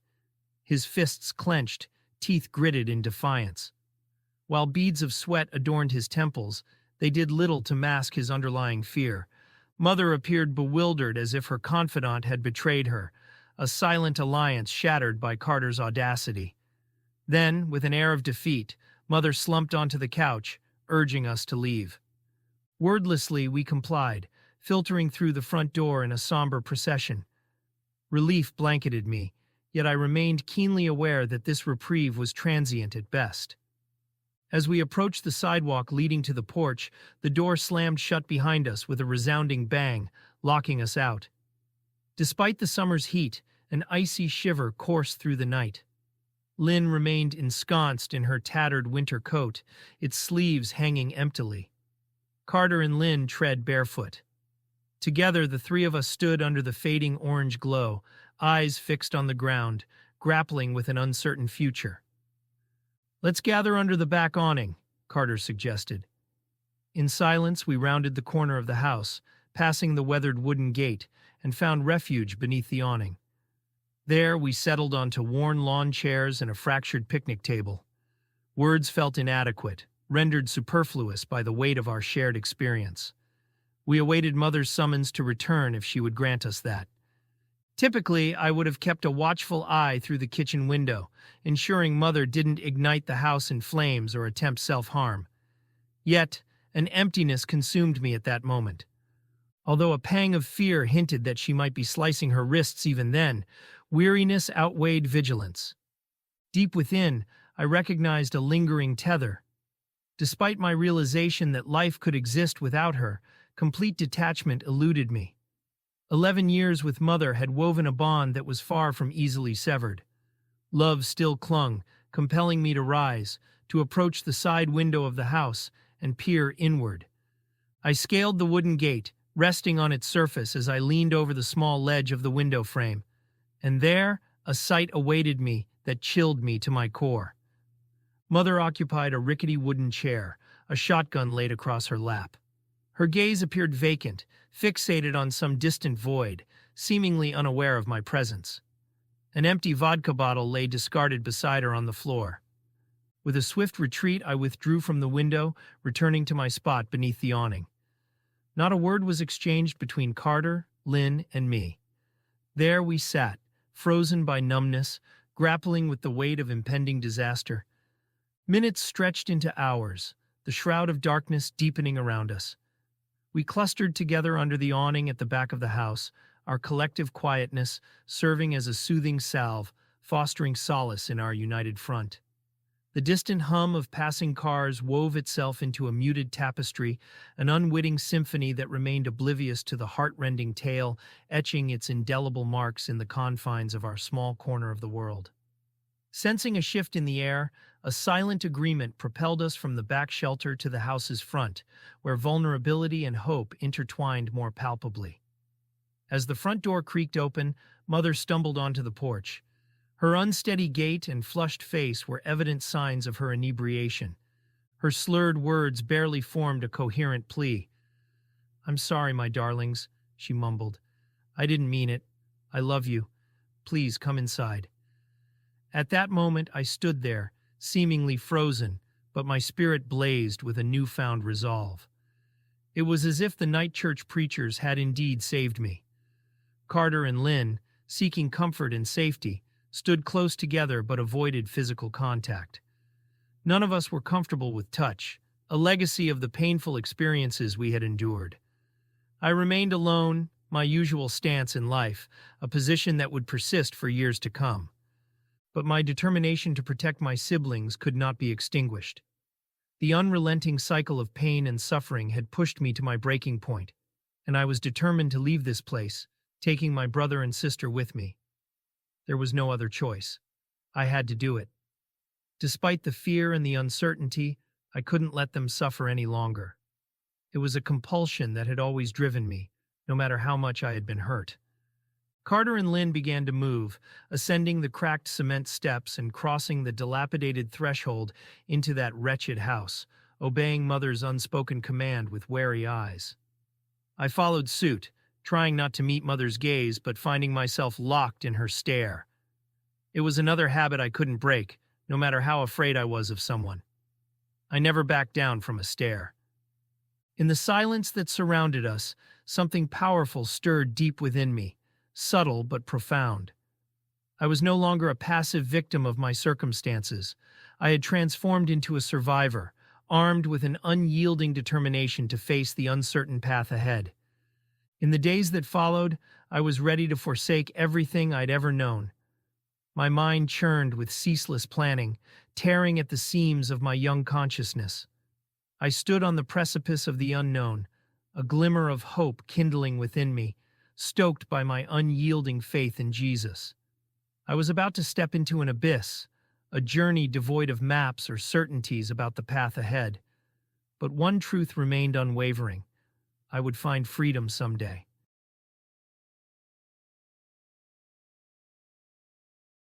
Chapter 14. The following afternoon, seeking refuge from the world, I retreated to the old closet that led to the attic.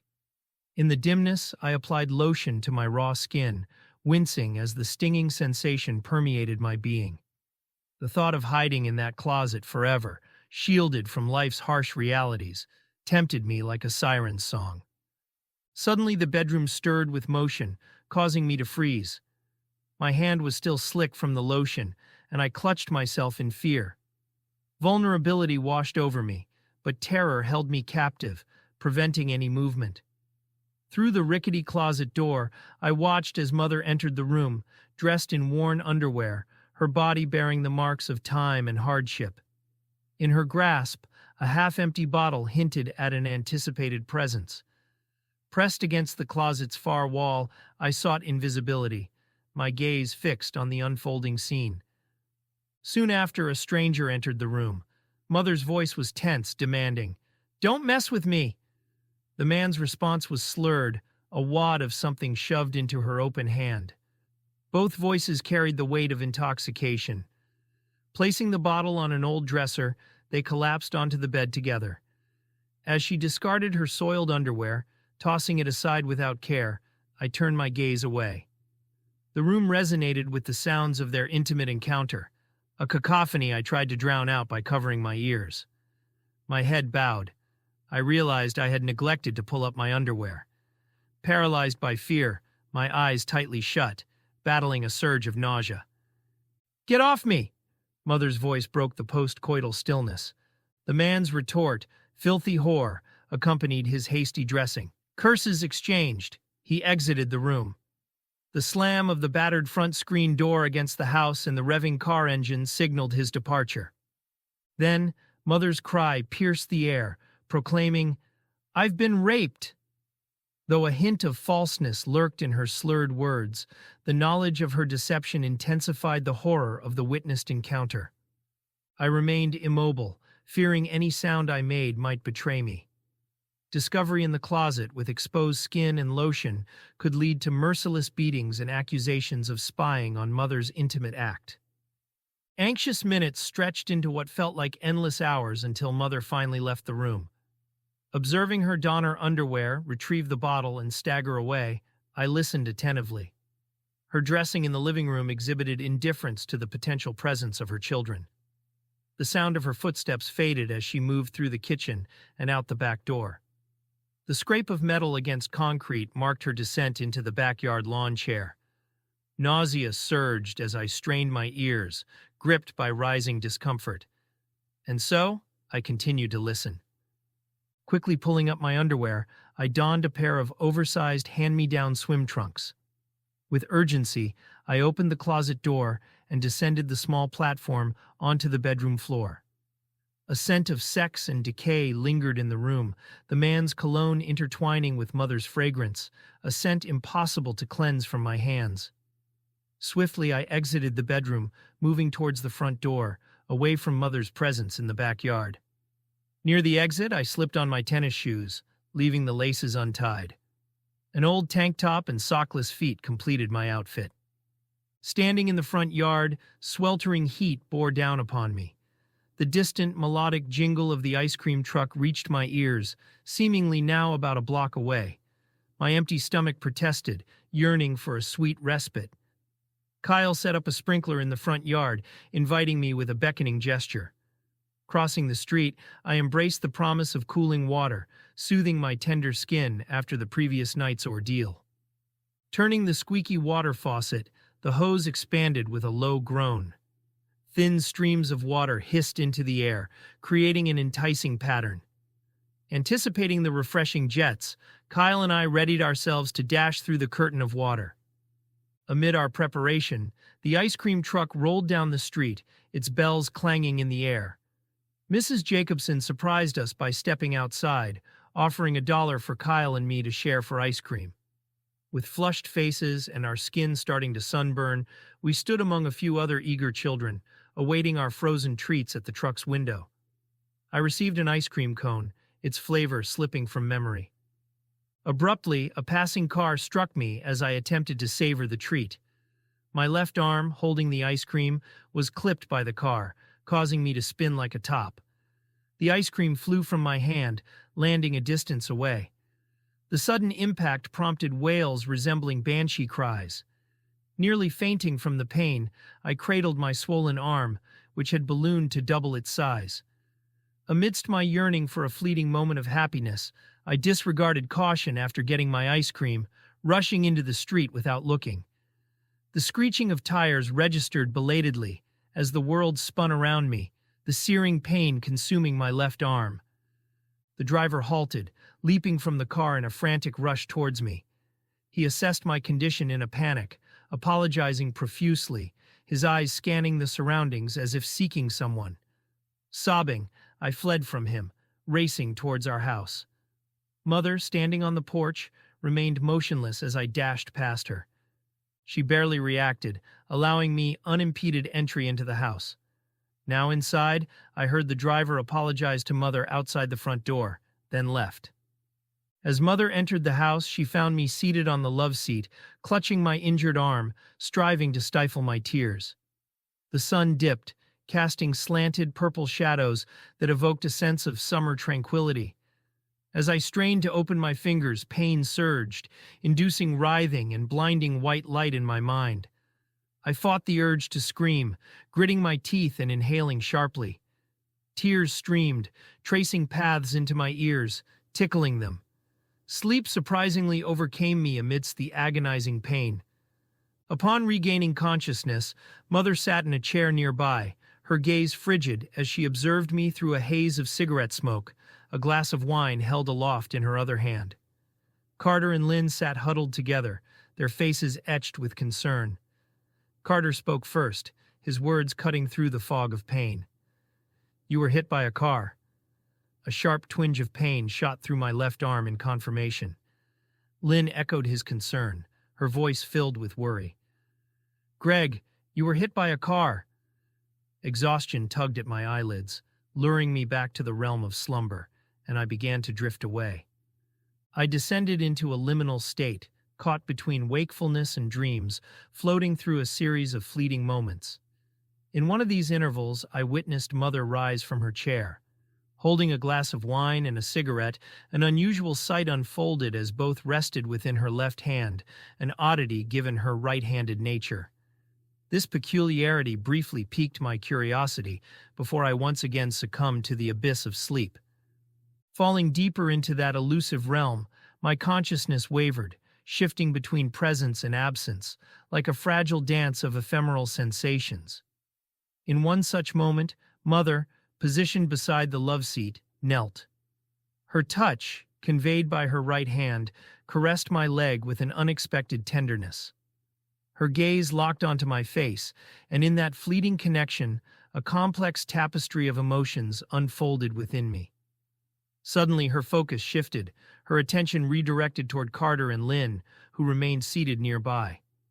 A command slipped from her lips, urging them to retreat to their beds. They complied, rising from their seats, and offered me a silent farewell in the form of a wave as they passed by. Their figures dwindled in the distance, fading away, and I drew in a deep breath, the throbbing ache in my left arm a poignant reminder of my harsh reality. In a tone that feigned reassurance, Mother declared, "Your arm is just bruised," her lips curling into a faint smile. Yet, the smudged lipstick trapped between her teeth bore an eerie resemblance to the hue of blood, casting a disconcerting shadow over her expression. She straightened, her gaze briefly drifting toward the closed bedroom doors, as if seeking some guidance from the solitude they offered. After a pregnant pause, she resumed her position beside me, once again kneeling. Carefully placing her glass on the floor, she proceeded to extinguish her cigarette in the remnants of her wine. The brief, sizzling hiss marked the end of that small ember's existence. Then, in a swift change of demeanor, Mother's cupped hand, the one that had previously held the glass, moved with urgency to cover my mouth. The warmth of her palm clashed with the icy grip of her other hand, now clamped onto my swollen arm with a force that radiated agony. The sensation was overwhelming, an intertwining of searing pain and an eerie stillness, akin to a tempestuous sea suddenly frozen into silence. Agony fused with an eerie serenity, a calmness that carried an unsettling weight. I hung in time, trapped in an eternal descent into a realm beyond comprehension. The sensation of falling continued an unrelenting waltz with oblivion, until finally the boundary between existence and nothingness dissolved into obscurity. In that enigmatic void, I ceased to exist.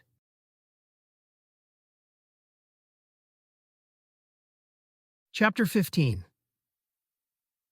Over time, our connection with Kyle, Lewis, and Alexis dwindled to nearly nothing, despite their proximity just across the street. We rarely saw them, and while a part of me felt the sting of isolation and simmering anger, there was an odd sense of relief in avoiding their inquisitive gazes. Growing older, I became increasingly conscious of my circumstances, and with that awareness came a shroud of shame. This shame gradually transformed into fierce anger, fueled by memories of the abuse that had haunted me, particularly the specter of sexual abuse. These painful recollections, the more I fixated on them, fueled a growing inferno of rage within me, clawing and constricting at the core of my being. In the shadow of our intertwined pasts, Kyle was more than just an ally. He evolved into the sibling destiny denied me. Against the backdrop of relentless jests from my elder brother Carter, Kyle emerged, glowing like a beacon in twilight. Though we might have matched in stature and spirit, he transcended, becoming both shield and confidant. During these transformative years, Kyle, with grace both gentle and profound, illuminated the path to Jesus for me. On a particularly searing summer day, when the sun seemed to blaze with fury, casting stark, ferocious shadows, Kyle and I converged at the edge of my driveway, a spot rendered significant due to my mother's strict boundaries. Her vigilant gaze, unyielding from behind the window pane, often felt like an invisible barrier. On this very threshold, a nexus between our worlds, Kyle unraveled the essence of his burgeoning faith. The dichotomy between our households was stark. The Jacobsons' domain stood in poetic contrast, a pristine lawn, an imposing tree reaching skyward, the very one that endured an encounter with our old blue station wagon, flourishing flower beds, and impeccably manicured shrubs. This idyllic panorama, unfortunately, became a constant emblem of longing for my mother. As we lingered where worn-out tarmac kissed an earthen trail, Kyle painted vivid tales of our Savior, Jesus, portraying him as an eternal refuge, unbiased to societal distinctions. Kyle's revelations resonated deeply, evoking a sensation of reconnecting with a long-lost friend. It was as if Jesus had always been there, yet Kyle's words gave form to my innate connection. Through him, I realized that this understanding was a divine whisper, an echo from the Holy Spirit. With time, my spiritual journey flourished. The Holy Spirit's presence grew palpable, not just as a philosophical construct, but equal to God the Father and God the Son. This awakening marked a pivotal turn in my spiritual odyssey, positioning the Holy Spirit as both refuge and guiding light through life's intricate labyrinth. In moments of doubt and fear, the Holy Spirit became my anchor, reminding me that resilience is not just about enduring, but about trusting in a higher power to guide me through the labyrinth of life. More than a mere comforter, the Holy Spirit emerged as a guardian and a steadfast light, a perpetual gentle embrace amidst life's tempests. This unwavering presence taught me that true strength comes from within, fortified by faith and the certainty that, no matter how turbulent the storm, I was never alone. This divine essence resonated in the harmonious chorus of the Christian collective and was mirrored in prayers seeking unity. Some even posited that the Holy Spirit, with its magnificent prowess, played a pivotal role alongside God the Father and God the Son in sculpting our very existence. With these revelations as my foundation, my path brightened, leading me towards God's grandeur. It became unequivocally clear that my meeting with Kyle on that sweltering summer day marked the dawn of a profound spiritual voyage, charted by the ever-watchful Holy Spirit. So, on that transformative afternoon, poised at the crossroads of our destinies, with the silhouette of my childhood home lingering, I passionately called out to Jesus. Although it wasn't apparent to me then, he had always been present, patiently awaiting my invocation. In that profound moment of realization, his boundless grace enveloped me, igniting a resplendent flame within my soul, destined to illuminate my path through life's most enigmatic journeys. However, as time passed, I began to recognize that beneath the flames of anger, it was fear and intense loneliness that had insidiously taken root within me. True rage wasn't my innate disposition. Instead, beneath the protective armor, my gentle heart longed for the embrace of nostalgia, even before the weight of departing from my dearest childhood friend sank in. The fading friendships were a byproduct of the impending separation, and even my siblings recognized that the people we were leaving behind might vanish from our lives forever. It felt akin to autumn, a season of decay bereft of vibrant foliage. It was like heartache, as though my very soul was shattering into countless fragments without a clear cause. In those depths of despair, I held on to the belief that Jesus witnessed the festering pain within me, observing my slow erosion from a place of quiet understanding. Jesus had always been my Savior, guiding me through myriad trials and tribulations, often sheltering me from perils I wouldn't grasp until much later in life. Yet, when it came to finding solace or seeking happiness, Jesus appeared distant from such human struggles. Why should he concern himself with our ephemeral emotions? After all, his earthly journey had entailed far more suffering than we could conceive. Gradually, I realized that Jesus wasn't preoccupied with our fleeting feelings because he had set our sights on loftier destinies. When we allow ourselves to be consumed by transient emotions, when we induce the same in others, we risk metamorphosing into monsters in our own right. This insight cast light on one of the factors that had transformed my mother into a monstrous figure: her adamant refusal to accept the word no from anyone. As the day of my departure loomed closer, the ache of missing my closest friend grew more pronounced. Yet I recognized that leaving was an imperative step. Staying would have consigned me to a life devoid of new connections. The ceaseless turbulence orchestrated by Mother, her actions tugging at the thread of my existence, left me with no alternative. Survival necessitated severing bonds, even if it meant bidding adieu to the person who had woven happiness into my childhood. The fading threads of friendship with Kyle, Lewis, and Alexis echoed the crumbling state of our household. Their parents forbade them entry into our abode, erasing the warmth that once enveloped our families. Mrs. Jacobson, once a fount of geniality, had transformed into a figure radiating icy detachment towards me, Carter, and Lynn. Mr. Jacobson, too, had forsaken his earlier benevolence, replacing it with an austere and distant demeanor. Our hope waned, eclipsed by Mother's corrosive presence. Our will to persevere eroded under her relentless oppression. Even Carter, once vibrant, withered before our eyes, his gaunt frame bearing witness to the toll of Mother's maltreatment. We discarded the shroud of poverty, wearing it openly without reservation. Trapped within the confines of a dwelling haunted by a monstrous entity, each passing moment beside her metamorphosed into a fight for survival. Abandoned by the outside world, we confronted the tempest of Mother's rage unaccompanied, ensnared in the clutches of her malevolent and ruinous aura. As I cast my mind back to those days, it's clear how desperately I yearned for the simplicity of playing with Kyle, to partake in unadulterated moments of joy. Yet even those fleeting instances when Mother wasn't my tormentor, or I her caretaker, could no longer stave off the deterioration of our faltering camaraderie. One afternoon I found myself standing alone in the backyard, beside the flourishing lilac bush. Normally, the sweet scent of the blossoms would have enveloped me with serene calmness. But now, that fragrance invaded like a malevolent force, choking me until my stomach convulsed, expelling its contents onto the grass near the lilac bush. I stared at the mess, a grim understanding dawning within me. The next step was all too evident. I had to provoke another eruption of Mother's wrath.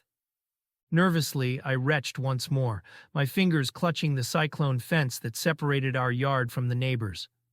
My hope hung by a thread, praying they weren't home to witness this dreadful scene.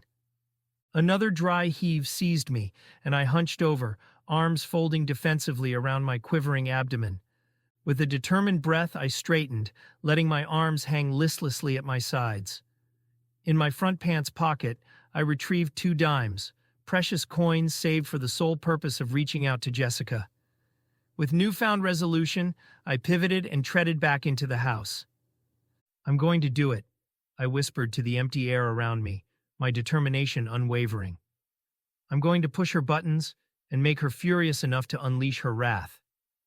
With those words etching a path of resolve in my mind, I stepped back into the house, the weight of my decision heavy on my shoulders. A fleeting hope lingered, a hope that perhaps circumstances or some unforeseen force would intervene, blocking my path. Yet, the house remained silent. No divine interference, no guardian angel. Only Mother and I occupied the living room. Carter and Lynn had retreated from view, leaving the two of us to our own devices. Seated on the couch, Mother mumbled to herself, a disarray of thoughts echoing in the room. My focus narrowed to her figure as I mustered the remnants of my courage. I spoke, my voice starting as a fragile thread but growing stronger with each word. "Mom, why do you drink?" The question left my lips, hanging heavy in the air. My mouth felt parched, my breath quivering like leaves in the wind. This time she heard me. The shift in her demeanor was palpable, the sudden cessation of her mutterings, the intensity of her gaze piercing through me. Panic surged within me, an electric current coursing through my veins. For a fleeting instant, I considered recanting my words, a plea for reprieve lingering on my tongue. But that moment of hesitation vanished like a wisp of smoke. It was too late to retract my inquiry. "What the hell did you just say?" Her eruption was swift and explosive, a sonic boom of anger that reverberated through the room. Her voice reached an astonishing pitch, a crescendo of disbelief and fury intertwining. The question I had chosen, the question that had materialized in my mind only moments ago, hung between us like a sharpened blade. It was the perfect question, poised to slice through her defenses, to wound more deeply than any other. "Come here, you little brat." Mother's voice crackled with rage, a symphony of fury as she lunged at me. In one fluid motion, she cleared the coffee table, her momentum carrying her forward to strike my chest with a force that stole the air from my lungs. The world turned upside down as I crashed backward, my body meeting the unforgiving floor. The impact reverberated through me, leaving me momentarily breathless and disoriented. Mother's wrath was unrelenting. Straddling my fallen form, she unleashed a torrent of blows upon me, her hands raining down like a tempest. Each slap was a searing imprint of pain, a visceral reminder of her unrestrained anger. Left and right, the blows came, a ceaseless barrage that seemed to warp time itself. Back and forth, the rhythm of her assault became a macabre dance of suffering. Her nicotine-stained fingers left trails of discomfort, scraping across my cheeks with each strike, a cruel reminder of her dominance. Our faces were drenched in sweat, the salty beads mingling with the acrid scent of fear and agony. It was a battle of wills, a contest between her fury and my endurance, each blow driving me deeper into a realm of pain and desperation. Fortunately, Carter returned home just in time to witness Mother's assault. He shouted at her to get off me, his voice filled with a harshness that matched his swollen and bloodied nose, a result of Mother's headbutt. Mother resisted, but Carter's determination prevailed as he managed to pull her away, enduring another headbutt in the process. Despite the chaos and pain, his protective instincts fueled his strength. Seizing the opportunity, I summoned every ounce of resilience within me and struggled to my feet. Adrenaline surged through my veins, overriding the pain that shot through my body. I knew I had to escape, for my own sake and Carter's safety. With shaky legs and a heart pounding like a war drum, I stumbled towards the back door, the echoes of Carter's urgent encouragement urging me forward. His voice was a lifeline, a reminder that I wasn't alone in this battle. As I burst outside, the scorching sun intensified the pain from the cuts on my face, and my head throbbed relentlessly. Blinking back tears, I gazed towards the corner where the payphone stood, a beacon of potential salvation. Every step felt like a monumental effort, my body protesting with each movement. My vision blurred as tears streamed down my face, mingling with the sweat and blood. I dropped to one knee, gasping for air, the world spinning around me. Summoning a reserve of determination I didn't know I possessed, I pushed myself up from the ground. My muscles quivered and my head swam, but my resolve was unyielding. I knew the payphone was my lifeline, my chance to call for help and escape this nightmare. Through the haze of pain and desperation, I steadied myself and, with an unwavering sense of purpose, headed toward the payphone. Yet, amidst the agony that threatened to consume me, I heard Mother's frenzied footsteps as she burst through the screen door, her voice cutting through the air like a serrated knife. I turned, my heart pounding, just in time to meet her enraged gaze. "Get the fuck back in here!" she screamed, her voice a chilling mix of fury and desperation. Despite the terror that gripped me, I knew I couldn't turn back. The choice was clear. I had to keep moving, keep running, and find a way to break free from the cycle of abuse that had ensnared us all. Her words propelled me forward, and I sprinted towards the small corner store with all the strength my battered body could muster.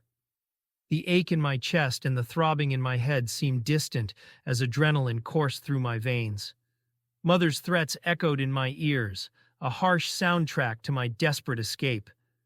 I reached the end of our block and stumbled across the street, my tear-filled eyes hindering my vision.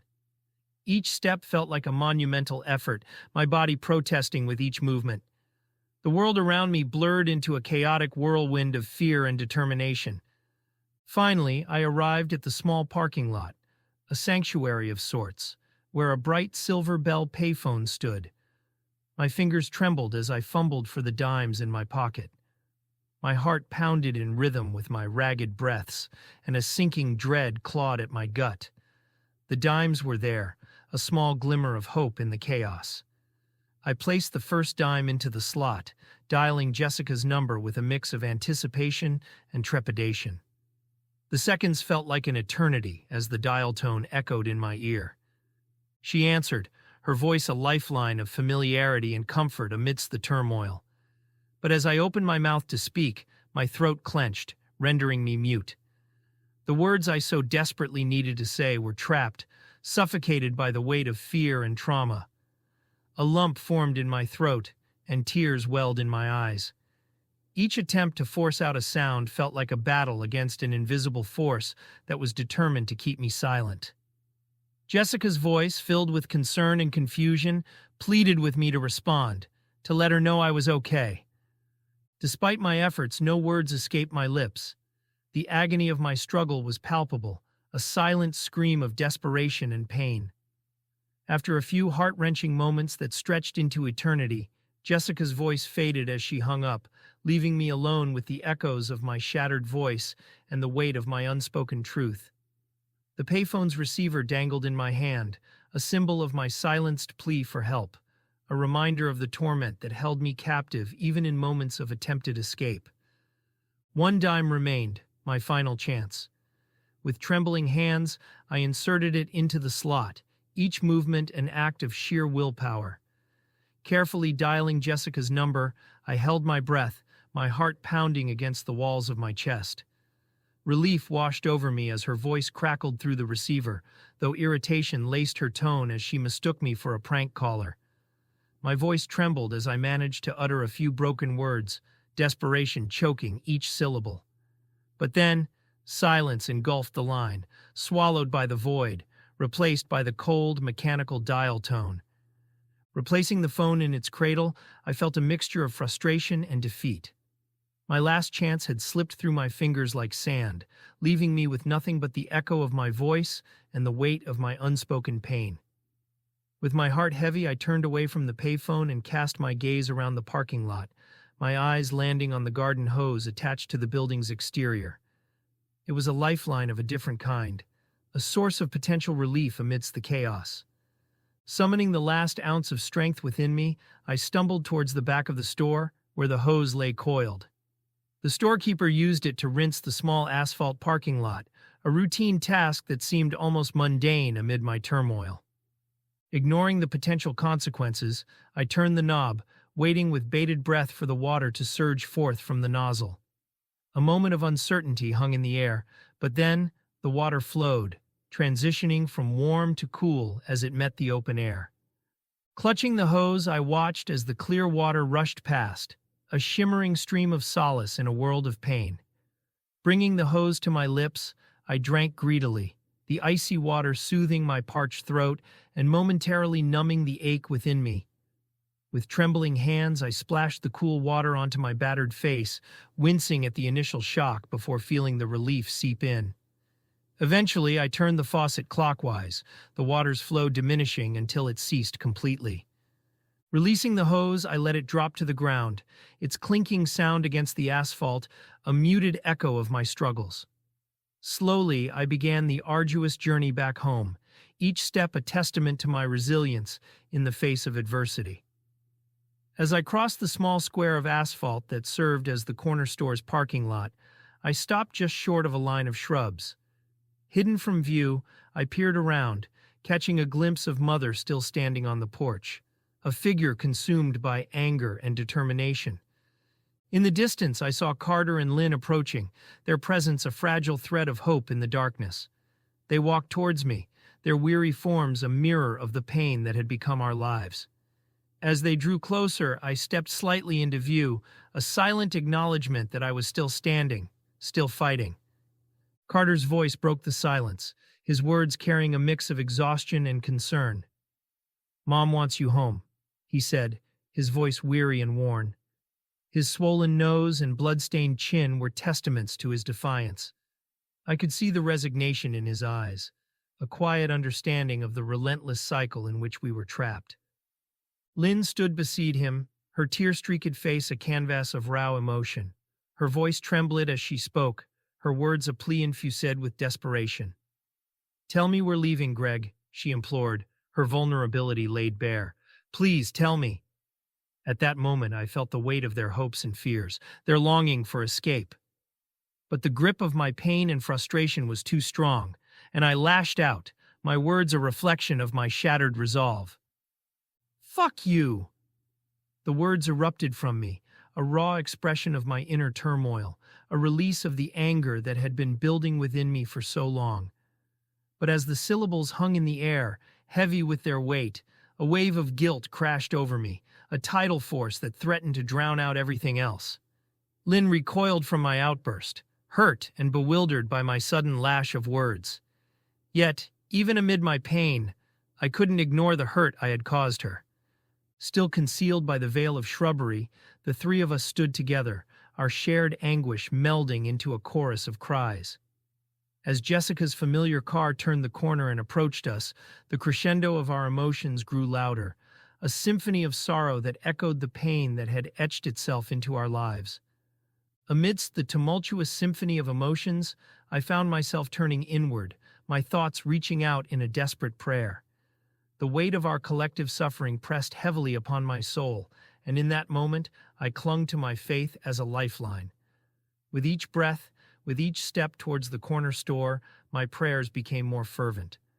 I poured my heart out to Jesus, my pleas a desperate cry for strength, for deliverance from the unrelenting torment that had haunted us for far too long. Tears mingled with my prayers as I sought solace and guidance from the one I believed could bring light to our darkest moments. Concealed behind the veil of leaves and branches, I witnessed the scene unfolding before me, my heart aching for the pain etched on the faces of my siblings. As Jessica's car drew nearer, the vibrations of our cries seemed to intertwine with the very air around us, a chaotic harmony that reverberated with the intensity of our shared suffering. Amid the cacophony of emotions, I continued to pray. I begged for courage, for the strength to endure, for a glimmer of hope to pierce through the darkness. My faith remained steadfast, rooted in the belief that Jesus, in his boundless mercy and compassion, heard our cries and held us close even in our moments of deepest despair. So I prayed with a fervor I had never known, my whispered words a desperate plea for guidance, for relief, for a path forward. I knew that the road ahead would be fraught with challenges, but I held on to the hope that Jesus would lead us away from the clutches of our abusive mother, guiding us toward a future where healing and freedom awaited. As I stood there, concealed by the sheltering foliage, I found solace in the unshakable belief that Jesus was present in our pain, a beacon of strength guiding us through the storm.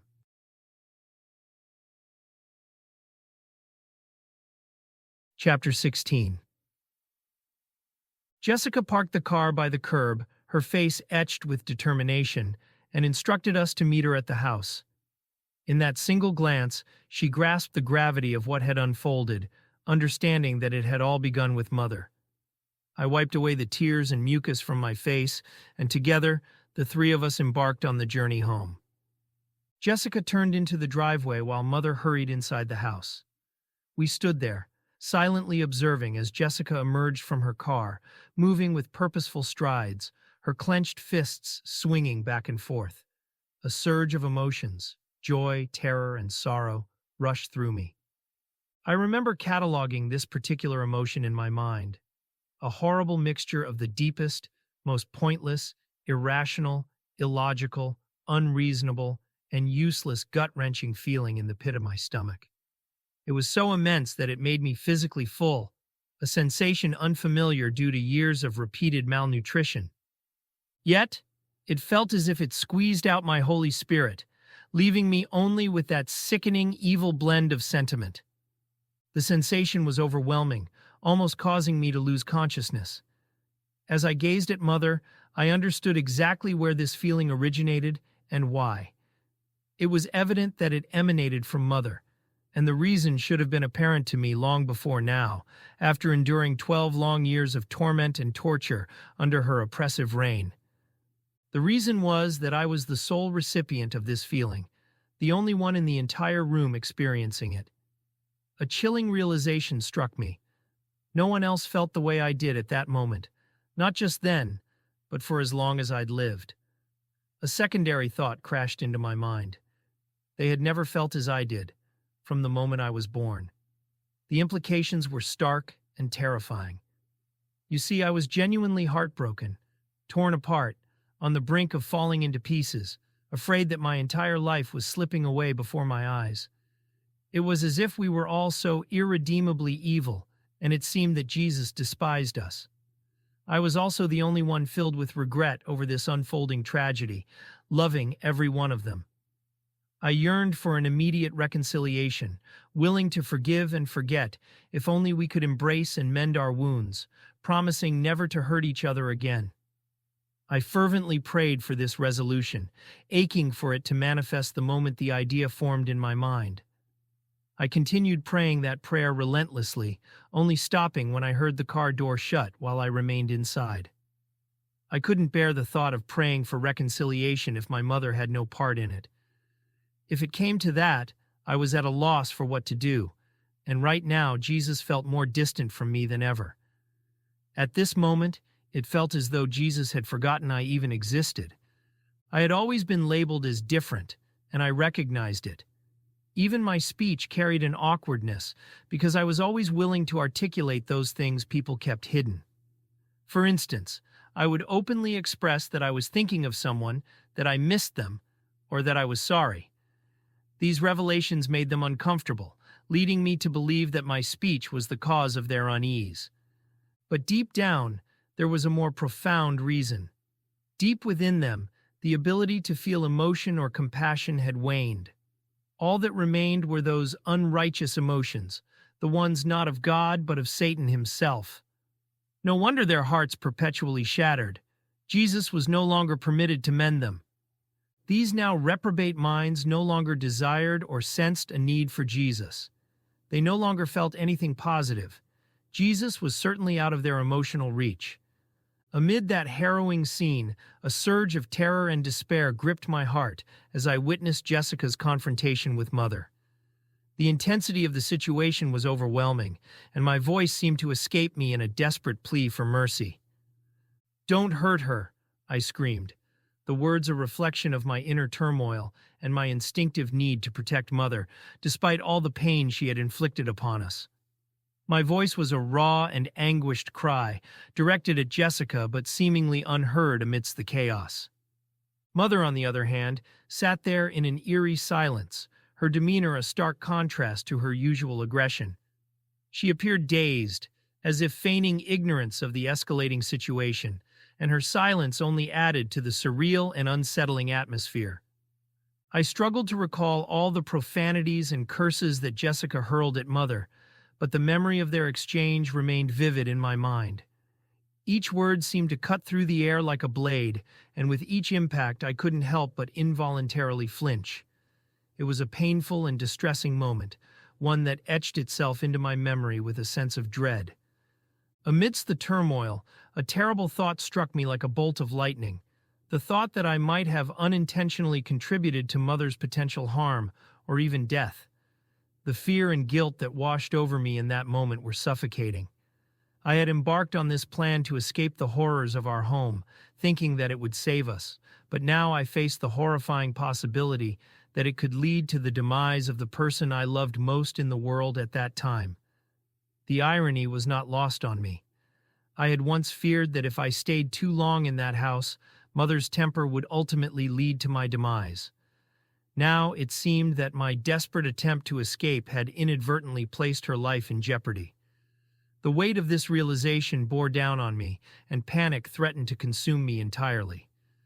Throughout this tumultuous exchange, Mother's behavior remained baffling. Her gaze remained locked onto Jessica's face, and despite the physical confrontation, she offered no resistance.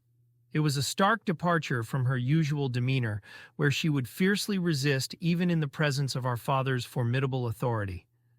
At this moment, she appeared both fearful and shockingly apologetic, as if something within her had finally given way, and the well of animosity that had fueled her for years had run dry. It was a disturbing transformation that left me with more questions than answers, adding another layer of complexity to an already tumultuous situation. Amidst the chaotic and unsettling events unfolding before us, Mother's laughter suddenly erupted, a detached and unsettling sound that sent shivers down our spines. Carter, Lynn, and I stood off to the side, our faces etched with a bewildering blend of confusion and horror. None of us knew how to respond to this bizarre and unexpected outburst, and a deep concern for Mother's well-being washed over me. Her laughter seemed disconnected from the reality of the situation, and it sent a chill down my spine. A sense of relief cascaded over me when Jessica eventually released her grip on Mother's collar, but just as I thought the ordeal had reached its conclusion, Jessica's hand swung with sudden force, landing a resounding slap across Mother's face. My heart flooded with a desperate plea for compassion and mercy. And again, I was yelling. "Don't hurt her!" I screamed, my voice filled with an overwhelming desire to shield Mother from harm's way. It was a plea that had echoed countless times before in our tumultuous household, whether it was my father's fury or the wrath of an angered soul directed at my mother. In those moments, her tempestuous behavior and the storm of profanities she unleashed often acted as the catalyst, but I remained steadfast in my determination to protect her. The mandate to honor one's parents, no matter the circumstances, was a fundamental tenet etched into the core of my beliefs. Despite the impossibility of coexisting peacefully under the same roof, shattered by their addictions and violent tendencies, my love for them remained unyielding. My heart was a sanctuary of forgiveness, and my prayers for their redemption were unceasing.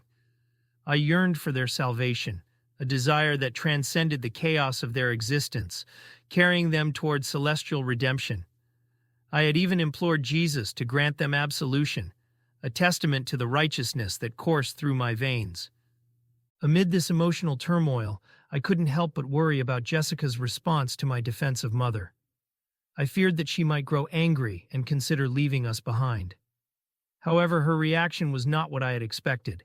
Instead, she continued to release her pent-up emotions, finally letting out everything that had been bottled inside her for far too long. Some of the accusations were familiar, words I had already heard from my older sisters before they had stormed out of the house for the last time. Yet, there were new and deeply disturbing revelations, spoken by Jessica, that I wished I could erase from my memory.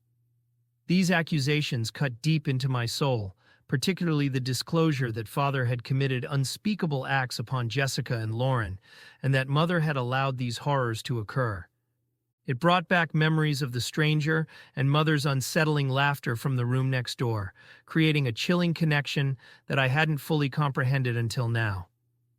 As Jessica urged us to go outside and wait in the car, I once again implored her not to cause harm to Mother. She didn't respond to my plea, but she assured us that she would join us shortly. In heavy silence, my siblings and I left the house, unaware that this moment would mark our final departure from that wretched place. Carter led the way, followed by Lynn and then me.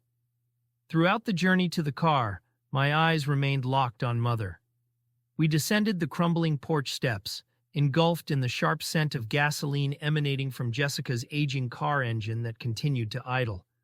One by one, we climbed into the back seat, my gaze fixated on the vanishing light of day as the sun dipped below the horizon, painting the sky with hues of crimson and gold.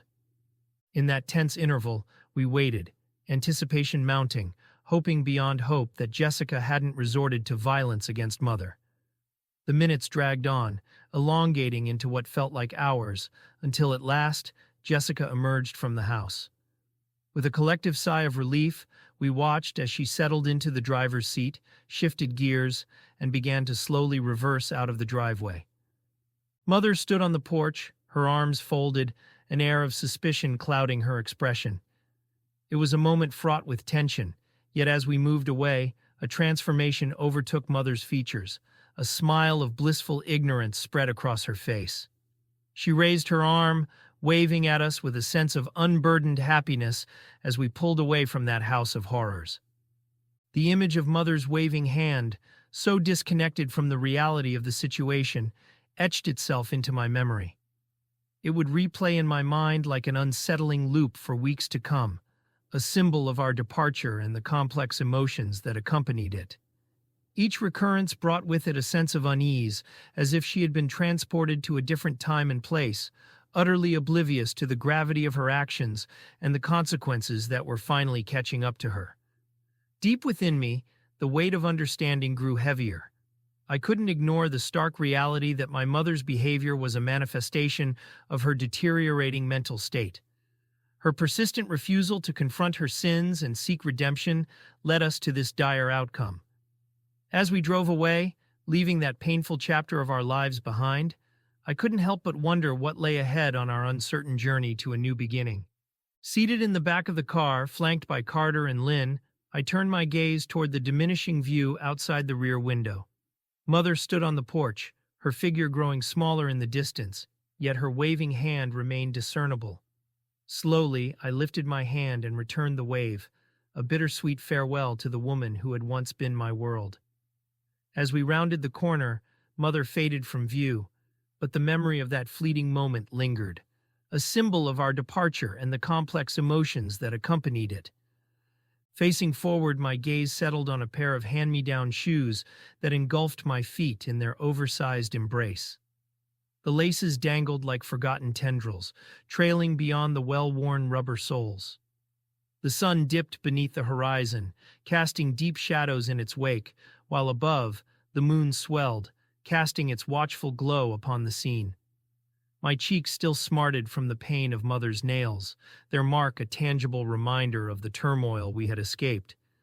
Beside me, Lynn's tears flowed silently, mirroring the unspoken grief that enveloped us. Carter stared out the window, his thoughts a labyrinth of emotions that were echoed across his face. I attempted to form words, but my voice faltered, held captive by the weight of my emotions. My throat tightened, parched as a desert. A glance from Jessica through the rearview mirror revealed her mixed feelings, disappointment mingled with a touch of disgust, before her attention returned to the road. And so, we continued our journey to Jessica's place, where a transition to life with Lauren awaited us.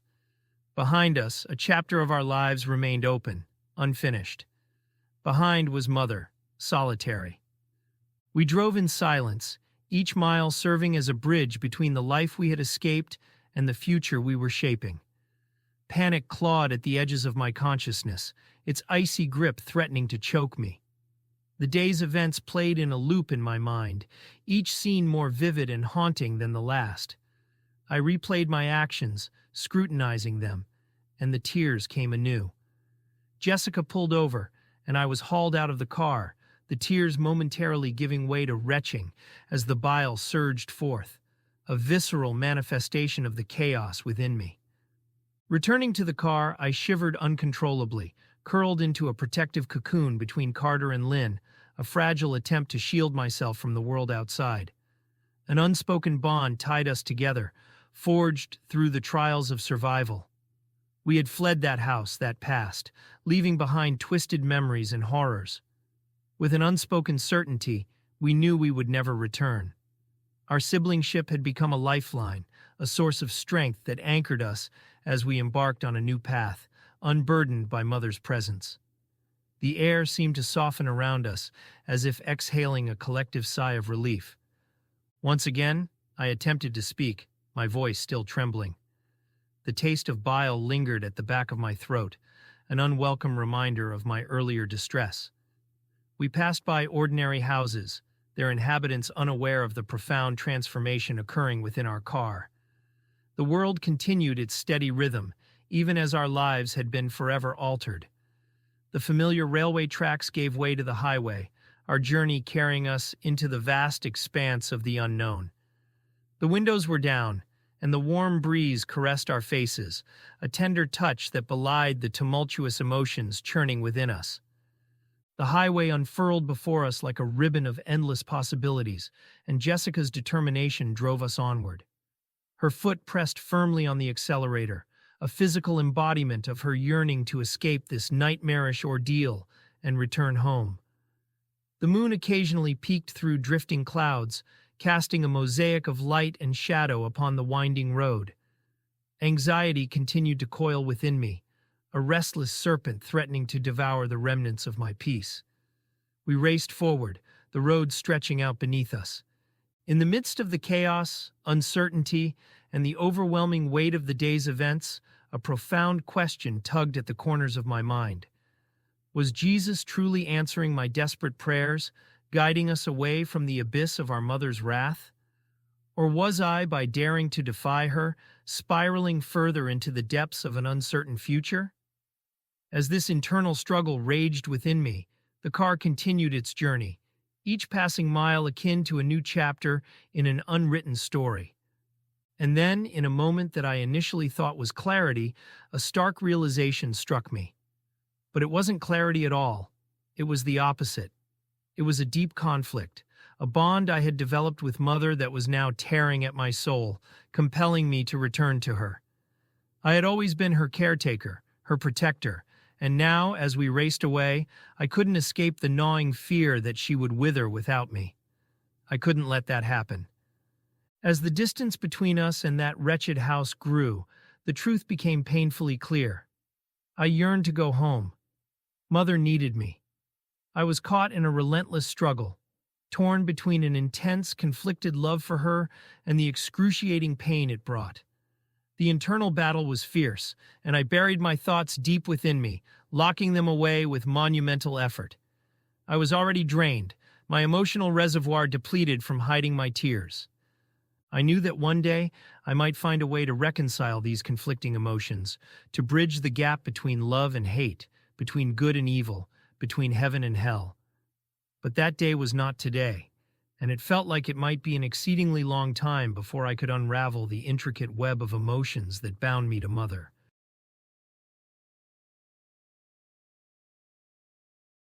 Chapter 17. The morning light trickled into the unfamiliar room at Jessica's house, casting a feeble glow on my surroundings. The starkness of the room underscored the reality that the life I had once known was now a distant memory. The comfort of familiar scents and sights had been replaced by an unsettling void, emphasizing the depths of the unknown into which I had ventured. A heavy lump lodged itself in my throat, a constricting knot of uncertainty that tightened with each passing moment. The specter of Mother's well-being haunted me, her potential suffering or even demise clinging to my thoughts like a relentless shadow. The events of the previous night had left us in a state of limbo, suspended between the horrors of our past and the uncertainties of our future. We were like lost souls adrift in an unfamiliar world, our only anchor to reality being the shared experiences that had brought us here. The weight of guilt pressed upon me, a constant reminder of the choices I had made in pursuit of escape. Had I done the right thing, or had I merely exchanged one form of torment for another? The question gnawed at me, a relentless specter that refused to be ignored. As I slowly rose from the makeshift bed, I took in the room's sparse furnishings, a table, a chair, and a window that offered a glimpse of the outside world. It was a stark contrast to the cluttered chaos of Mother's house, a reflection of the simplicity that Jessica had sought in her new life. The room felt like a sanctuary, a place where we could begin to heal from the wounds of our past. The sound of voices drifted in from the adjacent room, a reminder that I was not alone in this new chapter of my life. Carter's deep voice carried a tone of cautious optimism, while Lynn's laughter rang out like a fragile melody. Jessica's presence loomed like a protective shield, a pillar of strength in the face of our shared uncertainty. As I stepped into the communal area, the warmth of their camaraderie enveloped me. We were a fractured family, bound not by blood, but by the shared scars of our past. In each other we had found a lifeline, a source of support and understanding that transcended the traumas we had endured. The day stretched out before us, a blank canvas waiting to be painted with the hues of our newfound freedom. But as we ventured into this uncertain future, the specter of Mother's potential fate remained a shadow that threatened to cast a pall over our every step. Our journey was far from over, and the road ahead was fraught with challenges and uncertainties. But for the first time in a long time we had a choice to define our path, to forge a future that was not bound by the chains of our past. I always tried to maintain a positive outlook, even in the face of uncertainty and adversity. As we faced the unknown together, I couldn't help but wonder if, in the midst of our shared struggles, we might also find moments of joy, healing, and redemption. The scars of our past will always be a part of us, but perhaps in the embrace of our newfound family, we could begin to heal and find a sense of belonging that had long eluded us. With that thought, I took a tentative step forward, ready to confront the uncertainties of our future, knowing that we would face them together, as a family forged not by blood, but by the unbreakable bonds of survival and love. However, reality soon set in, and I couldn't deny the harsh truth. My family did not want anything to do with me or with one another. It seemed as though everyone was just trying to get as far away from one another as possible. The scars of our past, the hatred that had been instilled in us by our parents, ran deep, and it was clear that they would continue to affect us in the most horrible ways. I would come to find that you never leave hell without hell leaving with you, and the specter of our painful past would continue to haunt us, casting a long shadow over any hope of reconciliation or true family unity. The events of the previous day surged through my mind, a tumultuous tide of emotions crashing against the shores of my consciousness. Each memory, each choice made, carried the weight of consequence, amplifying the crushing burden of guilt that bore down on me ceaselessly. It felt as though I carried the world's sorrow within me, a heavy stone that refused to be cast aside. The refrain echoed incessantly within my mind. It was my actions, my decisions, which had set this chain of events in motion. Guilt, like a relentless predator, stalked my every thought, consuming me from within. It whispered accusations in the quiet moments, reminding me of my role in the upheaval that had unfolded.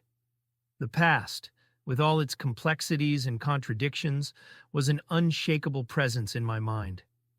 As I wrestled with the weight of my actions, I couldn't help but wonder if there was a way to find redemption, to rise above the shadows of doubt and guilt that threatened to drown me. Jessica's voice, a stark contrast to the lingering silence, cut through the air, urging us to rouse ourselves for the challenges that lay ahead. My attempts at gratitude faltered as I met the indifference in their eyes, a reminder of the vast chasm that separated us.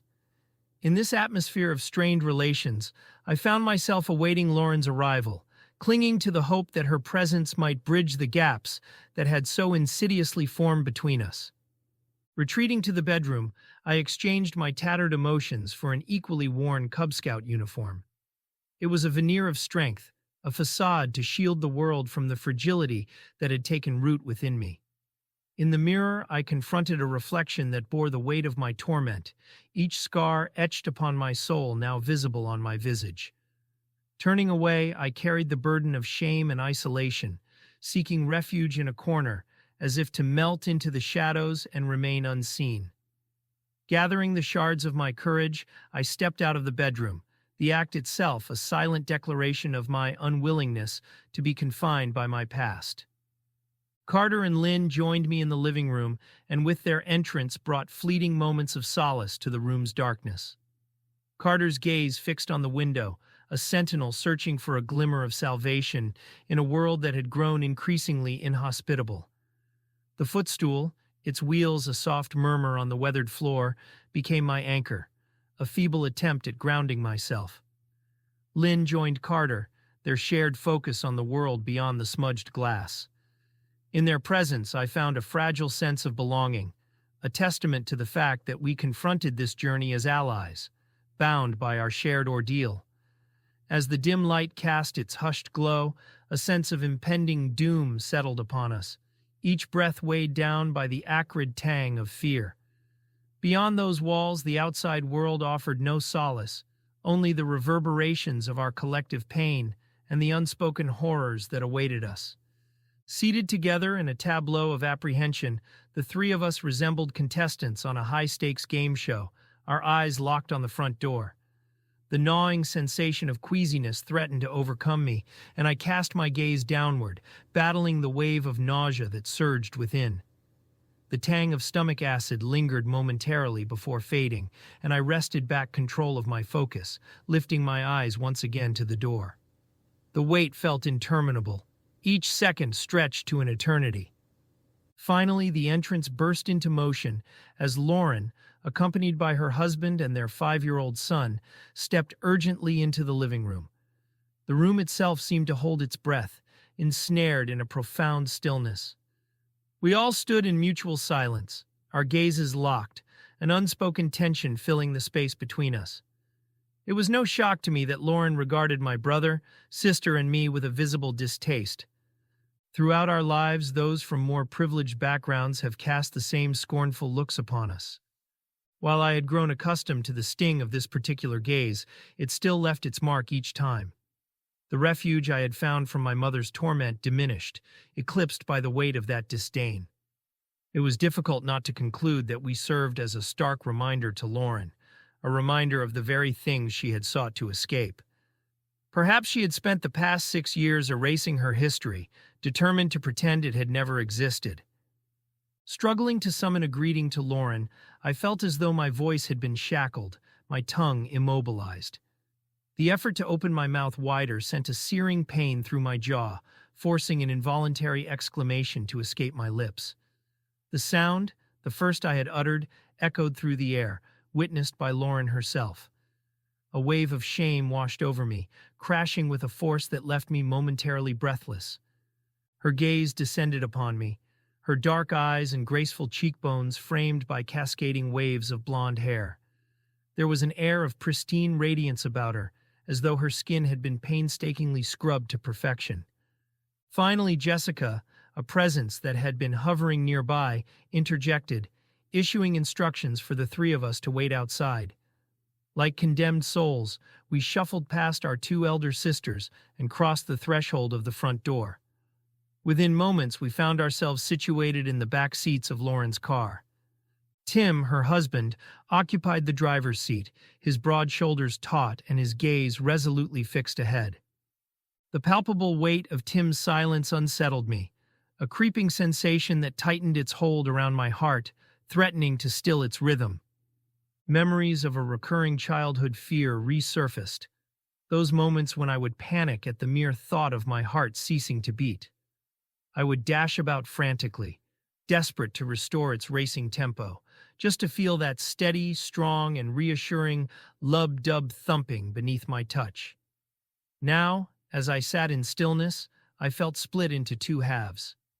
One part of me yearned for the promise of this new life, while the other clung fiercely to the familiarity of Mother's presence. The gravity of this choice weighed on me like an immovable stone.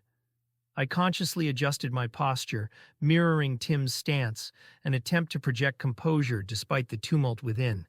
Lauren's farewell gesture to Jessica from the passenger seat drew a fleeting animation across Jessica's face as she stood on the porch, her farewell wave infused with a subtle air of secrecy. I observed this interaction intently, discerning the concealed hints within Jessica's squinting dark eyes. Fearful that even the slightest movement or breath might prompt Lauren or Tim to alter their decision, I remained perfectly still. Beside me sat Lynn, her arm gently brushing against mine. An immediate sense of solace enveloped me, as it always did whenever I was in her presence. My younger sister, who had provided care and guidance during moments of my semi-paralysis, had become an unwavering pillar of support. Just as I relied on her, she relied on me. The bond we shared was unbreakable, a source of strength amid the turmoil that surrounded us. I often pondered the 4 siblings who had departed from this world prematurely, 2 succumbing to illnesses that our family could not afford to treat, and 2 more lost to accidents that left us reeling in their suddenness. Their brief lives had left only 7 of us behind, a poignant reminder of the fragility of life and the depth of our bonds. Yet, in my heart, what truly mattered was Lynn, who stood by me as the embodiment of our family's resilience and love. Seated together in the car, side by side with Lynn, an overwhelming sense of worry washed over me. The act of straying from Mother, both metaphorically and literally, felt like a decree of impending doom for both of us. And yet, remaining in her oppressive grasp was equally perilous.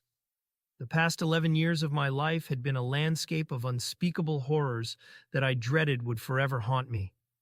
Lynn had been my steadfast companion through many trials, but not during the most harrowing of moments. In those instances, I would remain silent, the only sounds escaping being the soft, mournful utterances of my anguish. I kept these sounds hidden from Lynn, and after each ordeal, I would retreat to my bed, my pain cloaked in silence. Beyond the car's windows, the sun climbed higher, casting a warm, golden radiance upon the world. The summer breeze carried with it the joyful sounds of children at play, their laughter and exuberance intertwining with the atmosphere. Now and then, a burst of excited crackling reached our ears, followed by waves of cheerful cheers. The vehicle began to move, transporting us toward the unfamiliar territory that would be our new home. In the front seat, Lauren occupied the space near the passenger door, their only child nestled between her and Tim. He was a beautiful young boy, just 5 years old, his blonde hair echoing his mother's. Observing them together stirred a complex mixture of emotions within me. Jealousy and anger intertwined, an intricate knot of conflicted feelings. The journey unfolded in silence, each passing mile a poignant reminder of the growing chasm between Mother and myself. Loneliness saturated the air, an isolating presence that gnawed at my mind and tugged at my heartstrings. This desolate road was like no other, an excruciating path that seemed to stretch infinitely ahead, tormenting my thoughts and wrenching my heart. A sense of profound solitude accompanied every inch of the journey, whether moving toward Mother or away from her. The specter of loneliness haunted me relentlessly, a chilling fear that I believed could consume me entirely. It whispered of the loss of my sanity, followed by the embrace of death itself. The somber weight of this realization reverberated through my being, flooding me with a surge of panic, while Lauren's husband guided the car along the winding road. I was consumed by fears for both Mother and I, desperately hoping that Lauren might sense the depth of my apprehension and offer some form of comfort. Yet, silence lingered between us. There was a mutual understanding that her words were unnecessary. I could discern in her gaze that she saw us as teetering on the edge of mortality, more akin to the realm of death than life. My eyes were swollen and tender from relentless tears, their vibrant hue transformed into shades of blood red. An unsettling peculiarity seemed to emanate from me, one that was hard to conceal. This oddity, I suspected, was likely the reason she kept her child at a cautious distance from us. Amidst the drive, a whirlwind of thoughts raced through my mind. Would our new home provide the comfort of a warm and clean bed? Could we hope for regular meals, an everyday luxury that I had often been denied? These worries gnawed at me, a relentless tug of war between hope and fear. Yet, alongside these practical concerns, more haunting memories surfaced. The hurried visits to the restroom under mother's watchful gaze, and the threat of punishment if I couldn't perform bodily functions quickly enough. The profound sense of isolation gripped my heart, while my thoughts were consumed by a frantic concern for mother. The pieces of this new reality were still settling into place, and the abruptness of it all, the hastily concocted plan, its execution, and our abandonment of mother, left me grappling for understanding. The worry stretched beyond my well-being.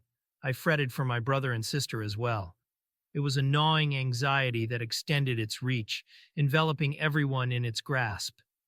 The unease, much like the suffocating loneliness festering within me, swelled until it became an almost unbearable weight. But within this storm of emotions, a surge of love for mother emerged. It overwhelmed the fear, flooding my heart with the tender sweetness of a child's love for his mother. Once again, tears welled up in my eyes, swollen and red from ceaseless weeping. If only I could see mother once more, I thought, I would confess my grave mistake and pledge never to leave her side again. The pull of loneliness clashed with the madness of leaving her, a relentless internal battle. I yearned for the chance to tell mother that my love for her was unwavering, that it would endure for eternity. In my mind's eye, I conjured an image of this confession, envisioning it as a catalyst for transformation, a catalyst that would turn her into a different person, a better person, the mother for whom I had always wished. The mere possibility of this change seemed worth any risk, tempting me to plead with Lauren to take me back. But alas, courage eluded me. I couldn't find the strength to admit my change of heart, my desire to return. The potential consequences, both from mother and Lauren, loomed large, their weight undeniable. Ultimately, the longing to reunite with a loving mother remained a bittersweet fantasy, one that would play out in the recesses of my mind for years to come. It was a potent, cherished fantasy, even in the face of the painful truth that it would forever remain unfulfilled. Upon our arrival at Lauren's house, there was no need for words to usher us out of the car. We disembarked silently, as if following an unspoken script. It was clear that Lauren and her husband held a certain pride in having rescued us from mother's clutches. In exchange for our salvation, we were swiftly put to work. Lynn assisted Lauren in tidying the house and preparing a meal, while my brother and I tackled various tasks such as cleaning the car, sweeping the garage, and tending to the garden. Engaging in these chores didn't bother me. They granted me a space to gather my thoughts. Occasionally, I attempted to strike up a conversation with Lauren's husband as we worked side by side. Yet his responses were curt and distant, as if he harbored an urgent need for escape at any given moment. The first night in Lauren and Tim's home found me sleeping on the floor. Blankets had been arranged for our bedding, and within moments of settling onto my improvised bed, sleep overcame me. Lauren's husband, amused by my sudden slumber, lifted me by one arm in a playful gesture, showcasing me to his wife. His laughter echoed until he abruptly stopped upon noticing urine seeping from the crotch of my pants, staining the sheets and carpet below. My limp body was released with a thud, and he walked away in evident disgust. Lauren sternly commanded me to wake up and shower. Upon my return, clad in borrowed shorts that hung far too loose, I found Lauren scrubbing desperately at the urine-soaked carpet, donning rubber gloves as if to shield herself from the mess. In the mere instant of arriving, I had managed to tarnish my reputation, extinguishing any hopes of earning the love and respect of Lauren and Tim. The following day proved no better than the previous night. Summer had dawned, and to my bewilderment, a meeting with a lawyer was scheduled. A child custody hearing was on the horizon, as mother sought to regain custody of her 3 children. Lauren and the attorney outlined the plan: prove mother unfit. While I didn't entirely grasp the weight of being deemed unfit, the term carried an aura of danger and darkness for all of us. The impending task was to testify against mother in a court of law. But before that, the attorney would question us. This notion invoked a fresh wave of fear, as I would be required to lay bare everything. It was a daunting prospect I couldn't muster the strength for. In the face of these challenges, the thought of turning to Jesus for solace never occurred to me. The shame held me back. Consequently, I felt utterly isolated in the midst of this grim situation that had befallen us. It was an impossible topic to broach. The fear of losing my sanity loomed large. My deliberate strategy was to speak solely of physical abuse, dire living conditions, neglect, and hunger. I would focus on these aspects, while intentionally omitting any mention of the darker truths that lay beneath the surface. From the moment I embarked on conversations with the attorney, I struggled under the weight of my inadequacy to appear persuasive while intentionally omitting certain unsettling details. My primary dread lay in the possibility that failing to disclose everything would result in our return to Mother's clutches. Yet, the very thought of revealing the darkest aspects of our history filled me with unbearable shame. Over weeks, the attorney meticulously picked apart our stories, jotting down notes on several thick yellow pads. He intended to unearth any potential weaknesses, any chink in our armor that could inadvertently give Mother an advantage in the upcoming court proceedings. Each dialogue session with the attorney meant surrendering another fragment of the life that remained within me. The tranquility I had found in aimless wanderings around the neighborhood during those summer days was swiftly obliterated by the relentless questioning. The attorney's demeanor was unyielding, and with each inquiry, I felt myself crumbling.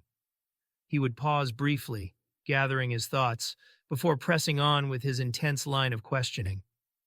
Meanwhile, in the background, Lauren's presence was palpable, a silent observer, a vigilant overseer, a figure who seemingly took pleasure in this endeavor.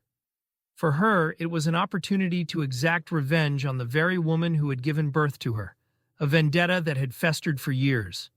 The constant dread that Lauren, Tim, and the attorney might eventually uncover the full scope of my experiences and use them to their advantage loomed large. I was acutely aware of the potential for them to exploit that knowledge, to strip me of any sense of worth, if not to render me even more abject. This fear pierced through my heart like gunshot wounds every time I sensed the attorney's suspicions edging closer to the hidden truths. The promising new life I had envisioned felt like a distant mirage. The hours of my days were devoured by relentless conversations with the attorney, and within the margins of his yellow pads, I saw my existence fading away. Words of hope and faith seemed elusive, replaced by the haunting echoes of past abuses that I was forced to relive day in and day out. My most fervent wish was for this ordeal to cease, for the torment to finally abate. However, with every session spent with the attorney, a peculiar and disconcerting impulse began to grip me, an unsettling urge to inflict harm upon myself and those around me. Loneliness had always been a familiar companion, but this newfound surge of rage was a foreign sensation. Even when subjected to my mother's physical assaults, I had never experienced anger in response. Yet that summer, a transformation was taking place within me, and it was far from positive. I realized that I was at a crossroads, where I could either succumb to the darkness brewing within or fight to reclaim the light that had once guided me. A change was unfurling deep within my soul, one that quickened my heartbeat and threatened to consume me entirely. I found myself shifting from being a mere observer to becoming an active participant in a cycle of anger and despair that I had never imagined. In a haunting twist of fate, I felt the shadows of my mother and father, their traits, and their legacies, intertwining with my own identity. But even as I recognized these shadows, I knew that I had the power to choose a different path, to break free from the legacies of pain and forge a new identity grounded in resilience and hope. Meanwhile, the summer was not entirely defined by these dark changes. While the meetings with the lawyer drained us, an avenue of respite opened up as Lauren introduced us to the enchanting world of reading. Yet beneath her intentions lay a profound dichotomy. She sought to shield her illiterate siblings from the shadow of shame, inspired by her ascent from poverty to knowledge. Her interactions with the learned and diligent had reshaped her aspirations, and she could not bear the thought of her siblings remaining uneducated. Lauren's resilience became a beacon for me, showing me that knowledge could be a path to liberation, a way to rise above the shadows of our past. It mattered little to me whether Lauren and Tim's intentions were noble or not when extending a helping hand. Whether it was to polish their reputation, satisfy a prideful power trip, or merely bask in self-satisfaction, I remained unaffected by their motives. What truly resonated with me was the simple fact of being nourished, clothed, sheltered, or guided to a public library. Within those pages, a whole new world unfurled, a realm where the veils shrouding life's mysteries were lifted and truths hidden in the shadows were brought into the luminous realm of understanding. The journey into the world of reading swung open the doors to reveal the hidden secrets that lay dormant beneath the surface. These secrets had held us captive, their weight pressing down, breeding despair, and perpetuating a sense of bondage that shadowed our lives. A mission was born within me, a mission of unearthing these concealed truths, of casting a brilliant light upon them until they lost their grip, no longer capable of chaining us to desolation. A yearning ignited, an unquenchable thirst to confront these enigmas, dismantle their power, and unveil the solutions that would enable me to breathe more freely, to traverse each day with renewed strength. The attorney's office was the backdrop for the decisive moments before the courtroom ordeal. Carter and Lynn, my steadfast companions on this tumultuous journey, stood by my side. Their presence provided a fragile sense of unity in the face of impending confrontation. We exchanged glances, our unspoken support a lifeline that tethered us together amidst the storm. Their stories, interwoven with mine, painted a tapestry of resilience. Carter, with his quiet strength, had been a beacon of hope in moments of despair. Lynn's unwavering optimism, even in our darkest hours, reminded us of the light beyond the darkness. I recalled the day we all met the attorney for the first time, under circumstances that now seemed a lifetime ago, their loyalty unwavering from the start. As the attorney briefed me one last time, his words carried a weighty significance. The gravity of what lay ahead, facing Mother in court, dissecting the fabric of our fractured relationship under the law's unforgiving gaze, loomed large. Our bond, once rooted in love, had frayed into tangled threads of longing and uncertainty.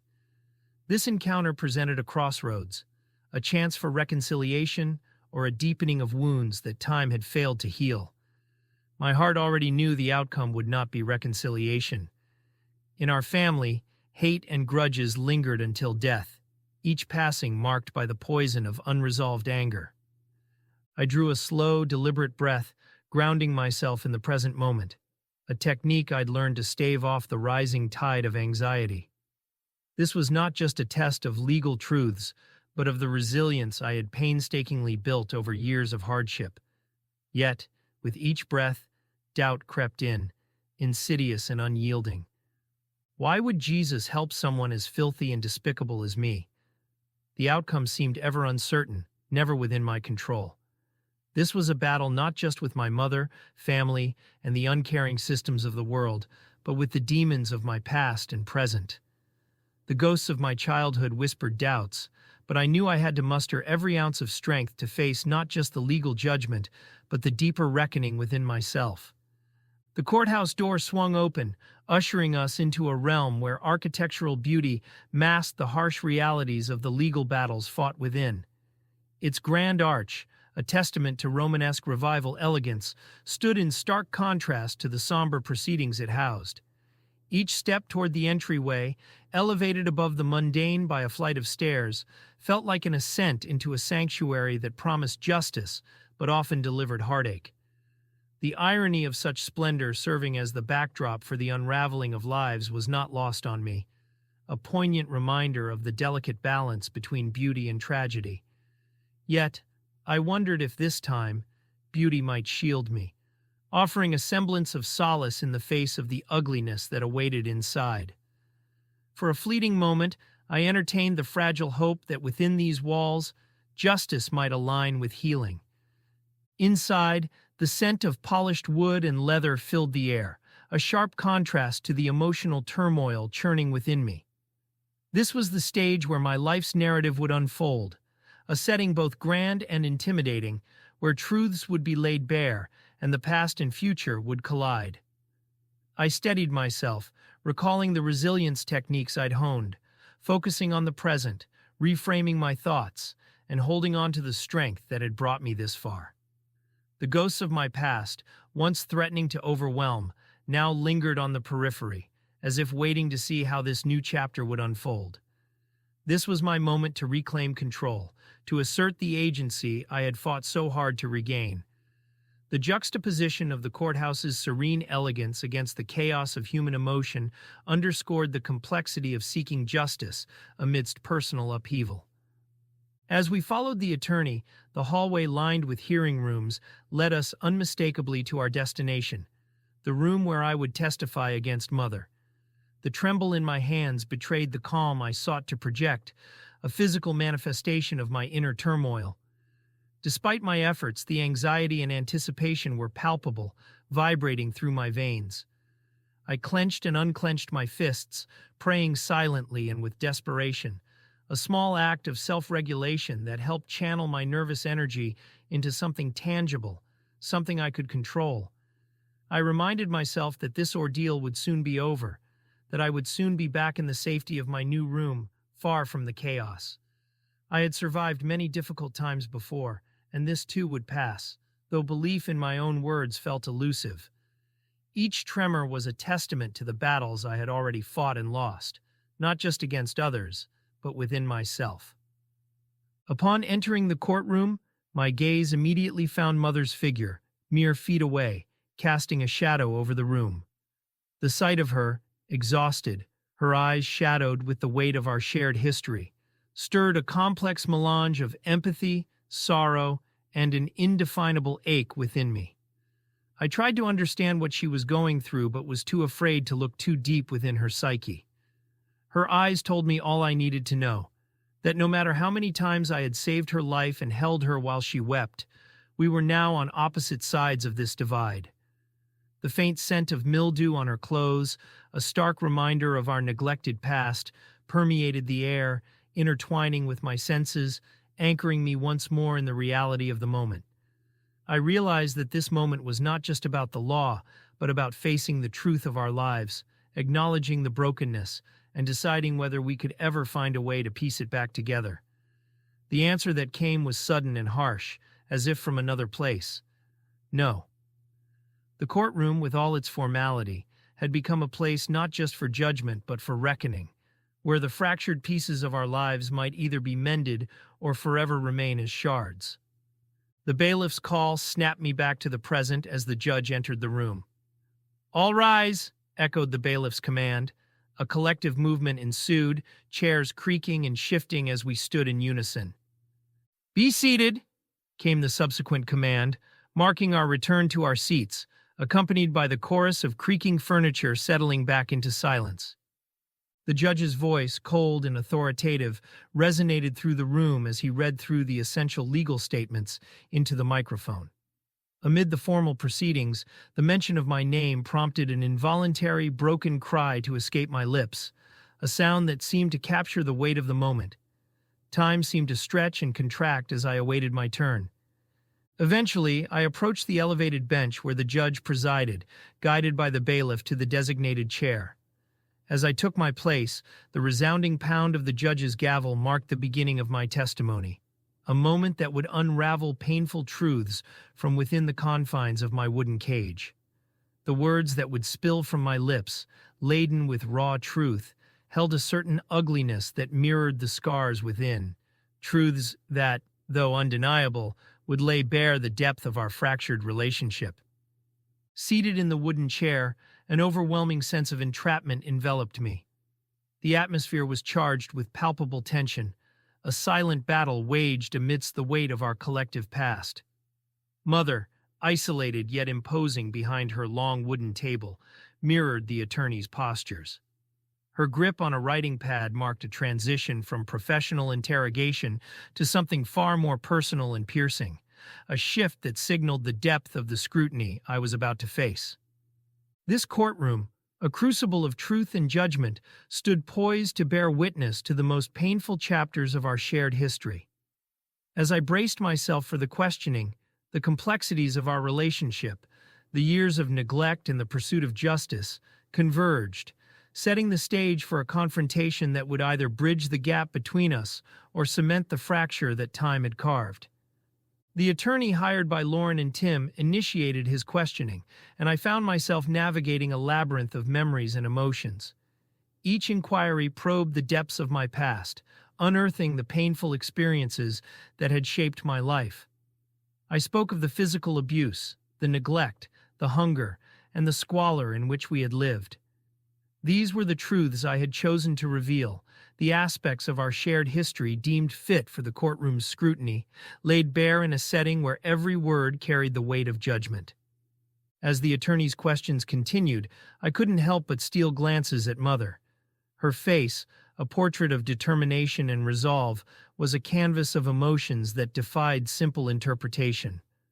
I pondered whether there was regret in her eyes, or if they merely reflected the turbulence of our shared journey. The truth remained shrouded, buried beneath layers of history and pain that no courtroom could easily unearth. The courtroom drama unfolded with a sense of inevitability, each moment intensifying the emotional stakes. The attorney's relentless pursuit of truth clashed with Mother's determined countenance, each waiting for the other to reveal a chink in their armor. Every word spoken, every question posed, edged us closer to the heart of the matter, the pivotal question of Mother's fitness to regain custody of her children. It was a question laden with profound implications for all of us, determining the trajectory of our lives henceforth.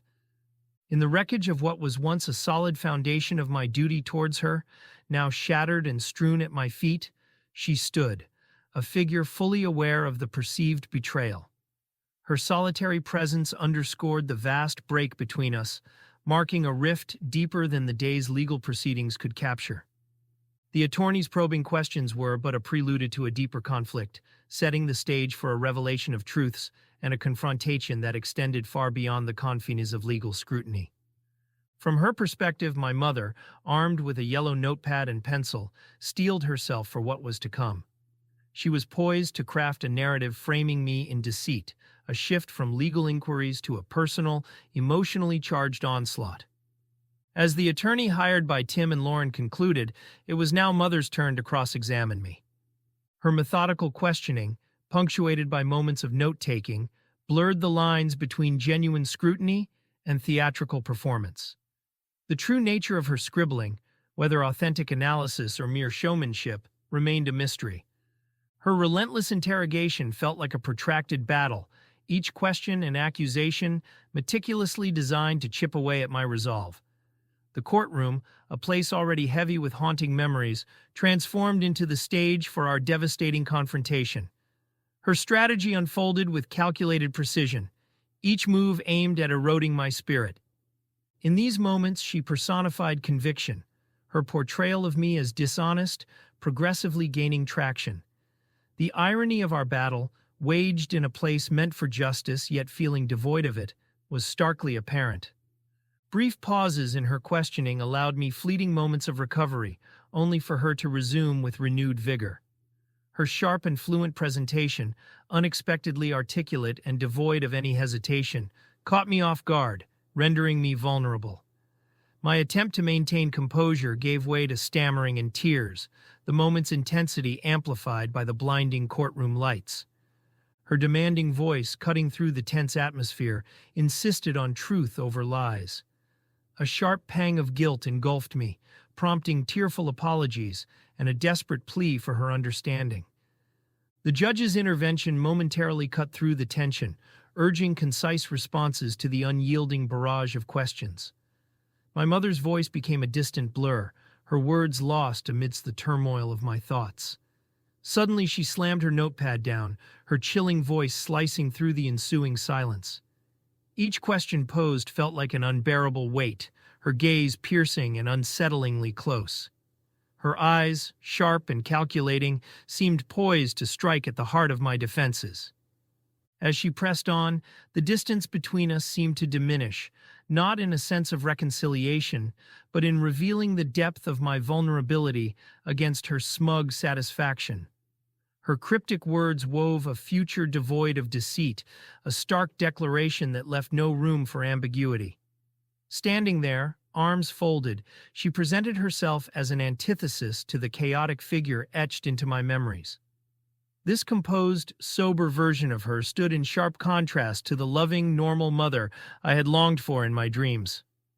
The interrogation stretched on, each question sharpening the contrast between the woman before me and the disheveled figure from my past. A surge of defiance rose within me, a fleeting hope of reclaiming some ground, but her intense gaze swiftly quelled any protests.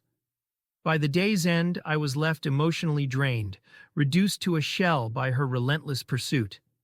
She painted me as the architect of unforgivable cruelty, her composed yet aggressive demeanor lending a chilling credence to her narrative.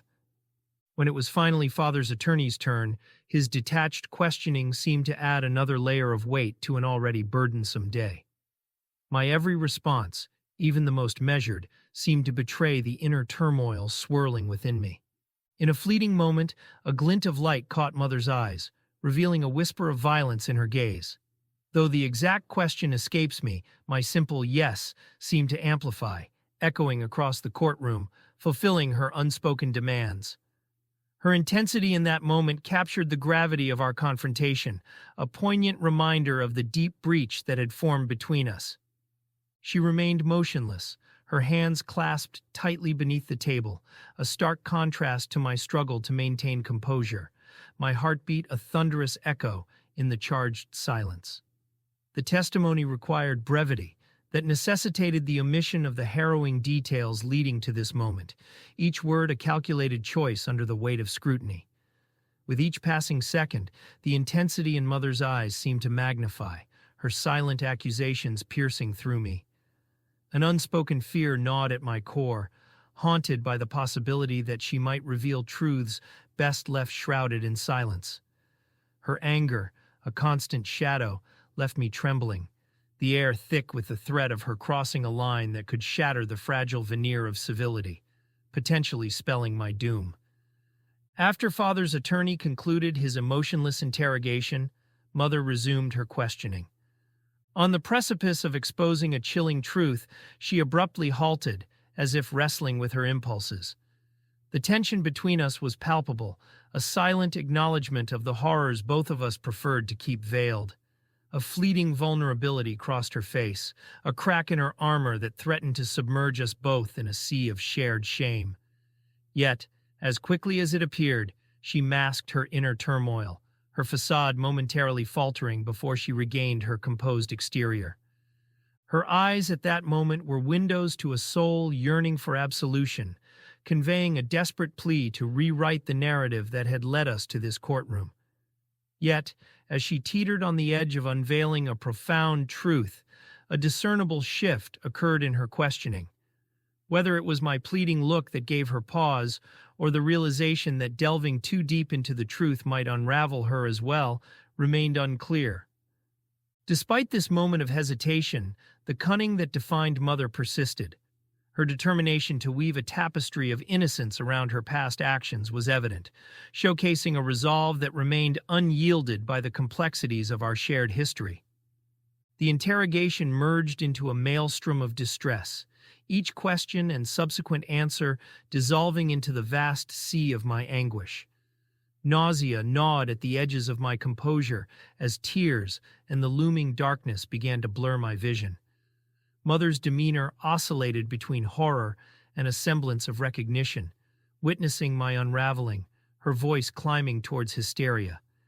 In this whirlwind of turmoil, I sought divine solace, silently begging for an intervention to halt the relentless barrage. Internally, I implored, "Mama, please stop, please." These words morphed into a mantra that echoed my deep-seated longing for the maternal affection that had been conspicuously absent since my childhood. Despite a fleeting display of care during a solitary social services inspection years ago, genuine warmth remained a foreign concept. Now all that lingered was a desperate yearning for relief from her unyielding interrogation. My responses dwindled to involuntary moans, puzzling the judge and eliciting requests for clarification. My disheveled appearance, particularly my unkempt hair, a direct result of Mother's inexplicable restrictions, served as a testament to her pervasive control over the minutiae of my existence. Her demeanor, punctuated by calculated pauses and penetrating questions, mirrored that of a predator on the hunt. Amidst the engulfing darkness, the thought of succumbing to unconsciousness presented itself as a momentary reprieve. Yet, as her questioning reached a crescendo, I found myself gasping for air, my ability to articulate coherent responses vanishing. The oppressive weight of her words bore down on me, my throat constricting and lips trembling under the sheer force of the emotional onslaught. The courtroom's reality dimmed as I clung to the fraying edges of consciousness, teetering on the brink of the welcoming darkness. Brushing the hair from my face, I confronted my accuser with tear-clouded eyes, overwhelmed by a deluge of emotions. In this raw moment of vulnerability, my open weeping stood as a testament to defiance against Mother's relentless pursuit. Unexpectedly, Father's mirrored response, his tears reflecting my own, bridged the vast expanse and silence that had long defined our relationship. The withdrawal of his attorney marked a poignant chapter in our collective narrative, leaving a lasting imprint on all present. The judge's declaration signified the conclusion of my testimony, a moment carrying biblical resonance. Yet, unlike the definitive finality of Christ's words, I was left enveloped in a profound sense of isolation. Reflecting on the trial's complexity, I recognized the courtroom as a crucible where conflicting emotions and narratives clashed. Despite laying bare my truth in a vulnerable and honest testimony, the outcome rested in the hands of the court, with the power to shape our future. The subsequent revelation of our status as wards of the state underscored a profound abandonment, extinguishing any lingering hope of adoption. This verdict, cementing our perceived undesirability, compounded the day's sorrows, solidifying my solitude. As Mother made her way to confront me, then abruptly halted, her departure was marked by a final, poignant glance that lingered in the air between us. I stood, a tumult of complex emotions swirling within, yet found my voice reduced to mere sobs. Stepping down from the witness stand, profound exhaustion enveloped me, the cumulative weight of the past and the looming uncertainty of the future pressing heavily upon my shoulders. Mother was gone now, her once imposing presence dissolving into a fleeting memory within the vast, empty expanse of the courtroom. As the door closed behind her, a stark realization washed over me. This parting was definitive, a silent seal on the chapters of our shared history we would never revisit. The bailiff's hand ushered me from the courtroom, dragging me down a long, sterile corridor to another holding room. I stood by a solitary window, a mute witness to a world that moved on without me. Tears carved paths down my cheeks, a silent but unyielding testament to the crushing sorrow and isolation that swallowed me whole. The silence, heavy and oppressive, was broken only by the sound of my weeping, a sound that echoed the desolation in my heart. In that stillness, the weight of my testimony pressed down on me with a force that threatened to shatter my soul. Years of pain, of unspeakable anguish, surged forth, drowning me in a torrent of emotions too powerful to contain. It was a release, but it was also an exhaustion so profound that it left me hollow. In that private moment, I surrendered, not in defeat, but in a desperate attempt to survive the storm within me. I realized resilience sometimes demands that we allow ourselves to break, grieve, and let go, if only to gather the strength to face another day. As the tears fell, unbidden yet freeing, I stood there in silent contemplation, waiting. Within that quietude, I found a sliver of solace in the realization that I had courageously shared my truth, laying bare the wounds of the past for all to see. The painful chapter that had loomed so large over my life was finally, mercifully, drawing to a close. And this moment of reflection was not just about the end of a courtroom battle. It was a pivotal point in my narrative. There, by the window, As I watched the tears trace their paths down my cheeks, I understood that this was not merely the conclusion of a legal ordeal, but the beginning of a new chapter in my own story. A chapter where the burden of untold truths no longer weighed me down, and where the possibility of healing and moving forward seemed not just a distant dream, but a tangible reality.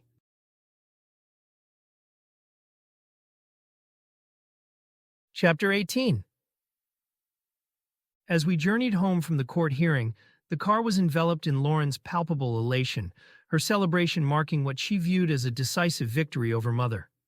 Her spirit, jubilant and infectious, filled the space around us, forming a stark contrast to the tempest of emotions that raged silently within me. I found myself wrestling with a fear that teetered on the edge of overwhelming my self-control, a battle I masked behind a carefully maintained facade.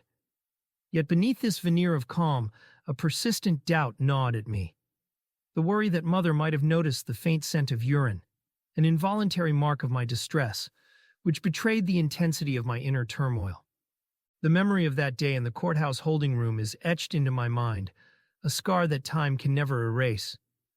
The silence was suffocating, amplifying the anxiety that clawed at my chest as I awaited my turn to testify. The attorney's words, meant to prepare me, slipped away like sand through my fingers as Mother's whispered threats echoed in my ears, a haunting refrain that tightened the noose around my resolve. The crisis loomed like a shadow, dark and inescapable, pressing down on me until I could barely breathe.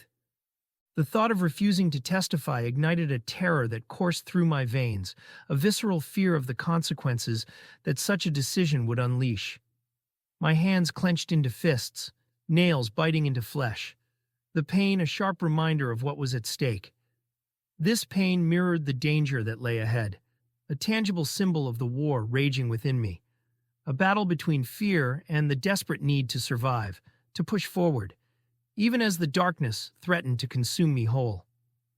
In the weeks leading up to the court case, I had painstakingly constructed scenarios in my mind, devising explanations I could offer Lauren in hopes of articulating the gravity of my situation. Yet, when faced with the opportunity at the courthouse, the words I had rehearsed so meticulously became trapped in my throat, stifled by a crippling fear. The thought of revealing to Lauren the full extent of my fear and the overpowering influence of Mother's strength carried the risk of inciting her anger, a reaction that could potentially see me thrust back under Mother's dominion. Consequently, silence became my sanctuary. Finding the words to express my torment was impossible, even if I could have summoned the courage to speak to them. Admitting the truth to Lauren required a strength I did not possess, a courage that seemed beyond my reach. The hearing progressed like a relentless tide, indifferent to my suffering, unstoppable in its course. In that courtroom, I was brutally reminded that no savior would come. No one would rescue me from the shadows of my past that loomed so large, ready to engulf me at any moment. I was trapped in a web of memories, each thread woven from the darkest moments of my life, each one refusing to be forgotten. The hours spent recounting the horrors to the attorney only served to embed them deeper into my soul. Acts of molestation, prostitution, and the most depraved forms of exploitation imaginable. These memories, with their unbearable weight, gnawed at the edges of my sanity, threatening to tear down the fragile defenses I had built. This internal battle was a testament to the horrific struggle of those who have faced unimaginable trauma. Resilience, I realized, was not merely about surviving, it was about waging a daily war to reclaim even a fragment of the self that had been stolen. On that day, under the oppressive shadow of the courtroom, I found myself entertaining a drastic escape, an extreme measure driven by the desperate need to avoid the excruciating pain of exposing the gruesome reality. These memories, akin to spectral entities lying in wait, threatened to erupt from the depths of my consciousness at the slightest invocation of abuse. The mere thought of bringing these buried horrors to light filled me with a dread so overwhelming that it manifested as restless nights and a constant turmoil churning within me, rendering peace an elusive shadow. The contemplation of feigning amnesia before stepping into the courtroom was a measure of last resort, a testament to the dire straits I found myself in. This thought, radical in its essence, was the embodiment of a deep-seated instinct for self-preservation, a bid to protect my already fragile psyche from the unbearable weight of revisiting past horrors. This internal conflict, a fierce tug-of-war between the pressing demand for justice and an intense desire to shield me from the chasm of my traumas, underscored every moment leading up to the trial. Lauren stood unaware of the precipice upon which I teetered, the unspoken decision to retract my testimony against Mother hanging over me like a sword. The memory of her, eyes ablaze with a fierce determination, is seared into my mind. She was ready to dismantle the authoritarian grip Mother held over us, driven by an unyielding resolve. Yet the enormity of what she sought to achieve, the immense burden she carried, remained a distant fog in my consciousness, a dream half forgotten. As we drove home, Lauren's exuberance filled the car, starkly contrasting the exhaustion that had settled over me like a shroud. The house loomed before us, its landscape meticulously crafted, each blade of grass and every manicured shrub a testament to the facade Lauren and Tim had built. But beneath this perfection lay the chaos within me, which their careful exterior only served to underscore. Their dedication to appearances became a mirror to my struggle, the relentless effort to maintain a semblance of normalcy in a world where my inner turmoil threatened to tear me apart. In this context, resilience was not just survival. It was the art of maintaining the mask, of navigating a world that demanded outward calm while the storm raged within. In the aftermath of the court's ordeal, profound fatigue had taken root in me, severing any residual ties I felt towards Mother. It was difficult to imagine how the memories, deeply buried yet ever present, would continue to linger. They rested in the recesses of my mind like a dormant volcano, ominously silent, yet ready to erupt at the slightest provocation. Be it a familiar sound, an unexpected scent, or some unforeseen event. Positioned on the brink, these memories threatened to unleash a deluge of pain, confusion, and fury too potent to contain, awaiting only the catalyst that would fracture my composure and dredge up the shadows I had desperately tried to conceal. Now I stood as a boy, shouldering burdens that seemed misaligned with my tender age. Each aspect of my existence felt prematurely weathered, my physical form too delicate for my 11 years, marked by a fragility that belied my youth. This frailty cast me as vulnerable, seemingly beckoning exploitation from those who might prey on perceived weakness. Resistance, an unfamiliar territory, was replaced by acquiescence, my survival hinging on resigned compliance that stripped me of self-determination. Yet, within this surrender, I discovered an unexpected resilience, a silent fortitude born from the relinquishment of control. The comforting presence of Samberdio, my once constant companion, now receded into the periphery of my world.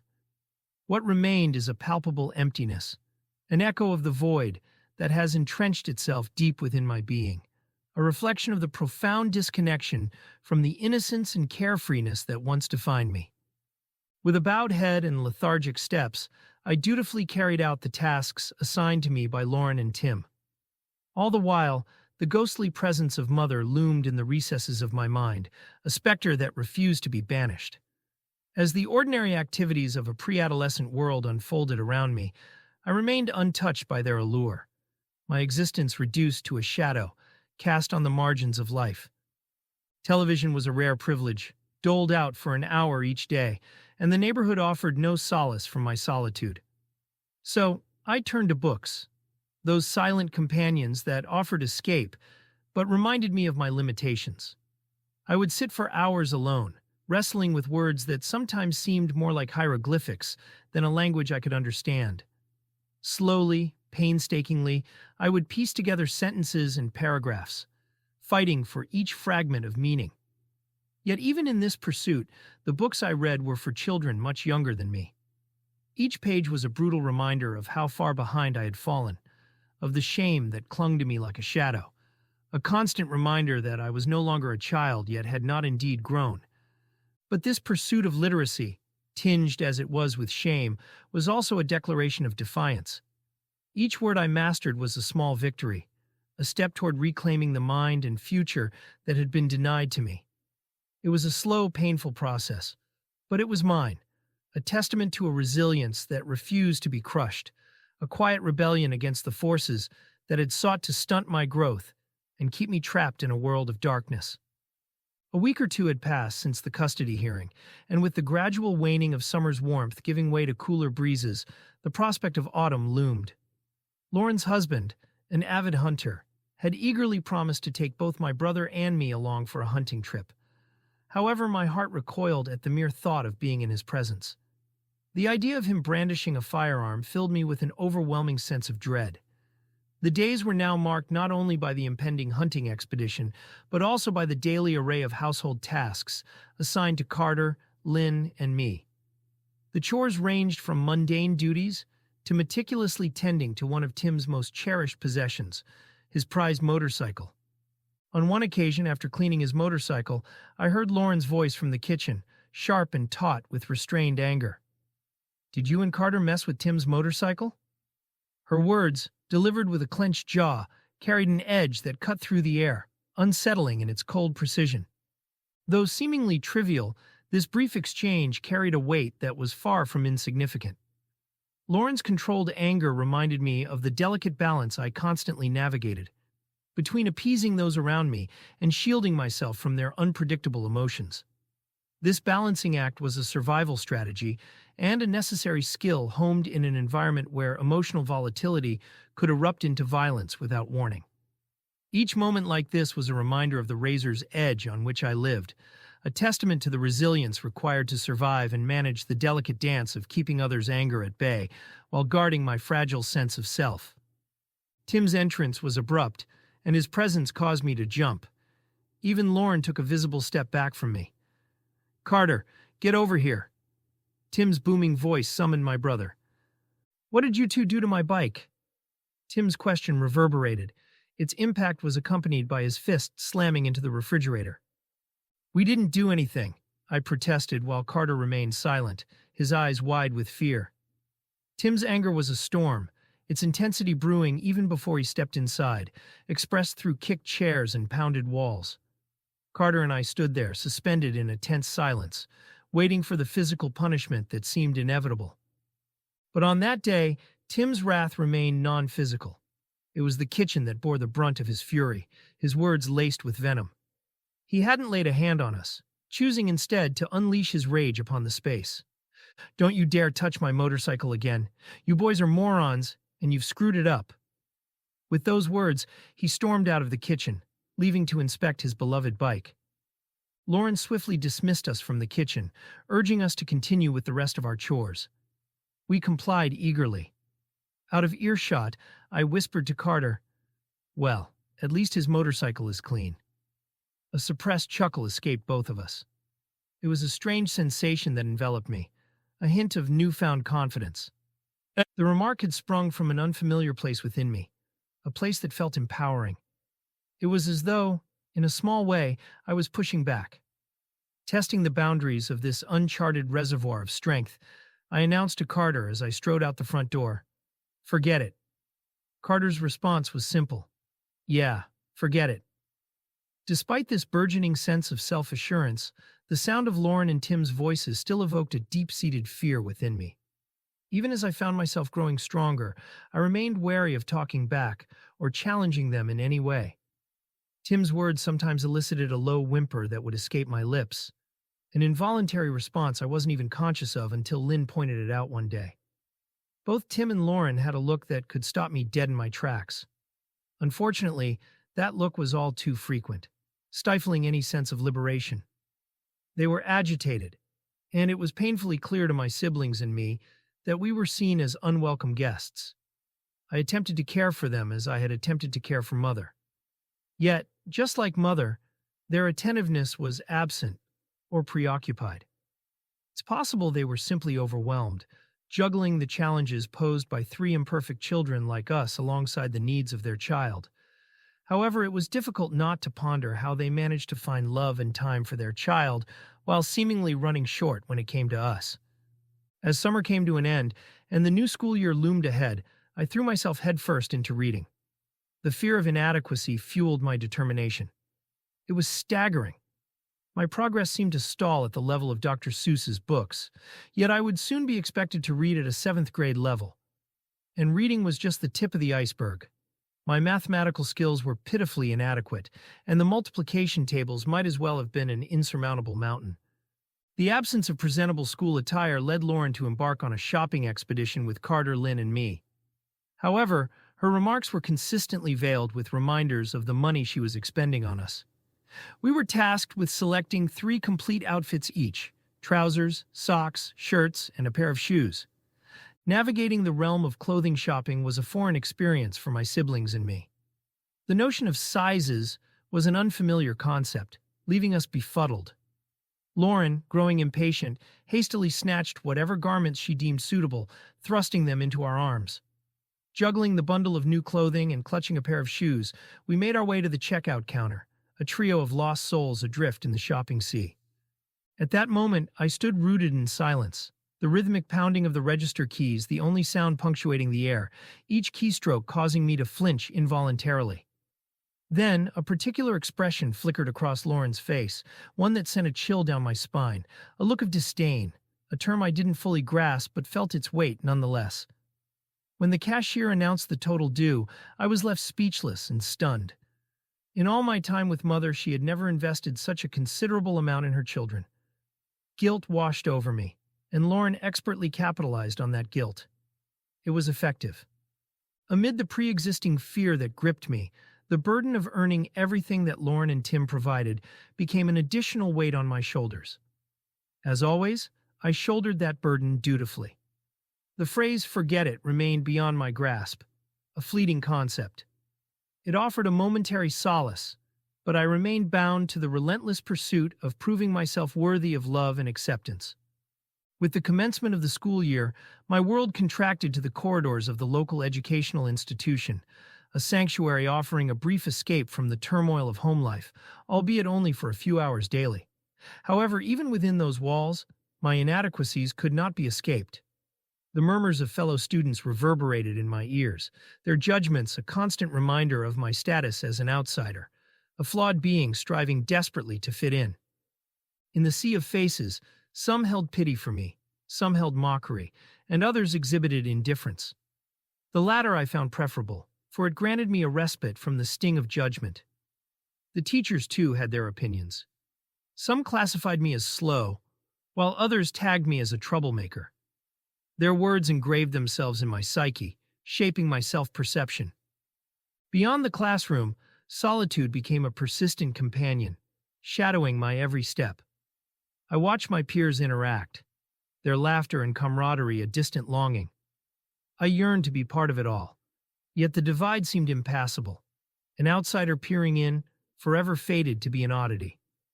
Despite my earnest attempts to mimic their behavior, to mirror their laughter, the gap between us remained unbridgeable. As days segued into weeks, and weeks flowed into months, I found myself ensnared in an unyielding cycle of desolation. The memories of my time with Mother gradually receded, supplanted by the stark reality of my current existence. The notion that breaking free from her clutches would grant me liberation had proven to be an illusory hope.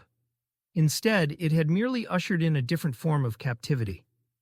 Lauren and Tim's unspoken resentment toward us was tangible, a sentiment that permeated their carefully constructed veneer, casting a pall over every interaction. We were a weight, a ceaseless reminder of their obligation to provide for us. Thus, we lived on the fringes of their consciousness, hardly acknowledged, rarely heard, and frequently overlooked. Within the confines of our residence, an undercurrent of tension perpetually simmered, poised to erupt at any given moment. Tim's explosive anger loomed as an omnipresent threat, lingering around corners like a gathering storm. The resonance of his footsteps, laden with fury, sent shivers coursing down my spine, and I learned to brace myself for the tempest that was sure to follow. At times, his wrath was directed at us, the unwanted stepchildren, and at other times, it was unleashed upon his son. Yet, regardless of the target, the aftermath remained consistent, a deluge of cruelty that left us bruised and shattered, both physically and emotionally. The pervasive existence of abuse in our world is an undeniably tragic reality, and witnessing its repercussions on individuals and families is profoundly disheartening. The prevalence of broken and dysfunctional homes often seems to surpass those untouched by such trials, making it rare to encounter someone unscathed by these hardships. Amid my family's turmoil and strife, I often felt like an outlier. While they harbored a rage, I was characterized by profound sorrow and remorse. It was through my limited understanding of God's presence and the influence of those with a deeper connection to Him that I derived strength. This strength was bestowed by God Himself through the Holy Spirit, often referred to as our Helper. The Holy Spirit, often symbolized as the fire of God, stands as a formidable and transformative presence. The vivid imagery of fire emanating from the throne, as described in the book of Revelation, conveys the divine essence and grandeur of God. This portrayal encapsulates His magnificence and omnipotence. The passage paints a scene of lightning flashes, resonating thunderclaps, and the radiance of 7 blazing lamps, symbolizing the 7 spirits of God. These evocative depictions provide us with a glimpse into the awe-inspiring nature of God's celestial domain. Moreover, the passage emphasizes the distinct role of Jesus in establishing a bridge between humanity and God the Father. Jesus declared Himself as the exclusive conduit, the way, the truth, and the life, underscoring that no avenue exists to the Father except through Him. Through faith in Jesus, we discover communion with God and embrace His truth and vitality. In my journey, it is Jesus who has fortified me with the resolve and valor to confront life's trials. Simultaneously, a wellspring of compassion has flourished within me. Through the prism of my experience, I perceive Jesus as the one who, with unbounded compassion, shoulders the immense burden of my grief. This is vividly illustrated by the evocative image of smoke spiraling upwards from the ashes of a pyre composed of sin and despair. This smoke, rising gracefully into the expanse, symbolizes my tribulations being lifted and scattered into the void, dissolving seamlessly into the vastness of the heavens. In place of these afflictions, He bestows upon me His sacred blaze, a profound testament to divine endorsement. This sacrosanct fire emerges as a luminous beacon of spiritual rebirth, casting light upon my journey and imbuing me with renewed vigor and unwavering resolve. This remarkable transformation from smoke to flame epitomizes a crucial metamorphosis, from a condition of burden to one of celestial sanction by the Most High. It marks a spiritual pilgrimage from the shackles of past constraints to embracing a transformative force that guides my path. This journey, illuminated by divine light, charts a course through the wilderness of despair to the promised land of spiritual fulfillment, where every step is sanctified by His presence, leading me towards a horizon of unimagined possibilities. Observing instances of unkindness among individuals, particularly within families, who should exemplify solace and affection for one another, has always weighed heavily on my heart. The contemplation of my siblings' impending solitude and susceptibility when they no longer possess each other's support remains a persistent concern. I frequently ponder the potential hardships that might arise and prepare myself emotionally and mentally for the most formidable scenarios. While this heightened awareness can be overwhelming, it concurrently functions as a method of preparedness, enabling me to navigate the uncertainties with resilience. Within the confines of my family, eruptions of violent anger over seemingly inconsequential matters were a recurrent theme. However, the wounds inflicted by hurtful words in those moments of anger often cut far deeper than physical blows. The reverberations of those words endure, causing a pain that seems impervious to healing. Given the choice, I would willingly endure physical suffering over enduring gaslighting, deceit, or being subjected to hurtful epithets. These verbal assaults burrow into the recesses of my mind and heart, and in prayer to Jesus I beseech Him to expunge these unsightly words from my thoughts and mend the wounds they have left behind. My prayers are a frequent plea for Jesus to cleanse my mind and heart of the scars inflicted by hurtful words. May He imbue me with the resilience to transcend the agony they have wrought and find solace in healing and renewal. May His strength empower me to extend forgiveness and love, even when confronted with such cruelty. I implore Him to guide me along a path of compassion and empathy towards others so that I might disrupt the cycle of pain and provide comfort to those in dire need. Even Lauren, with her moments of unkindness, wasn't immune to cruelty. Her words, like razor-sharp blades, sliced deeply, leaving wounds that festered long after the initial sting had subsided. A skilled manipulator, she had mastered the art of twisting our words and actions to her advantage. Gaslighting became her preferred strategy, corroding our sense of reality and sowing seeds of doubt about our sanity. We learned not to question her, for the repercussions were swift and severe. Amid the overwhelming challenges that engulfed my life, my thoughts found solace and refuge in Jesus. He emerged as a beacon of hope in the enveloping darkness. Throughout each day, I intertwined thoughts of Jesus into my every moment, seeking a connection that brought comfort and strength. I created acronyms based on his name, crafting short phrases that encapsulated my prayers and aspirations. For instance, Jesus, please help me learn to read, condensed into JPHMLTR, became a small ritual to anchor myself to his presence. This practice served as a subtle tick, a method of tethering myself to Jesus and drawing strength from his constant companionship. In a world perpetually steeped in fear, Jesus became my steadfast companion. His name was an ever-present mantra etched into my thoughts. When faced with trepidation and uncertainty, I instinctively turned to Jesus, seeking his guidance, protection, and tranquility. He became my sanctuary, the refuge I sought when the world's tumult felt overwhelming. My thoughts of Jesus acted as a reassuring whisper, reminding me of his abiding presence and the hope that emanated from it. Amid the disarray and brutality, we clung to the vestiges of love that still lingered. Carter, Lynn, and I forged an unspoken pact, an implicit commitment to safeguard and uplift one another in whatever capacity we could. We evolved into lifelines for each other, offering solace and companionship amid the chaos surrounding us. As the passage of time etched its mark, the luminance of our spirits began to dim. The gravity of our circumstances bore down on us, threatening to extinguish the last vestiges of hope. Gradually, we mastered the art of donning masks, concealing our agony behind practiced smiles and feigned enthusiasm. We withdrew further into ourselves, constructing intricate barriers of self-preservation, unwilling to reveal the depth of our suffering to the world. However, moments of solace emerged within the shadows, brief glimpses of light piercing through the prevailing gloom. During these moments, we clung to the belief that circumstances could transform, that a realm existed beyond the boundaries of our current reality, a place where we might be acknowledged, cherished, and loved for our authentic selves. This belief in transformation, in a brighter future, fueled our determination to persevere, inspiring us to keep moving forward despite the darkness that surrounded us. And so we held on steadfastly, our souls weathered by the storms we endured, as we navigated the treacherous currents of a youth overshadowed by neglect and cruelty. We were innocent souls adrift in a world that appeared to have forsaken us, yet our determination remained unshaken. Amid the darkness, we grasped the significance of our voices, the weight of our narratives deserving recognition.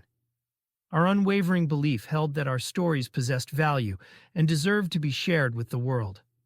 With this steadfast conviction, we dared to envision a future where the echoes of the disregarded would resonate with steadfast strength and indomitable resilience. This belief in the power of our stories, in their ability to inspire and bring about change, empowered us to continue our journey with courage and determination.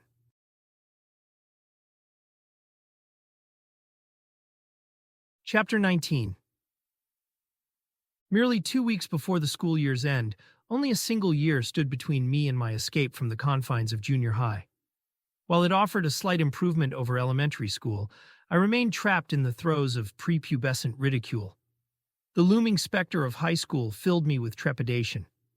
The impending finals were on the horizon, a series of daunting exams that would condense an entire year's knowledge into a single ordeal. With 7 exams ahead, I was certain of my failure in each. My studying efforts were valiant, but my limited reading skills made success seem like an unattainable dream. Lauren and Tim, my guardians, incessantly emphasized the importance of avoiding failure in my subjects. They claimed to have invested considerable time and effort in shaping me, and the prospect of failure was considered a letdown. One day, while I was immersed in my studies, Lauren burst into my room abruptly, burdening me with the fear of repeating the 7th grade if I didn't succeed. Her words struck a deep, ominous chord within me, exploiting my vulnerability. "You're not putting in enough effort," she accused, inflicting terror upon me despite my belief that I was already giving my utmost. In the background, I could hear Tim's complaints about the television, which only added to my distress. My throat constricted, releasing involuntary sounds that embarrassed me.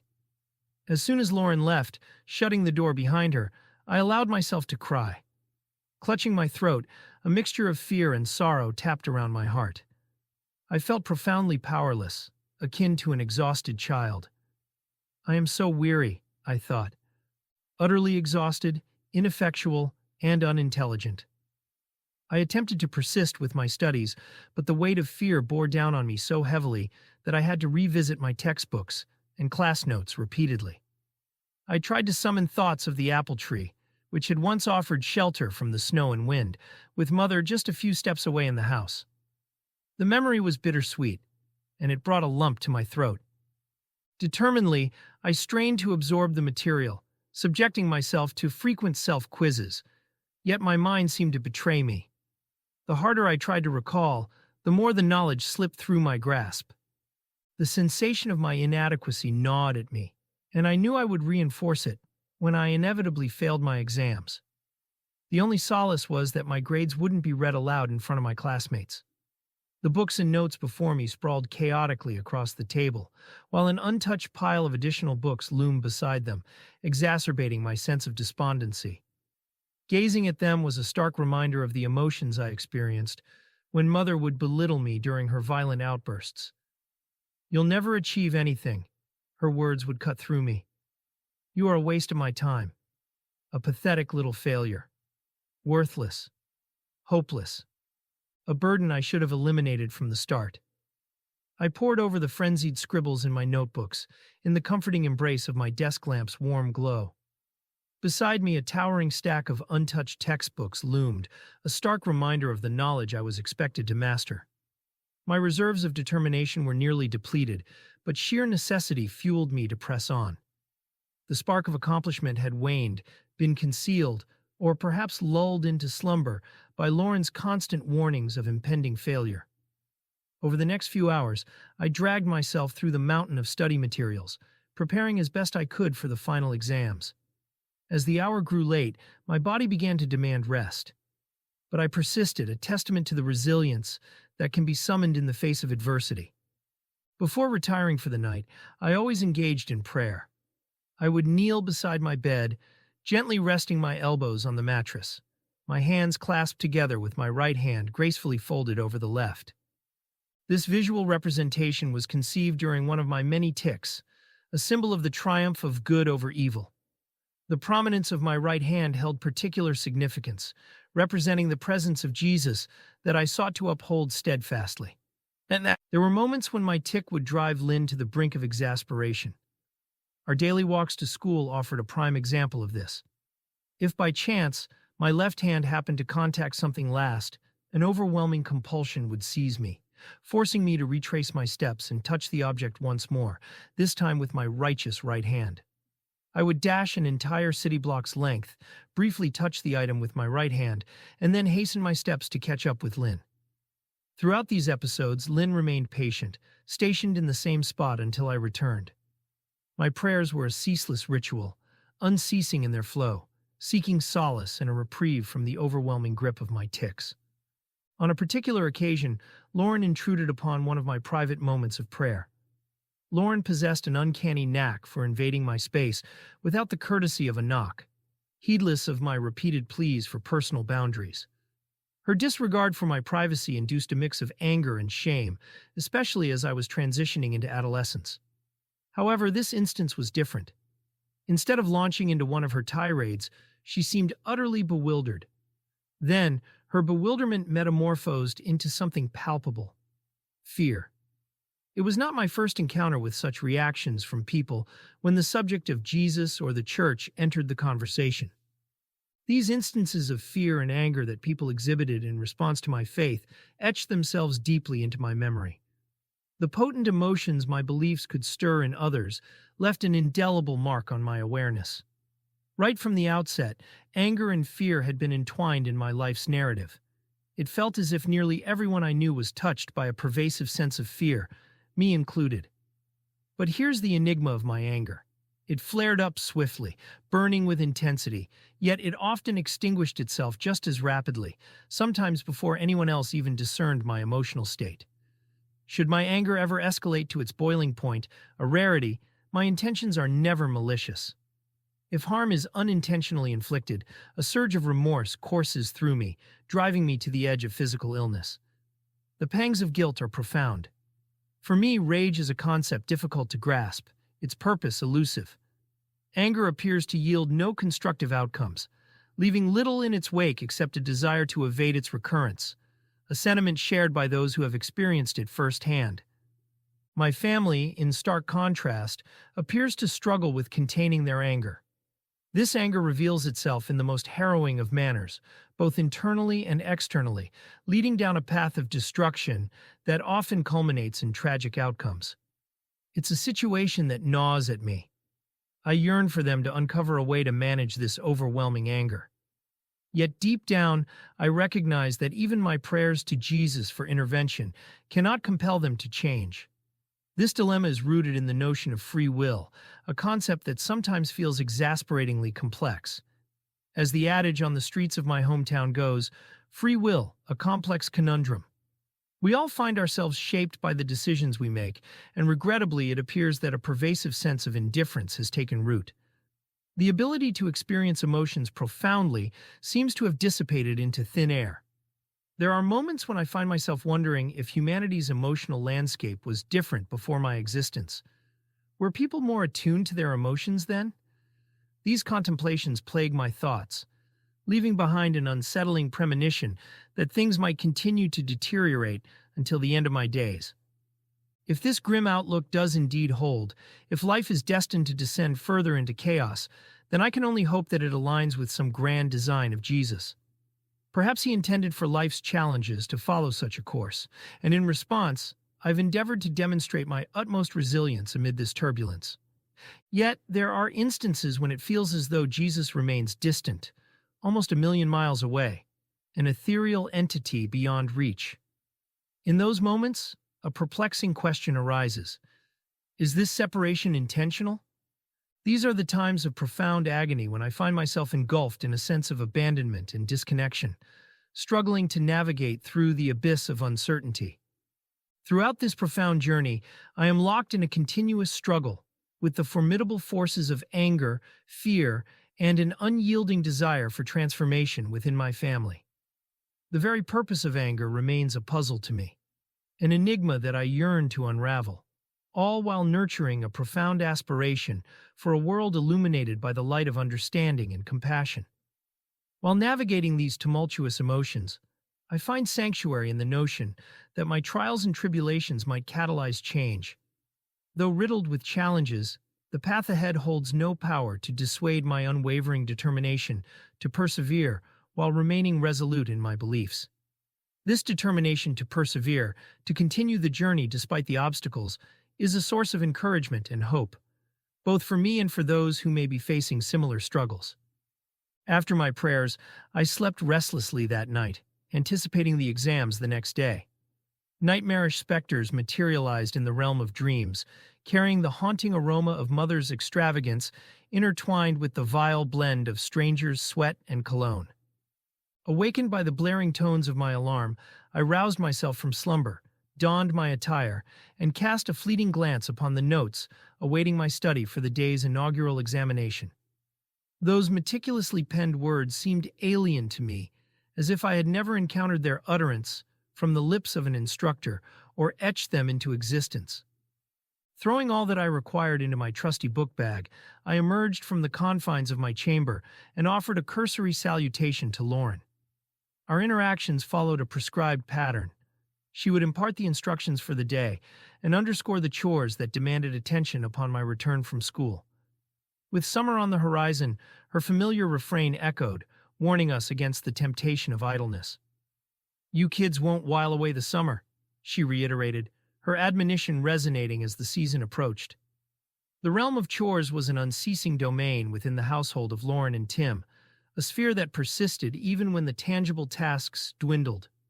A placid inertia gripped Tim, who would often recline in his seat, pipe in hand, and bestow orders upon the household staff. Lauren, however, was ceaselessly occupied, her pursuits a relentless cadence of haste and vexation, her voice a constant stream of complaints that echoed throughout the bustling household. As I hastened my steps to reach the awaiting bus, Lauren's well wishes for my impending exams floated through the air. "Good luck!" her cheery exclamation echoed, yet beneath the surface veneer of her words and gestures, a perceptible undercurrent of insincerity lingered. Despite the outward display, I couldn't shake the innate sense that her words were hollow, concealing ulterior motives. It was evident that her true desires ran contrary to the facade she presented. Rather than wishing me success, she secretly harbored hopes for my failure, an outcome that would seamlessly align with her preconceived notions. In her narrative, I, an inconspicuous figure in her world, existed to embody failure, as if it were an art form that I had masterfully perfected. Thus far, I had dutifully adhered to the script society had written for me. Applause, I supposed, was in order. I boarded the bus, securing a seat towards the rear. The arrival of summer had ushered in warmth, perhaps a tad too much warmth for comfort. With a courteous smile directed at my seatmate, I settled into my own space, allowing my gaze to descend to my shoes. The once thrilling feat of tying shoelaces had now transitioned into an ordinary routine, and its novelty long faded. Occasionally, my attention would drift to those around me, and sometimes my gaze would inadvertently settle on a girl who happened to be seated nearby. Their hair, kissed by the sun's gentle rays, seemed to possess a mesmerizing allure. As their tresses cascaded over their shoulders, an air of enchantment enveloped these scenes. The delicate way they gathered their hair, separating it into shimmering strands and then meticulously weaving it into a plait, never ceased to amaze me. A sense of adoration and reverence stirred within me, kindling a fascination that I dared not openly acknowledge. These innocent yet subtly provocative moments would occasionally prompt a curious sensation in the depths of my being, leading me to swiftly redirect my gaze, lest my thoughts wander into untamed territories. Stepping off the bus, a familiar face awaited me, my one friend from that year, Gregg C.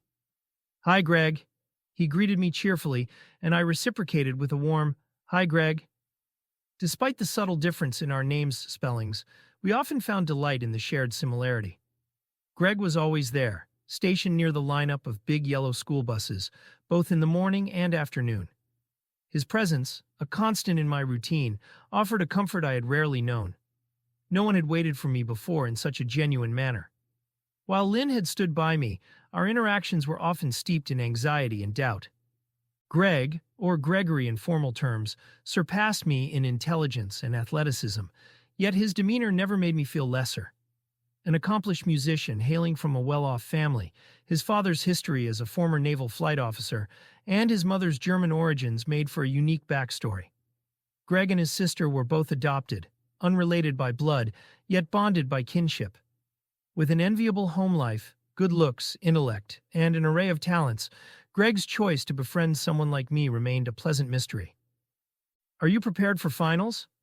Gregg's confidence shone through his inquiry. "Not at all," I admitted with candor, a hint of resignation accompanying my words.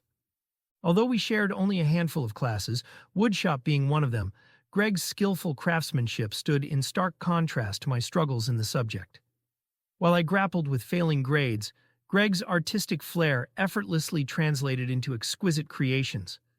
Faced with challenges, I found solace in Gregg's willingness to extend a helping hand. "Well, good luck." Gregg's laughter underscored his well-wishing. "You are too," I replied, even though he scarcely needed luck. "See you at lunch," he announced before dashing off, setting out to attain what would undoubtedly be his first A of the day, to be followed by 6 more. My academic fate took a different turn. Each class barely scraped by with a passing grade. Gregg's mention of lunch stirred a sense of apprehension within me. Alongside the academic woes loomed the specter of bullies and the imminent ordeal of another assault. The lunch break had grown into a twisted ritual, with every tormentor in junior high gleefully participating. I had unwittingly garnered a reputation as an easy target, a reputation that bestowed upon me the derisive moniker Weak Tay-Tay. I mustered courage, imploring the woodshop teacher for permission to dine indoors, shielded from the courtyard's constant harassment. Despite revealing the unending bullying and assaults, my request was dismissed, the teacher's denial echoing indifference to my plight. Curiously, my revelation seemed to irk him further, prompting him to thunder, "Get out there with the rest of the kids." Reluctantly, I obeyed, bracing myself for another painful encounter. The first day of finals brought with it a trio of exams, two scheduled before the lunch break. Predictably, I faltered with ease, succumbing to failure's grip. The burden of my shortcomings and the looming dread of what awaited me outside the classroom grew almost unbearable. Seeking refuge, I retreated to the boys' bathroom, hoping to find a brief respite from the onslaught of emotions. Nestled within the confines of a stall, feet resting on the toilet, I embarked on my silent lunchtime solitude. However, my sanctuary was abruptly disrupted by an insistent pounding on the stall door. The woodshop teacher's stern voice pierced through the door, instructing me to exit the restroom and proceed to the annex. My escape attempt wasn't a novel strategy, and he had grown wise to the trick. With a mixture of embarrassment and resignation, I emerged from the stall and found myself back in the courtyard. As a lamb led to the slaughter, the beatings commenced almost immediately. Gregg, despite his best efforts to intervene on my behalf, was met with fear-induced hesitation. There was an occasion when he attempted to shield me, only to receive a blow to his abdomen, extinguishing any future acts of bravery on his part. Yet his courage, however short-lived, remained an unspoken testament to our bond. The boys assembled in a sinister line, each taking their turn to push and shove me. At times, one would crouch behind my legs, while another propelled me forward with force, causing me to collide with the ground. My head would collide with the unforgiving earth, igniting a display of stars and dancing white dots, reminiscent of those I had seen when Mother unleashed her wrath upon me. The boys mirrored Mother's cruelty, inflicting pain without reason beyond their sadistic amusement. Amidst the torment, I caught a fleeting glimmer of something within the eyes of a girl I once held affection for, a girl I still cared about. Her gaze bore the weight of pity and sorrow as she bore witness to my humiliation. Perhaps it was the culmination of years of abuse, or perhaps a surge of dormant strength was awakening within me. Slowly, I extracted myself from the dirt, locking eyes with the boy who had pushed me down. It was a moment of silent defiance, a quiet challenge hurled at them. "Fuck you, cocksucker," I uttered, my words aimed not solely at the instigator, but directed at the collective assembly. The tone was conversational, devoid of theatricality or a surge of heightened emotion. The words carried a simple yet undeniable challenge, and I swept my gaze across the assembled group, making it clear that the sentiment extended to all. No grand spectacle unfolded and no explosion of emotions occurred, only a casual intonation that harbored an effective challenge. With that proclamation, I had cast the gauntlet, daring them to respond, and there was no turning back from the stance I had taken. "And fuck your mothers, too," I appended with the same measured tone, the words flowing out as casually as any commonplace greeting. It was a phrase that had a knack for getting a rise out of bullies, as insults about one's mother were bound to provoke a reaction. The boy closest to me seemed to grapple with the weight of the moment, his expression shifting between confusion and discomfort, as if his brain were struggling to process the sudden shift in dynamics. As he wrestled with his thoughts, another boy seized the opportunity to lunge at me. Swiftly sidestepping his advance, I watched as he stumbled forward, granting me a brief window to retaliate. My clenched fist met his ear with force, producing a sickening, wet sound. Blood trickled down from his injured ear, mingling with the dirt on his neck and vanishing into the collar of his shirt. In an unsettling juxtaposition of a smile and tears, I found myself simultaneously triumphant and emotional. The impact of one of the punches I had taken earlier left my cheek numb, rendering me unable to discern the dampness of the tears on that side of my face. The boy clutched his injured ear, letting out cries of pain. Laughter had transformed into excited exclamations and murmurs. Amid this chaotic scene, the woodshop teacher appeared, a sudden authoritative presence amidst the turmoil. For the first time he acknowledged my existence, a stark contrast to the times when my pleas for refuge had fallen on deaf ears. He seized my arm and guided me toward the school building. Before I knew it, I found myself seated in front of the vice principal's desk. The journey through the halls had blurred into a haze, my emotions still turbulent from the encounter. The vice principal regarded me over his glasses, a folder filled with papers sprawled before him. His gaze barely left the documents as he remarked, "You're failing your classes." His glances held traces of disappointment, signifying his view of me. A secretary, aptly nicknamed Jugs by the students due to her notable bust, sat beside the desk, dutifully taking notes. When the vice principal finally raised his gaze to meet mine, his crossed eyes, magnified by his glasses, gave him an oddly insect-like appearance. His cheeks flushed with anger, reflecting his indignation. "Fighting results in a mandatory 3-day suspension," he declared firmly, his defiance evident. "And for each of those 3 days, you will receive an E in all your classes." The vice principal's grasp of the situation was less than comprehensive. He pored over my file, adorned with a multitude of E's, failing to realize that whether the next 3 days were spent within or outside the school walls, my final grades would remain no higher than D's. I struggled to conceal my inner thoughts, fighting to keep them hidden from view. The surge of adrenaline from the fight had subsided, replaced by the vice principal's chastisement. Glancing around, I noted the woodshop teacher's absence, a detail that had eluded my attention before. Defeat washed over me, dragging my spirits down as I sat there. The courage that had flickered within me during the courtyard altercation was now extinguished, leaving behind a residue of panic and docility. My aim was survival, and education was the means. I didn't believe I had done anything wrong, but I knew I had to pretend that I did. I had honed the art of pretense, understanding that my survival depended on it. Though the fear of failure was genuine, I forced myself to apologize to the vice principal. What began as an apology evolved into pleading, my tears joining the chorus. The glint of determination mingled with vulnerability in my eyes must have triggered a shift within the vice principal. The 3-day suspension was scaled down to a 1-hour study hall before and after school. It was an opportunity to salvage my grades, concluding the year with D's instead of E's. Though I yearned to declare that I had done nothing wrong, I held back the urge. Survival was paramount, and I understood that pretense was my lifeline. Though the punishment left a bitter taste, it presented a chance to strive for better academic standing. As I contemplated this, the realization slowly washed over me. This was the result of standing up for myself. The endeavor seemed excessive, the risk too great. This train of thought only deepened the well of loneliness and fear within me. Lauren strode into the vice principal's office, her expression a blend of smug satisfaction and disapproval. She reveled in the ammunition my actions had provided her, her emotions transparent across her features. Customary exchanges took place, and Lauren and I departed. She didn't waste any time launching into a reprimanding lecture.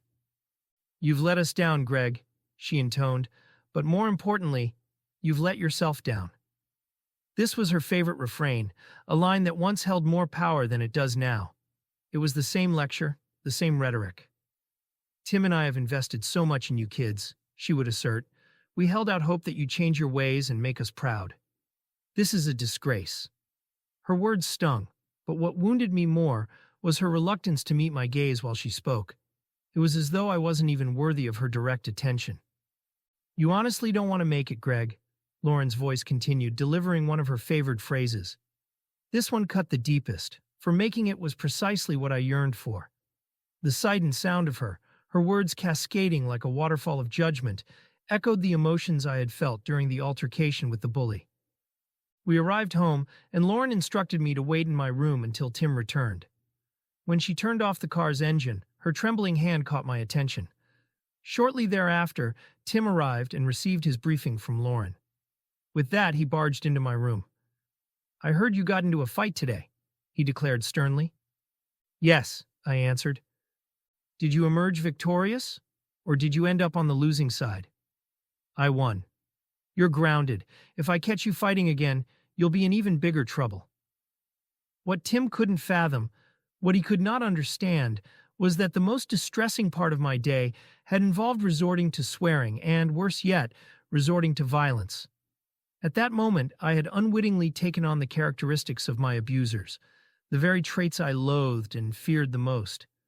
This realization rattled me to my core, for I recognized that this same force of violent anger was responsible for tearing apart my family, my school, my community, and the world itself. All I wanted was to sever myself from this destructive energy. The experience left me profoundly shaken, an unsettling blend of conflicting emotions swirling within me. Guilt coiled around the peculiar satisfaction I had derived from the encounter, leaving me feeling foolish and undeserving. It was as though my self-esteem, confidence, and integrity had all been stripped away. This internal turmoil confounded me. After all, I had proudly proclaimed to Tim that I won. So why did that moment of victory feel like the most monumental failure? There was a nagging sense that Jesus, in his boundless wisdom, held the key to the answer. And perhaps that's why an overwhelming sense of despair was beginning to take hold. Tim's monologue concluded there. Bewildered and plagued by a queasy sensation in my stomach, I returned to my studies. The following day at school, after the obligatory hour of study hall in the morning, I found myself on the receiving end of a mix of congratulations from fellow students and scolding from teachers. The refrain remained the same, the way I had disappointed them, their expectation that I could do better. I frequently wondered where they had unearthed the belief that I possessed the potential to achieve anything worthwhile. Keeping to myself, I navigated through the week without any further confrontations. As my final class concluded, the teacher's voice, clear and gentle, floated above the cacophony of chatter and nervous energy. This particular teacher, my English instructor, had kidney failure and underwent dialysis thrice weekly, yet he never missed a day of teaching. His enlarged arm lumps, a testament to his ailment, stood as a visible reminder of his struggles. He challenged me to read and exhibited patience when my grasp of the lessons faltered. It was his kindness and patience that kindled a spark within me. When he spoke, he directed his gaze at me, momentarily casting aside the shadow of my solitude. In those moments, his words leaned into the classroom as though he were endeavoring to etch the lessons into our hearts. To me, he embodied faith. He was a beacon of beauty. As the bell chimed, we queued up to shake his hand one by one, making our exit from the classroom. However, before I could follow suit, he detained me and withdrew a slim, folded piece of paper from his pocket. As he did, a transformation washed over his features, momentarily eclipsing his illness as he radiated the innocence of a young boy. Extending the folded paper to me, he offered a faint, frail smile and said, "A few reading recommendations for the summer." I expressed my gratitude, not yet grasping the profound depth of compassion underlying this gesture. It wasn't until later that I learned he had passed away that same summer. Wending my way through the corridor, en route to my locker, I took care to safeguard the piece of paper tucked securely within my pocket. Amidst the bustling crowd, I harbored a fear of losing this list of books recommended by my English teacher. It was an extraordinary gift, among the most thoughtful I had ever received. Laughter reverberated around me as students animatedly discussed their summer plans. When a peer unexpectedly wished me a pleasant summer, my response quivered. Kindness, though unfamiliar and wondrous, was never lost on me. As evening descended, a bubble of eager anticipation swelled within me. With a sense of reverence, I delicately unfolded a scrap of paper I'd kept safeguarded in my pocket. The moment was ripe. I was about to unveil the list. On that neatly transcribed parchment, 5 book titles beckoned, their names etched in a font that evoked the gravitas of scholarly handwriting. These books were vessels, each a profound narrative in its own right. The Cross and the Switchblade, by David Wilkerson, published in the seminal year of 1963, a year that also marks my birth, this autobiographical masterpiece traces the transformative odyssey of David Wilkerson. His mission to reach disaffected youth and gang members in New York City's labyrinthine streets is a compelling testament to the enduring power of Christ's love and faith under duress. This temporal connection imbues me with a sense of destiny, a sentiment that provokes deep emotional resonance. The Hiding Place by Corrie ten Boom. With its debut in 1971 and its persistent echo in 1975, this memoir is a timeless artifact. It recounts the wartime heroics of Corrie ten Boom, a Dutch Christian woman who risked it all to save Jewish lives. Imprisoned for her audacity, ten Boom's faith remains her steadfast companion, even in the bleakest of moments. My Side of the Mountain by Jean Craighead George, a compelling odyssey of youth and survival. Sam Gribley, its youthful protagonist, undertakes a daring adventure into the untamed wilderness, navigating the elements with courage and aplomb. Hatchet by Gary Paulson.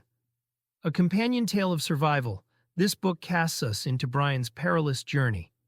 Stranded alone after a plane crash, Brian's tale emphasizes the virtues of resourcefulness and self-reliance, sketching the indelible human spirit. The Book of Revelation, serving as the climactic finale to the Holy Bible, this eschatological tour de force presents a vivid tableau of the ultimate showdown between the forces of good and evil. It prophesies a new world, one radiant with hope and divine rejuvenation. In the tempestuous times we navigate today, times that eerily mimic the apocalyptic scenes described, I find myself drawn to its pages with increasing frequency. Astonishingly, this book was suggested reading during my formative years, a boy then unaware of the gravitas this text would assume in his later life. This retrospective realization sends chills down my spine, hinting at a foreshadowing so precise it feels prophetic. As I immersed myself in these works, it became evident why my teacher had recommended them. Each one embodied themes of sacrifice, courage, and most profoundly, love. Themes that reverberated with the spirit of my Jesus. It was as though a celestial hand guided me deeper into a universe beyond ink and paper, signaling that my journey had only just commenced. Reading them felt like listening to a soft serenade emanating from an old Victrola. While I was physically alone, a celestial presence, my king, accompanied me. A voice whispered that, despite my flaws and doubts, I was known, and that was enough. Each book served as a reminder that the path ahead would be strewn with trials, tainted by my past wrongs and life's inherent cruelties. Yet, within such adversity lay the promise of transformative wisdom. The saying, "all the world's secrets are answered in books," reverberated in my consciousness. However, I discerned that such a tenet could be fulfilled only within the sacred pages of the Holy Bible. Beyond it lay a wealth of human knowledge and insights into the labyrinthine facets of life. I recognized that the pursuit of wisdom is a celestial odyssey, commencing with one's first breath and, if graced by heaven's embrace, continuing into eternity. Many of the books I've journeyed through were not handed to me on a syllabus, nor suggested by a well-meaning mentor. Instead, they were serendipitous finds in the sacred aisles of my neighborhood library. There, among the sentinel-like shelves guarding countless stories, one tome felt destined for me. Its name, elusive as a half-forgotten dream, has been lost to time. Perhaps it nestled quietly in the embrace of obscurity, finding a sanctuary in the public domain through a stranger's kindness. Yet, this unassuming book bore the intense fire of faith in Jesus, challenging the very notions of belief. The narrative carried me to a wilderness, both hauntingly beautiful and perilous, where a father and son walked side by side. Their shared laughter and dreams were silenced when the son, fragile and burning with fever, succumbed to an illness that eluded the father's tender care. The wild symphony of rustling leaves and distant animal cries filled the vast expanse. A moon, luminescent and watchful, painted the night with silvery hues and haunting shadows, their ballet hinting at the mysteries of the dark. Amidst this, the father's heart throbbed with a cocktail of dread and hope. Then, a benevolent stranger materialized, as if the cosmos conspired in their favor. His kind eyes held an otherworldly wisdom. "Allow me," he murmured, preparing a humble bowl of soup. The sickly boy, his strength waning, managed a few sips, guided by this enigmatic guardian. Silently, the father's prayers ascended, weaving into the night, pleading with Jesus. After the last drop of soup, the father, voice thick with emotion, ventured, "Will he survive?" The stranger's response was neither comfort nor despair, but a challenge. Would your faith waver if he were taken from you? The world seemed to hold its breath, awaiting the father's response. Caught between his boundless love for his son and unwavering faith in the divine, he whispered a choked, "Yes." The stranger, with a knowing smile that held a universe of understanding, vanished, leaving the father to grapple with the weight of his confession. As the curtain of night deepened, so did the father's introspection. He battled his demons, confronting the very nature of his faith. Was it a beacon in the storm, or was he merely clinging to a fragile hope? For me, this narrative mirrored my dilemmas. The wilderness, an emblem of life's unpredictable terrain, and the ever-watchful moon symbolized hope's delicate dance with despair. I too have felt that gnawing doubt, which sinking fear, mainly when my mother's well-being hung in the balance. Would my faith hold if the unimaginable occurred? The thought still sends cold shivers down my spine, reminding me of the complexities of belief. Dawn's golden embrace revealed the miracle, the sun, rejuvenated, beaming with life, calling out joyfully to his father. At that moment, a profound truth dawned upon the father. His faith was not merely a testament to his devotion, but an intricate tapestry of love, sacrifice, and undying hope. Their journey through the daunting wilderness had metamorphosed into a pilgrimage of soulful revelations. And as the sun ascended, casting away the remnants of the night, the duo, bound by an unbreakable bond of love and faith, ventured forth, their spirits buoyed by the miraculous and the promise of a brighter morrow. That night, I fervently turned to Jesus in prayer, imploring his guidance to help me absorb the knowledge within the books bestowed upon me by my teacher. Often, reading these books triggered vivid flashbacks of my mother and memories of the past. These intrusive recollections made it difficult for me to concentrate, compelling me to repeatedly read the same passages. Hatred seemed to intensify every facet of my existence, complicating even the simplest of tasks. Sleep remained elusive, and in my desperation for relief, I turned to prayer. Seeking to anchor the newfound knowledge I had gained, I mentally retraced the intricate narratives of the stories I had read, akin to rewinding an old movie reel. Gradually, exhaustion enveloped me, and I surrendered to a profound slumber. As the morning sunbathed the world in its radiant glow, I roused from slumber, greeted by an overwhelming sense of foreboding that enveloped me. It was as though a weighty cloud had descended upon the dawn, casting a somber shadow over my spirit. As I prepared myself for the day ahead, my sister Lauren casually interjected with a sarcastic tone, "So, do you anticipate any greater success this year?" She munched on her breakfast as she spoke. My response emerged with raw honesty. "Likely not, but I shall endeavor to give my best." My sincerity remained palpable, a constant that persisted regardless of its potential implications. I had learned through experience that falsehoods only exacerbated the situation.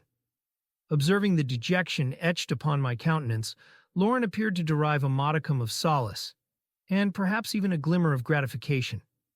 This modest triumph seemed sufficient to propel me onward, even in the face of the inevitable challenges that lay ahead. It is a confounding reality that some individuals find a perverse joy in the failures and struggles of others. These feelings signify a deeply unsettling influence, shaped by a mix of psychological and external factors. Their profound and disquieting effect on the human psyche underscores the complex nature of such attitudes. This inclination to derive pleasure from the hardships of others might indeed bear shades of a darker influence, casting shadows upon the innate compassion and empathy that should be at the core of human interactions. With my breakfast scarcely tasted, I embarked on my journey to school. Upon my arrival, a tidal wave of fear overwhelmed me, culminating in an intense panic attack. The surroundings intensified as if every person in the school were shouting at the top of their lungs, their voices echoing incessantly in my ears. Even the fluorescent lights appeared harsher and more blinding than ever before. A torn poster promoting the JV football team hung crookedly on one of the brick walls, its crudely painted depiction of an American Indian who went by the name of Chief Tecumseh, after whom both the junior HS and HS were named, gazing back at me. Chief Tecumseh was a true American hero, and I was awestruck by his bravery on the battlefield, wondering if I could ever be as brave as him. His eyes were dark, his skin brownish, with a fierce look and war paint. It was amazing to see the headdress and battle gear. But right then and there, I was no brave Indian chief. I was not even a brave Indian, but just a scared little boy. I could never understand where all this fear came from and why it came on so suddenly. For others, the poster heralded a festive occasion, yet it stirred no happiness within me. Rather, it casts a long shadow of doubt over my academic achievements, prompting me to doubt my advancement to the subsequent grade. Emotionally, I felt as though I trailed far behind my peers, and the school itself felt like an arena of chaos and desolation. Years of enduring abuse in every conceivable form had arrested my growth, rendering a formidable mountain of challenges before me. My nights were haunted by nightmares and panic attacks, chilling my blood within the solitary confines of my bed. Moreover, the world around me seemed to communicate in an incomprehensible language, leaving me struggling to decipher its messages. As the approach of summer loomed, these intense emotions and fears only escalated in magnitude.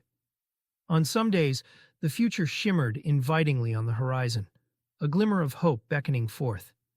Yet on others, if I dared to pause and reflect, the specter of horrors threatened to engulf me.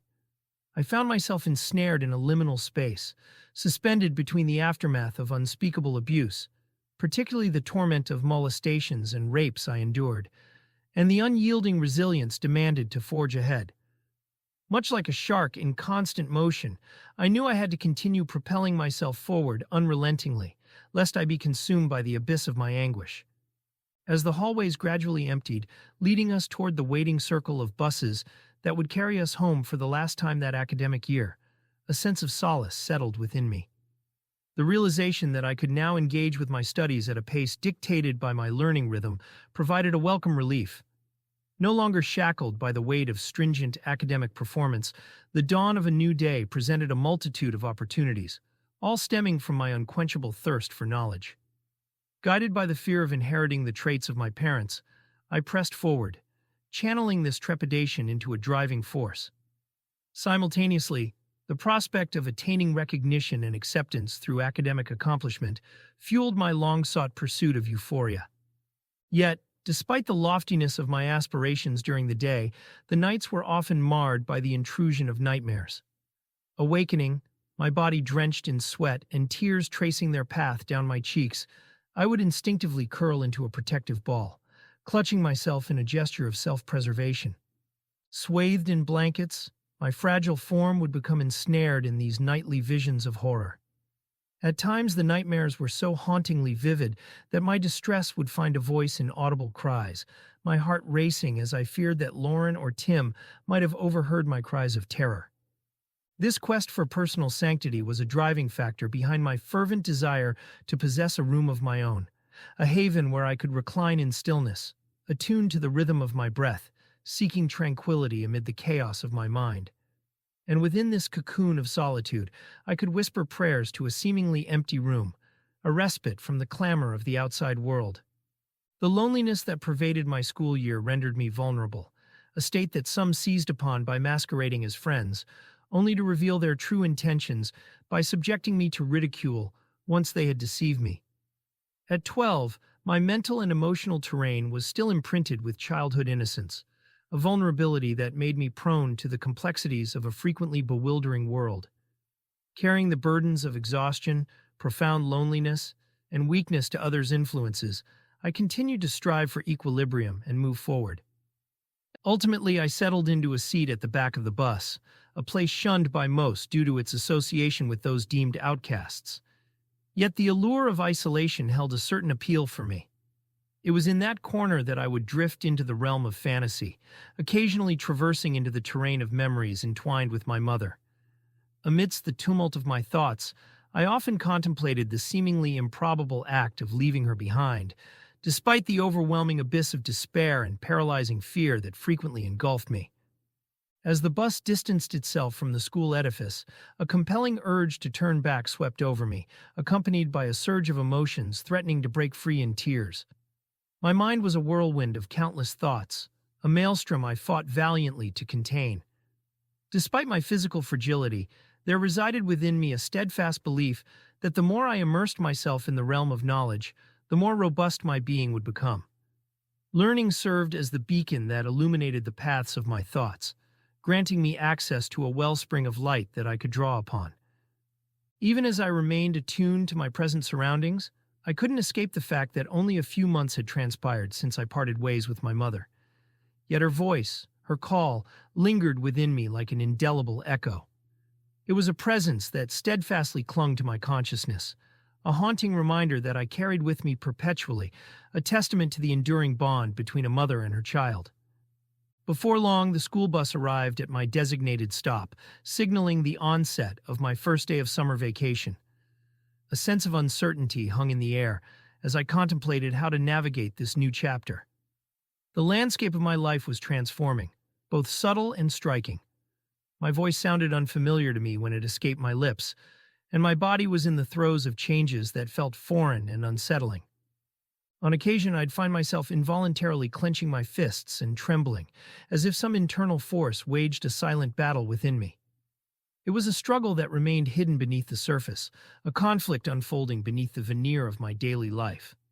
I had journeyed from one desolate realm to another, and while there had been marginal improvements in terms of sustenance, shelter, and clothing, the core of my existence remained relatively unchanged since my time with Mother. Despite the physical alterations, my emotional landscape was marked by continuity. However, the events of that particular day would soon pale in comparison to what awaited me upon my return to the home I shared with Lauren and Tim. The state of our dwelling was a sight to behold, and not in a favorable sense. The house bore the telltale signs of neglect, most notably manifesting in a small but conspicuous black patch marring the gray wood. The task at hand was to address this issue, a task that called for the application of creosote, a dense tar substance utilized to seal and protect the exterior of the house. And so, with the arrival of summer, this became my inaugural chore, marking the commencement of a season defined by both labor and reflection. Summoning a deep breath, I treaded toward the house, my fingers pressing into my palms with a mixture of trepidation and frustration. Adjusting the weight of the backpack containing my books from one shoulder to the other, a fierce anger smoldered within me. All I yearned for was the solitude to immerse myself in reading. The prospect of painting the house held no appeal for me. I had scarcely set foot inside when Tim's voice reverberated through the air, each word a booming command that pierced the silence. "Change your clothes and get to work. No lazing around this summer." "Hey, Lynn, lend a hand in the kitchen." Lauren's directive followed in rapid succession. "Gregg, Carter, get yourselves out there and start painting." Tim's voice chimed in again, accompanied by derisive laughter. Tim and Lauren were on the verge of leaving for a brief errand, and before departing, they aimed to ensure our industriousness. It was a tactic meant to preempt any potential shirking of responsibility. This marked our second home in just a few months, a consequence of Lauren's work as a realtor that necessitated frequent moves. Between the ages of 11 and 16, we would experience a succession of 5 different homes, an intricate cycle encompassing purchase, renovation, habitation, sale, and a fresh start. The constant upending of our living situation was a source of great disdain for me as I struggled to find my bearings amidst the ever-shifting surroundings. Little did I grasp then that my feelings of aversion toward perpetual change would soon be overshadowed by an even deeper loathing, a sentiment reserved for the formidable task of handling tar. Carter and I embarked on the arduous chore of applying creosote to the house, flinging the thick substance onto the surface in uneven smears. In a matter of moments, the significance of the last day of school had slipped from my thoughts. Enveloped in a state of tedium, I was oblivious to the passage of time. Seemingly propelled by a mixture of boredom and determination, Carter ascended a ladder, perching himself on the roof and surveying the expanse of the subdivision. "Look, Gregg, I can see Caroline's house from here." Carter's voice brimmed with exhilaration. Caroline, our babysitter, played a role not so much in supervising us, myself, Lynn, and Carter, but rather in assuaging Lauren and Tim's concerns that we might inadvertently bring about calamity in their absence, even if only for a couple of hours. Caroline had elicited a fascination within me, a fascination stemming from her air of mystique, her chestnut-brown curly hair and matching eyes, her statuesque frame, perpetually sun-kissed skin, and an air of allure that defied description. The scent of perfumed soap clung to her smooth skin, but it was her full, soft, crimson lips that held me spellbound. On the rare occasions when she permitted me a parting kiss, I would linger, savoring the taste of her lips, a moment of bittersweet ecstasy. Aware that Tim's return loomed and determined to evade his reprimand, I labored with renewed energy, resolved to complete the task promptly and escape its grip. Frustration, however, would soon get the better of me. In a surge of exasperation, I seized a half-filled bucket of creosote and exerted forceful pressure, causing the tar substance to erupt from the container, bounce off of the house's surface, and splatter directly onto my face and hair. "Carter! Carter! It's burning!" My frantic voice pierced the air. "It's burning!" Carter's response echoed mine. Swiftly, he descended the ladder, urgently grasping my form and leading me inside the house. My eyelids were sealed shut by the viscous creosote, while the substance had begun to sear my face and scalp. My eyes felt as though they were ablaze as well. Carter guided me through the house, a sightless guide for my sightless self. Gradually, he steered me to the bathroom sink, where he swiftly commenced shattering the vials of solvent that accompanied each can of creosote.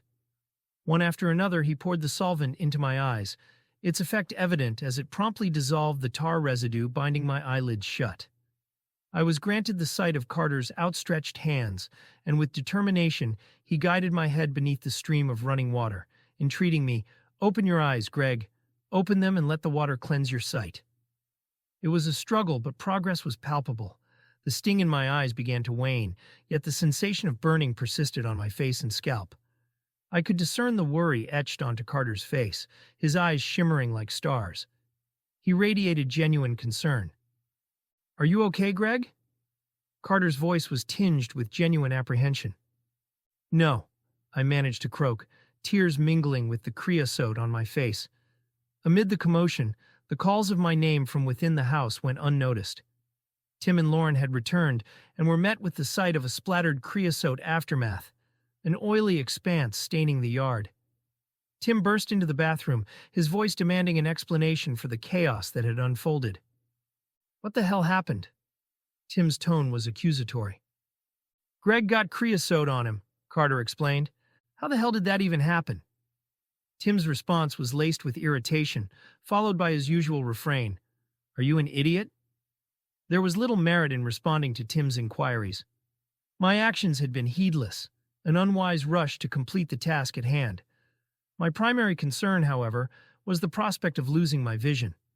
The creosote's searing effect felt as though it were rending my skull apart and flaying my skin.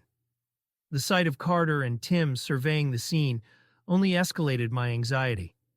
Their expressions were a mixture of astonishment and uncertainty, and their inability to swiftly assess the situation fueled my distress.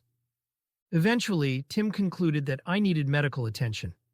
Amidst his decision, he emitted a jovial chuckle that sent shivers down my spine. Tim's amusement was a source of terror, an aspect of his personality that never failed to unnerve me. "Lauren!" Tim's voice rang out. "We need to take your genius of a brother to the doctors." During the drive, I felt the solidification of my hair, each strand fused into a mass resembling dark, razor-edged spikes. Coupled with the layer of creosote smeared across my face and forehead, I must have looked like a disheveled and manic punk rocker. A memory surfaced of a children's book I had read not long ago, a tale involving a tar-covered entity cast into a thicket of thorns. The narrative had been one of the many stories I devoured during that initial summer with Lauren and Tim.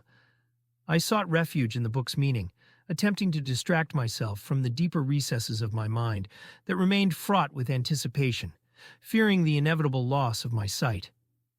After a swift examination that left the doctor puzzled, he prescribed a solution to cleanse the tar from my hair and a salve for my skin. My eyes were rinsed again, using a solution that stung nearly as much as the creosote itself. The solution for my scalp had an unexpected side effect. It bleached my auburn hair, transforming it into a shade of blonde that rendered me nearly unrecognizable. Returning home, I hastened to the bathroom to assess the aftermath.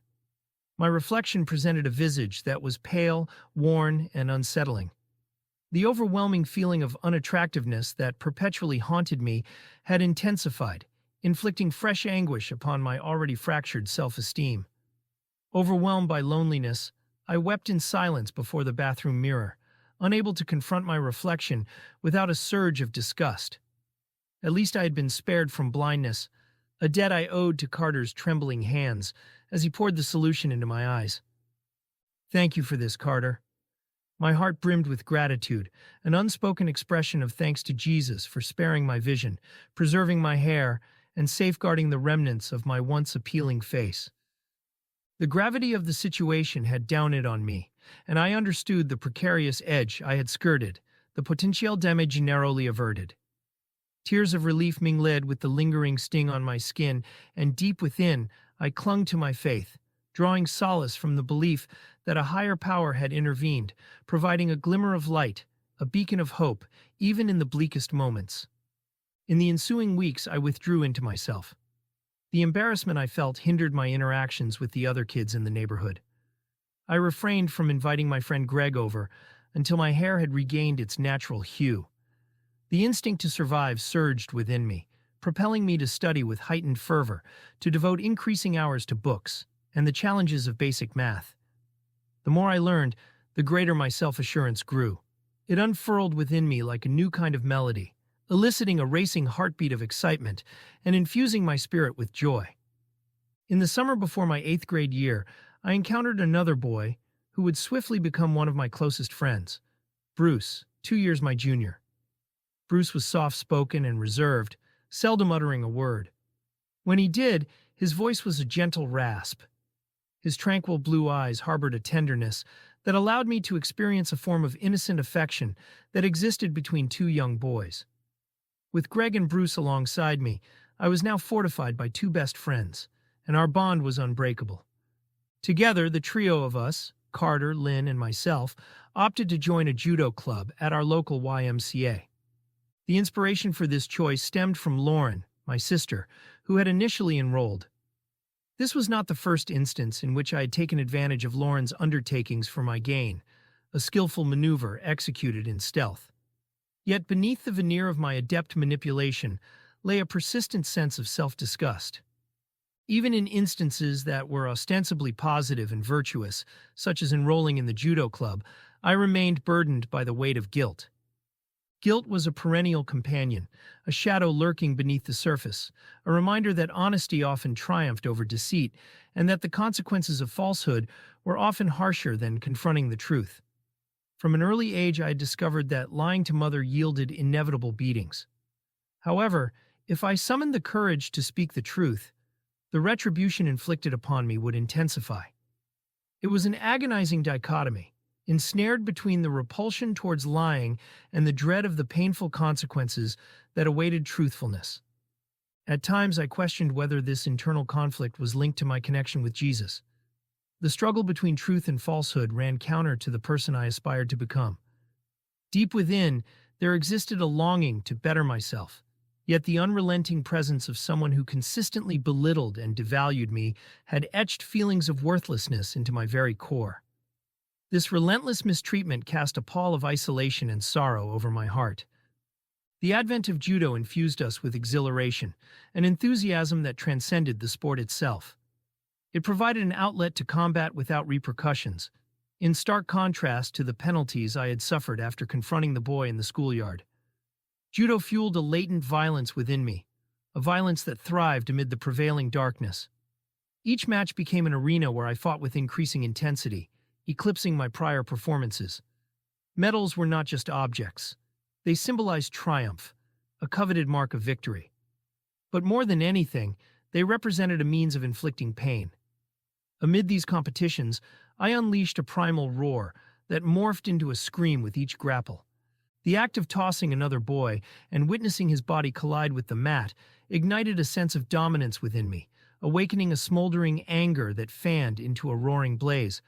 The rage was intoxicating, and to my astonishment, fighting came naturally to me. Like Carter, I embodied a potent force, a ticking time bomb. Clutching onto the achievements I had managed to attain, both in my academic pursuits and in the realm of athletics, I continued to reach for greater heights. Each success acted as a catalyst, further fueling my drive to outdo myself, a weighty burden as I endeavored to distance myself from the ashes of my past. With fervor, I propelled myself forward, seeking glimmers of progress within the chaos of my raw struggle, grappling with the remnants of the life I had left behind. I clung to life's promises, fervently searching for a flicker of vitality amidst the shadows. Despite my determined efforts, the specter of past anguish refused to dissipate. Within the recesses of my mind, Mother's voice echoed, a soft but chilling whisper branding me as worthless. Most days, the path ahead seemed motionless, devoid of discernible progress. Whether it was the dynamic lectures from Lauren and Tim, the aloof presence of the social worker arranged for me and my siblings, or the omnipresence of Mother's memory, my journey was plagued by stagnation. And then there were the flashbacks of unfamiliar faces lurking in the shadows, waiting to impose their brand of horror upon me, haggling over my value as if I were a commodity. Amidst this turmoil, I found solace in my insatiable curiosity and thirst for knowledge. Books became my companions, guiding me through diverse worlds and perspectives that transcended the limitations of my immediate surroundings. My voracious appetite for reading became a lifeline, a means of escape from the confines of my circumstances. The stories I devoured transported me to realms far beyond my reality, offering comfort and respite from the weight that often bore down on me. In these moments, literature and faith became my refuge, offering a comforting embrace in the midst of turmoil. My bond with Gregg and Bruce remained unwavering, providing a steadfast support network that bolstered me through the trials of adolescence. In their company, I found an affirmation of my worth, a reminder that I was not defined solely by the shadows of my past. Together we shared moments of joy, dreams of a brighter future, and the camaraderie that can only be forged through shared experiences. Through their friendship, I discovered the power of companionship, a shield against the harshness of the world. Despite the lingering scars and the challenges ahead, I clung to a fragile ember of hope, determined to rise above the adversity that had marked my journey thus far. The path before me was unpredictable, fraught with pitfalls and uncertainties, but I was resolved to forge my destiny, to transcend the pain that had once bound me. My identity was not defined by the tragedies I endured, but by the resilience with which I faced them. And so, with my gaze fixed on the horizon, I pressed forward, embracing the challenges and victories that awaited me on the uncharted road ahead. What kept the ember of life's flame alive within me was a small treasure tucked away deep in my heart, a folded piece of paper adorned with a meticulously penned list of book titles. This was a gift from a compassionate English teacher nearing the end of his journey. It stood as a testament that within the chaos of my existence, there was someone who cared, someone who envisioned more for me than exploitation, someone who retained command over their faculties, both mental and emotional. This teacher was someone who spoke without slurred words or unsteady steps. In the disarray surrounding me, this individual emerged as a beacon of goodness, a glimmer of humanity untouched by the hostility that plagued my life. My determination to rise above adversity was a source of empowerment, a reminder that I had the strength to shape my destiny. It occurred to me that I hadn't succumbed to death in years past. Rather, I had been brought to the brink by the malicious intentions of others. They had wielded an arsenal of weapons, cleverly veiling their actions behind the curtains of my shame, crafting the perfect alibi. But I refused to yield to the darkness that threatened to engulf me. I could not, and would not, become like them. Even in my tender youth, before the age of 13, I grasped the essence of love, and, consequently, the essence of life itself. As I devoted that summer to preparing for the challenges that 8th grade would bring, I began to unravel the essence of existence. It was encapsulated within that folded piece of paper, not just the titles of the books suggested by a kind-hearted individual, but also the effort taken to inscribe those words, infusing them with genuine care, and placing their hope in me.